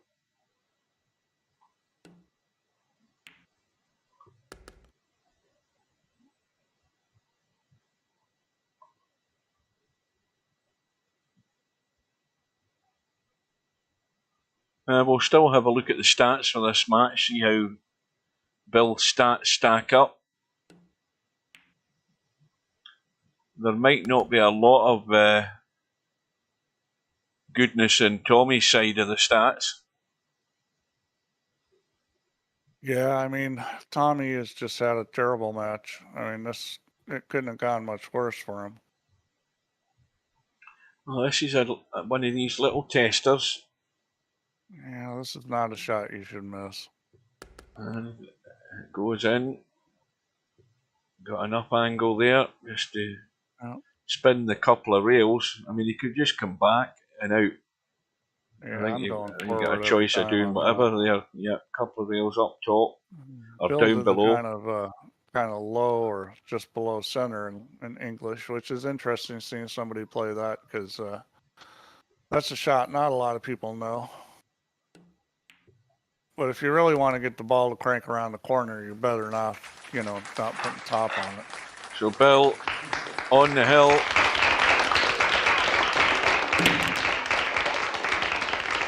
And this time, now that 7 trying to do this similar thing, knock that 1 ball in, but it is dry. And I think Tommy can see a bit of the 1. Oh, he can see all of it. Now you can say your last chance saloon line. Oh, definitely a last chance saloon, but everything's a last chance saloon, and that's far too far. I mean, this would be a miracle, a total miracle if Tommy got out of this, trailing by 8. It is winter break. Now, if you're playing alternate break, you're pretty much done against a good player, but with winter break, there's still a chance.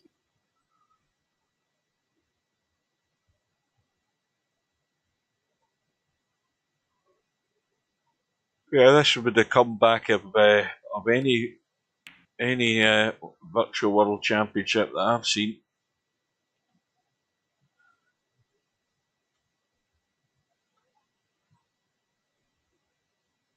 For the problem Tommy has is that he's had a terrible draw. Now, he was in a good side of the bracket, but he had to play Nick. Mm-hmm. And obviously Nick's a good player, and Tommy lost. And then, of course, what ends up happening is that, he ends up getting Bill, who transferred down from the upper part of the bracket. The problem with losing when you're in the lower part of the bracket is you're going to get the transfer of all the guys coming from the upper part of the bracket where all the good players are. So if you're in the upper part of the bracket, you're screwed in the winner side, but the loser side is pretty good. Whereas if you're in the lower part of the bracket, the winner side looks real good, but if you lose, the loser side's going to be rough because you're getting all those losers from the upper side, and there's a lot of good players up there. So it's kind of an interesting thing. Now, not everybody up there is going there because that's not the way the brackets work. Some people are transferring up. Well, Tommy's come up dry. He's but left the people at the very top. Let's see. So where are those guys going? Well, no, I mean, I guess I'm lying. Cue ball. It's only the first round losers that are transferring down. The second round losers are not.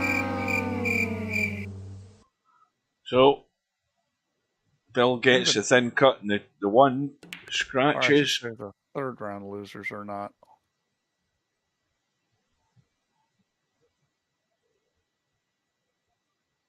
Or maybe I should just say I don't know what I'm talking about. Tommy's got a chance here. Well, Tommy needs run out. Well, he's got a free goal here that he didn't expect. The scratch from Bill's given him that. He's got himself hampered over the 8, so that's now making things more tricky. I think he's got too much angle on this 5 yet. He's managed to stun past the 7 and not scratch. It's never say die. I've won matches where I was down hill to nothing. I won like races to 9 when I was down 8-0. Never say die. There's always a chance.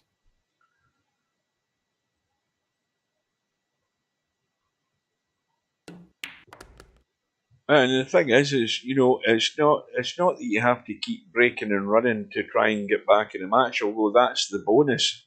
You know, that's the good way of doing it.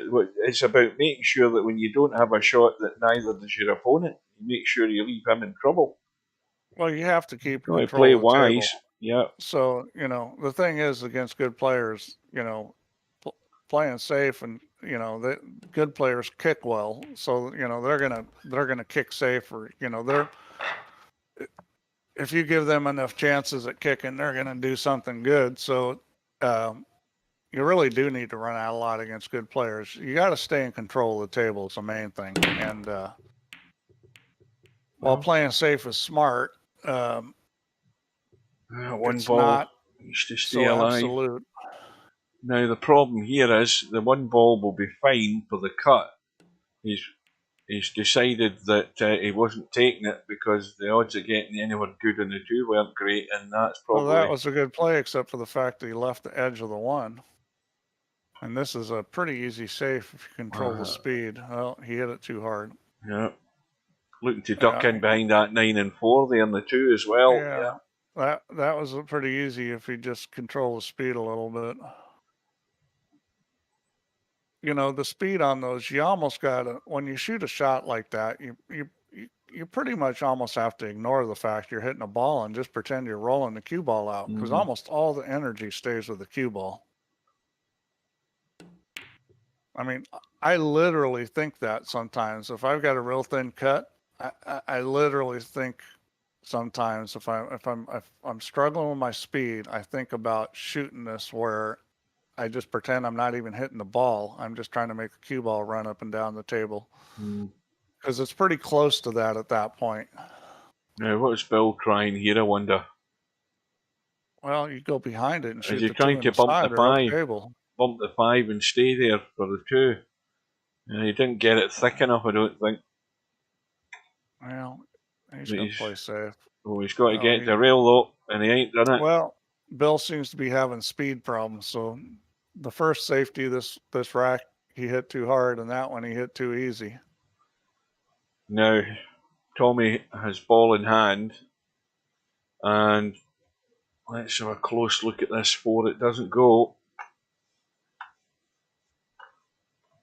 Now, he's looking behind it for the 4 into the side. It goes into the side, but look at where the 3 ball is. I mean, that'll be some shot to get down on the 4.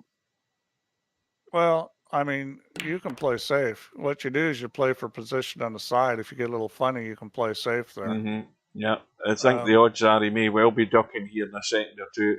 It'll be a good shot for him to finish up top. That's what he's trying. He may try to run into him, but I wouldn't do that. I'd play behind it every time here. He's going to just skim past. Yeah. And this is where you play safe. You just stick him on the 9 ball. He's going to shoot it. which is okay. I mean, it's a reasonable shot. I'd stick him probably just because I like that play better than shooting at it. Let's see you jump that, he says to Bill. Yeah. Because that's the only way you're going to stop Bill jumping is not, I mean, it's not quite nailed to it, but you've got to get as near as damn it, or Bill's out of the jump stick. Well, this ball's hittable, but, you know, trying to hit it and get safe is pretty hard to do. Oh, that was a good effort. But now Tommy gets his reward. He's looking reasonable to get himself another one. And again, it's about it's about damage limitation and respectability in the scoreboard. Well, who cares about respectability? You want to dear, win the match. Oh dear, look who's arrived. I'm saying no more. I won't tell you who it is, but you'll all guess who it is.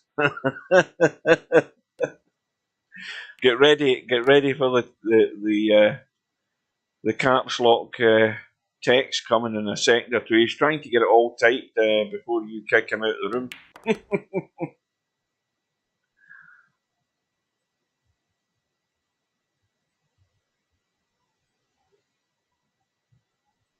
You've beaten him to it. Preemptive strike, you step out, because Stubbs always talked about missiles. Well, if I would have typed that many letters, he might have got it in. Excuse me. So 12-7. Well, see, Tommy is still in this thing. He just needs to run out a lot, play safe a lot. You just got to give Bill nothing. And unfortunately, the break is unfortunately the break is not something that can be completely controlled. Well, the break the break now is take your run out for the match, Bill. Yeah, this is a pretty ideal situation. Now it has to spin this cue ball to get away from the 8. That's the first thing, because the 8's in the way here.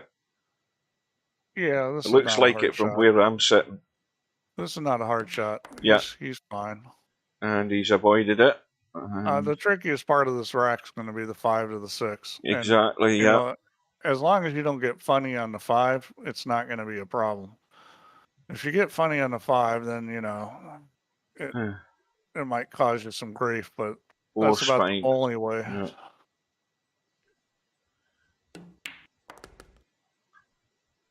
You know, I'll be pretty surprised if Bill doesn't get out here.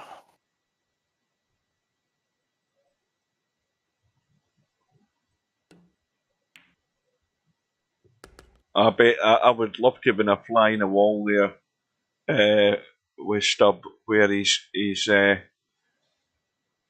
typing out the sentence, and mid-sentence he's just been muted. He'll be really annoyed. Well, I could just picture him. Is he can just roll forward here. Oh yeah, yeah. So this is a kind of situation where even if you leave more angle, you're fine. Well, they can't not be on the 7. I mean, yeah, well, in real life, unless the table's slow, I'm going up and down. He won't do that here, I don't think. Yeah. Yeah. Well, this is a bit of a bounce back for Bill, because he's not had an easy time of it. He's coming back here. I would go forward every time that. No, he's got to watch the side pocket here. I mean, he could be fancy, but you've got to be careful. You either play short of it or long of it. Yeah. You just don't mess with it. Got to be careful. And he's, well, you see, he's been careful enough to make sure he missed the side pocket, but he also missed the pot. Well, yeah, maybe you should have just we'd given him it. Go straight across and shoot the longer shot on the 9. I mean, that's... you just don't want to give people chances like this, because you can lose this That's match. got a double bank, but it's checking up and it's brushed the cue ball. That was going to be wide. It held up. There's too much speed for it to double bank. That was wide the whole way. Yeah. Well, Here we go again. Is he going to scratch on the side, or how's he going to screw this up? Oh, he's going to hang it. And he's going to try to scratch on the side. Oh, boy. Well, Tommy still lives.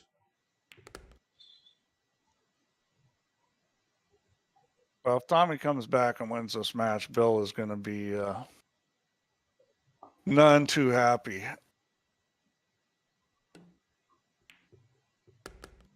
That's another one on the board.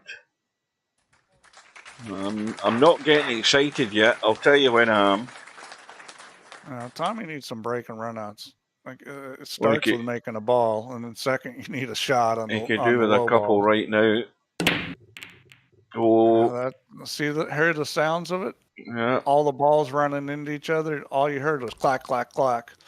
Hell, you got a ball in though. I never even saw a ball going in. Three balls gone. 3 ball went in the corner where the 1 ball's going to go here shortly. Right, so we'll give him the 1, we'll give him the 2. We won't necessarily give him the 4, but he's got a good angle here to nip up that right side of the table.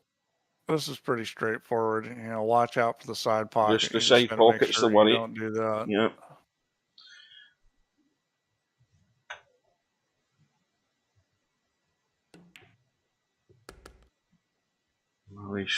Well, that was a little gingerly there. Yeah, I mean, you know, the worry obviously was his side pocket. If he was there, he's fine getting on the 5.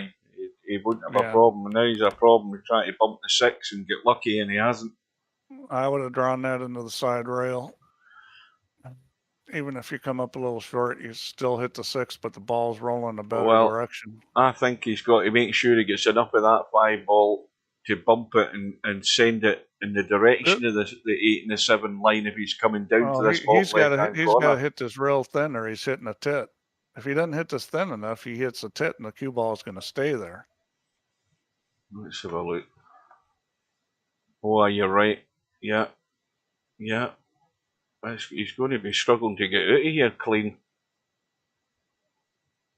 He's just got to get the 5 ball to move over enough. It's doable here. Is he putting English on it? He probably needs a little English too. Yep, there he goes. That's perfect. A good shot there. Look at the spin.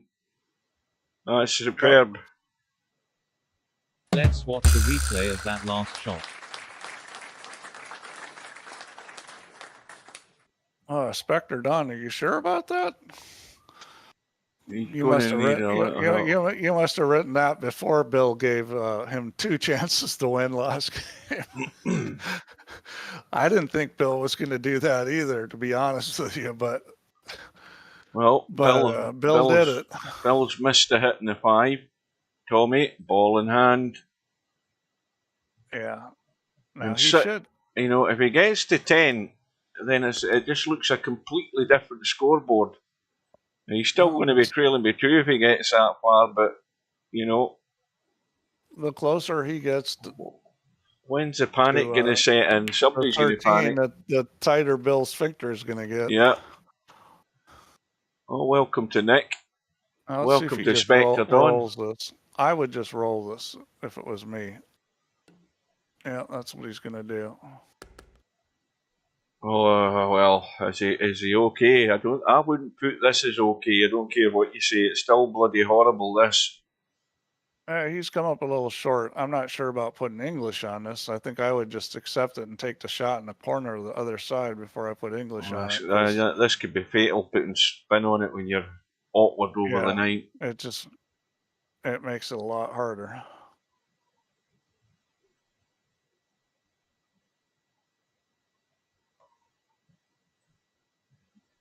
You know, the thing is, unless you roll dead on the 9 ball, you're gonna have a pretty good shot at it. Well, this I mean, you'd get this 99 times out of 100. When you get the line slightly wrong, you catch anything of these jaws. Well, he can roll this, so the pocket's going to be big. No problem. No problem. Well, it's a 3-rack gap, but Tommy needs the ball in a shot again. Yeah, break and run out and look real Well, good right now. he's trying something different, and that, I don't have any problem with that. You know, try anything. Well, he's got the 1. Is he going to have a shot on the 2? Can he get enough of that too? I don't think he can. No, he's overcutting it, but you know he's cutting it to the short rail. It, but that's a unwise move at this point. Yeah, you got to play safe here. Just get enough of it to send it to the short rail and spin the cue ball out the back end here, like that. Well, yeah. Oh, he's running nice here. He's running nice. Well, I didn't like the way he played that because that 5 ball is not a very big ball. But you got safe, and Bill's kick is 2 ball. Oh, I thought it was going to draw. Well, this is interesting. So the key here is going to be to fall on the 6 in a way that you can get to the 7. And 7 goes clean. Yeah.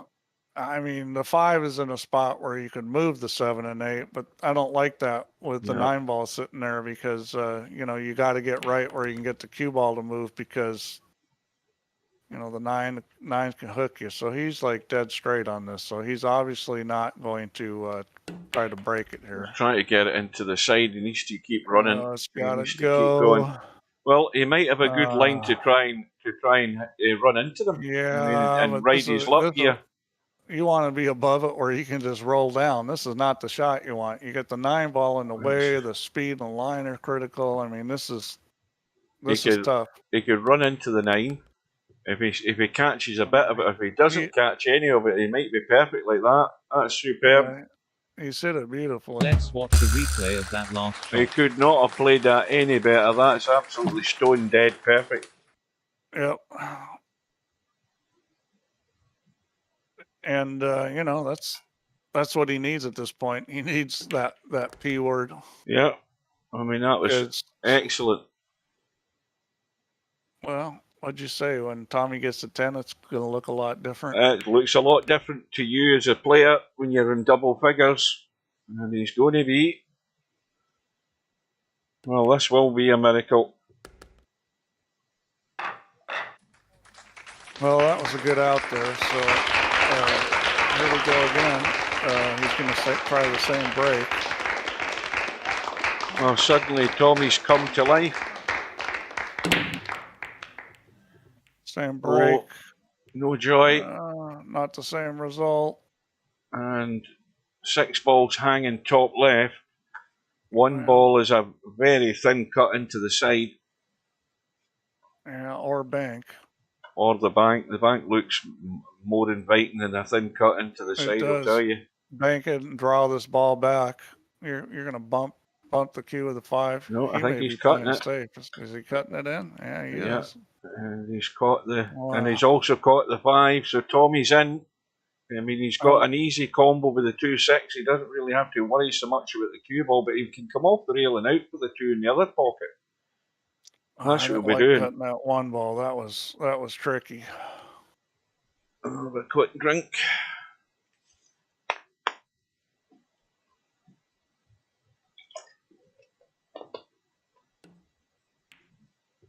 Yeah, he has stayed on the other side of it, so he's still fine. He just needs to hit this dead weight. Just make sure he doesn't put the 2 ball on the long rail. Okay, well that was smart. He hit it hard enough; it didn't matter. That was well played. Now the little tricky bit here is potting the 3 and somehow finding the gap between the 5 and 9. That's a shot, and that ain't it. No, this is fine. He can shoot the 4 in the same pocket as the 3. Yeah, well, he's got to get the pace right.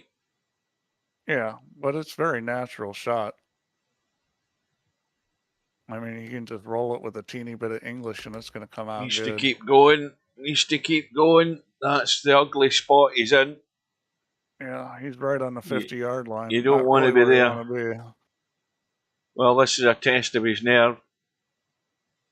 Does he play safe? And I don't think it's exactly great to be playing a safety here Or does he go hell for leather? He's probably going to be. You can play a safe on the 4 ball, hit it thin on the right side, play the cue behind the 7. You've got the 5 and the 8 as cover. Mm-hmm. If I was going to shoot this, I would have cut it. He's running the other way. Side pocket, and that's fine too. No, I mean, that's a good shot. He's covered it enough that Bill can't get enough of the 4 to thin it. I think Bill can make this ball. I think Bill can see enough to make it. I'm not convinced he can. Yeah, he overcut it. And it's gone to the short rail, but it's off the rail. Tommy's cutting this. He needs to watch the cue ball, though. Yeah, this is straight up and down. Just stay between the 8 and the corner pocket. He doesn't want to go straight up and down into that top right-hand corner pocket. That's what he doesn't want to do. Yeah, I mean, he just... And he needs to catch a thin bit of that 8. Ellie's okay. Now, what do you do here, Steve? Do you drag off this 5, or do you deliberately just bump the 9 and roll it? I'm dragging off this because how you're bumping it is a little indeterminate from here. I'm always pulling this to the side rail. I'm not saying that shot won't work, but I don't like that part of it where you could get where you could lock yourself behind it. Yeah, I just wouldn't take that chance. That's the VP4 escape route, that way of doing it there. But it doesn't matter. If you're Tommy, you're back within 1 pretty much, as long as you can get down here and nice in a 9. And suddenly this match has come to life. And Bill's got the little voices running around in his head. I'm telling you that now. The little voices are playing with his mind here. Yeah, well, remember once upon a time when he gave Tommy 2 opportunities where Bill had 2 chances he should have won and he didn't? Yeah. And I said if Tommy wins this match, Bill is going to not feel good about it. And he's going to remember that game when he could have won when it was, 13-6 or something? 13-6, I think it was. Or it would have been, yeah. Well, that's interesting. Tommy just changed his brake. He changed his brake. Watch this scratch. Oh, I thought it was going to catch the 9 and scratch, but it's dry. So here we go again. Bill's got a pretty good opportunity here. He's got some safety plays, but I think he'll shoot this. I think the shot's a better play. Now, what do you do, Steve? This is asking to be ducking behind a 5 and 8, isn't it? Oh yeah. I mean, this is what you do. I mean, Bill's every time I'm putting it back there at this point, because you don't want to take the chance of missing the ball and selling out. Yeah. Because there's no guarantee he's getting on the 3. He's overdone it. I mean, he would have Tommy in a whole heap of trouble there if he had just ducked in behind a 5 and 8. I would never even have thought about that twice. So the shot would have been played. The biggest problem with that shot was even if he made the 2, there was no guarantee he was going to get a good shot on the 3. Yeah, you see what I say about the little voices starting to play in your head, because now Bill's thinking there, I'm going to go for the win here, when he should have listened to the other little voice saying, look, you know what you're going to do here. This is sitting good. All he has to do is roll it. He looks like he's putting English on it, which I don't get, because that's what English does. All he had to do was roll that, and it was coming on the other side of the 4, and Tommy put a little left English on it. I think he was thinking the normal path was at the 4, and a little English goes behind it, and it was the other way around. It was the normal path is coming inside, or at least bumping the correct edge of the 4, and the little English was going straight into it. Now, what he tried there was, I think he tried to hit the 3 full on so that it would hit the 4 and he could get lucky in the side. I think that's why he had a bash at it. He was given it every chance it might do that. Well, here we go again. I mean, Bill's got a very good opportunity here. Got to be a little careful about the scratch here. Oh, that's well done. Hit it pocket weight, and Bill's going to be out here. Well, he's got a chance to get out. I'm not giving him it yet. He's got himself dead straight in the 5, or pretty much so. He's good. That mistake the mistake Tommy made on the 2 ball is going to cost him this match, because he doesn't make that mistake, it's probably hill. Well, he's got to get good in the 7th. And this, yeah, this is. He should be able to do this. He's checking it with loads of right English. Yeah, Loads of right English, and he's nailed it. Let's watch a replay of that last shot. Yeah, I mean, that's how the right English works. You give a good player enough chances, and they are going to finally win. And Bill got enough. Yeah, Bill fell over the line in the end. It was a good battling performance in the end by Tommy, but it was all too late. So well done to Bill. It's a lot closer than it looked about 30 minutes ago. A win by 13 racks to 11. So now we will see that Bill is through to play Chimpie, and that'll be a good match. I'll be watching that one whenever that's going to take place. And yeah, Bill Chimpie should be good. Now, a quick reminder of where we stand. We've got 5 matches in the schedule. Stubb is due to play Linus tomorrow morning at 7 AM. I'll be playing Cowboy at that time, if I can. Cobra and Roisin playing Monday at 10 AM. I should catch that. Albinario and Bedhead is Monday evening, so tomorrow night at 7 PM, be there. Albinario and Bedhead. You won't be there? No, I will be there. Oh, you will be there, right? Not the first 2. I'm going to be sleeping for the first 2. Oh, yeah. LS3 Inspector on Wednesday night at 8 PM. I'll be there for that one. And Polka About It and Brainfill Out. When's that? Thursday at 10 PM. I won't be there for that one. Even on the home and a week off, that's too late. I'm going to my bed. What did I want to look at? I wanted to look at the stats from that match. So it's Mr. Or period, as you guys say in the States. Bill. Remove a letter. Now it's removed a whole bloody lot. Hang on. 1. Mr. Bill. There it is. That's not finding it. I'll let it. Will I delete a letter? I deleted a letter that deleted the whole name the last time. Let me try that. There, it's done it again. Oh, this is frustrating.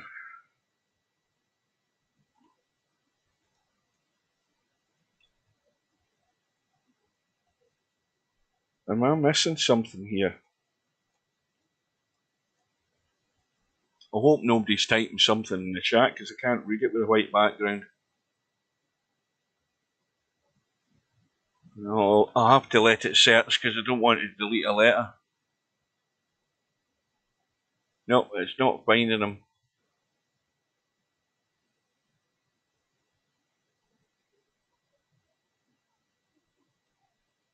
Let me try something. Let me do that. No, it's deleted a whole lot. Let me try Tommy.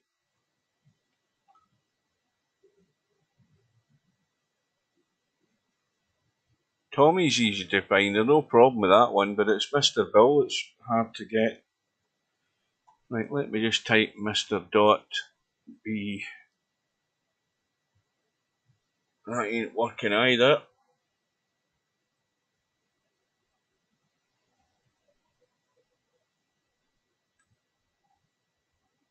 This is running awful funny tonight, this internal browser. It's really crawling. And if I hit back on it, it deletes his whole name rather than deleting the one letter, which is what I wanted to do. Yeah. Right, I'm having one more go at this and then I'll forget about it. Right, well. So, I've got Quagmire PMing me.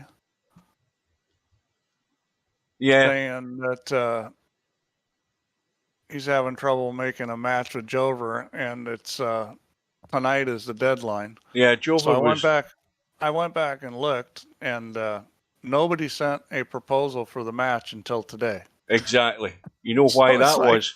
Was it Jover that sent the proposal? Because Jover was the guy in the lobby this afternoon asking, when is Quagmire on? And I said, he's been on at times I've been on, but I don't know where he's from. And I think I suggested he send a proposal. I can't remember what I said. But anyway, that's crazy. You know, these guys are not 100% familiar with how it all works, but, you know, they hang off and they hang off and they don't do anything. I can't find Bill in this bloody thing. Yeah, well, it's just, you know, it just... Right, I'm giving up on that. Right. I'm not bothering to find the stats because I can't find them. Right, so to conclude, Linus and Stubb, Cobra and Rosin, and then the big one. It's hard for me to be sympathetic with people's scheduling issues when they don't start till the last day. I mean, exactly. What do they want me to say? Well, I mean, I tried to find Bill's name. I got it first time, Mr. Dot. Well, you saw what was happening with mine because the thing just kept deleting the thing. Oh, you don't know about the dot? Yeah, I do know about the dot. I was putting the dot in every time, Mr. Dot Bill, and then I was deleting the last L, and it then deletes the whole name. So I had about 15 goes at trying to get his name to appear. I couldn't get it, so I gave up. So I won't be able to find the stats because I've lost patience for trying to find them. Right, so that is it, folks. It is all over for tonight. Well done to Bill for falling over the line. Unlucky to Tommy. A good effort in the end to hang in there. Well done to the other winners. Good, strong finish by Bankster earlier on there as well in his match with Hazard. And I've forgotten who played first today because I'm tired. I'm going to get a cup of coffee and watch a bit of TV or something. You got anything else to say, Steve? Other than don't. Goodbye. No, just and leagues still. Keep thinking about leagues. You were going to put a poll up, right? Hang on a minute. I'm going to tab out for a second. Just a minute. I'm still. I take it. Can you guys still hear me? Apart from the fact Steve can still hear me. Yeah, I can still hear you. Give me a yes if you can still hear me. I'm going to YouTube because I can't bring it up on the internal browser because YouTube comes up white in the internal browser and you can't see the... Is it on 9ball.com? Yeah, you have to go to... I went there the other day looking for it and I didn't see it. Yeah, but you look at the community tab. You know the tabs you've got in the lobby, Steve, for league and for challenge room. You do the same thing. Under the community. Yeah. Okay. Now I see it. See, I didn't know where it was. I put... how many people have voted? I bet there's only about 12 people still voted in this thing. Where does it tell you how many voted? Right, there's 15 votes now. And for the early part, it was 9 ball. Sorry, it was 8 ball. Sorry, I'll take it back. It was 9 ball in the champ level thing that was leading, but it's now 8 ball, but not in the bar table. I said that would upset you, Steve. Well, I can run. What I was planning on doing was making potentially doing 2 at once. Doing the 8 ball league on Saturday, like when we done the last league. Well, some of the guys were asking that. Possibly doing a 9 ball league on some weeknight for the Masters League. Mm. Well, yeah, I said that you probably wouldn't, but if you're keen, yep, and I'm sure the guys will be happy. It's just a matter of, I need to know what night. I know Saturday will be good for the 8 ball. The 9 ball Masters League, since there's only there's maybe a total of 30 guys that, are probably, thinking that they may want to play and then, that are probably good enough to play in it. And then 30 or 40 guys, and of those, how many want to play league? And then it comes down to what night and can they do it? And, so we just, we really need to get, I'd say at a minimum, we probably need about a dozen players. Well, I mean, in the end, you're never going to find that out until, there are captains that have set up a team. You're never going to find that out, what the overall interest is going to be. The vote's there for the choice, but I don't think you can take it as read that the 15 people that have voted are all going to be playing in the leagues. Slim is some playing just Sunday, vote and that's a possibility too. We could do it Sunday. Yeah, I mean, it's whatever. I mean, weekends you'd expect to be the most popular time anyway, whether it be stateside or Europe. Again, I mean, if you had enough interest, and this is the thing that, is unfair to the guys from the stateside, because it's always catering for us over here. I mean, you could set a league if you had the interest, and you'd only know that when you set one. If you're going to set one US time, like 7 p.m. Eastern, something like that. The reason why we do the Europe time is for a couple things. One is that we've got stronger participation. I'm not saying we have more players in Europe, but we've got more that are participating. And the other thing is that, especially on the weekend, is that the time still works for the players in the U.S. Mm-hmm. Now, if it's 2 p.m. in the afternoon here, then it's still 11 a.m. Even in Hawaii, it's 8 a.m. So, I mean, I think the weekend does work good just because most of the U.S. players can probably play then. I mean, some guys may work, but most of them can play. So I think Sunday's actually a good idea. Mm. No, that's us done for the night, Hog. You were you only drop in every 2 hours or so. You were here earlier on asking what was happening. Now you're here asking what the next match is. We're finished for the night. You missed a good a good finish to a couple of matches. You can go and watch them on the recorded evidence that we have after this is all finished, because we're now knocking on the door of 5 hours and I want to get out of here. So if you want to place your votes, guys, go to my YouTube channel and click on the community tab, put your vote in for what game you would prefer for the next league. You've got like 5 choices. Somebody's actually voted for 6 ball, believe it or not. That'd be Hog. He plays 6 ball. He's the only one that's voted for it. I'm kind of surprised you even had 6 ball on there. Yeah, I put it on there just for the sake of having a choice. Did you get any votes for 3 ball? No, not yet. Slim's thinking about it. Right, I am out of here, guys. Thanks to Steve for his company, and thanks to everybody for joining us. And also a final thank you for my 600 subscribers. Thanks for that. I've still got 400 to go to get the 1,000. That'll be a long while away, but we'll worry about that when we get there. So take care. Thanks, guys. Well, See you later, Steve, and good night all. Good night, ladies.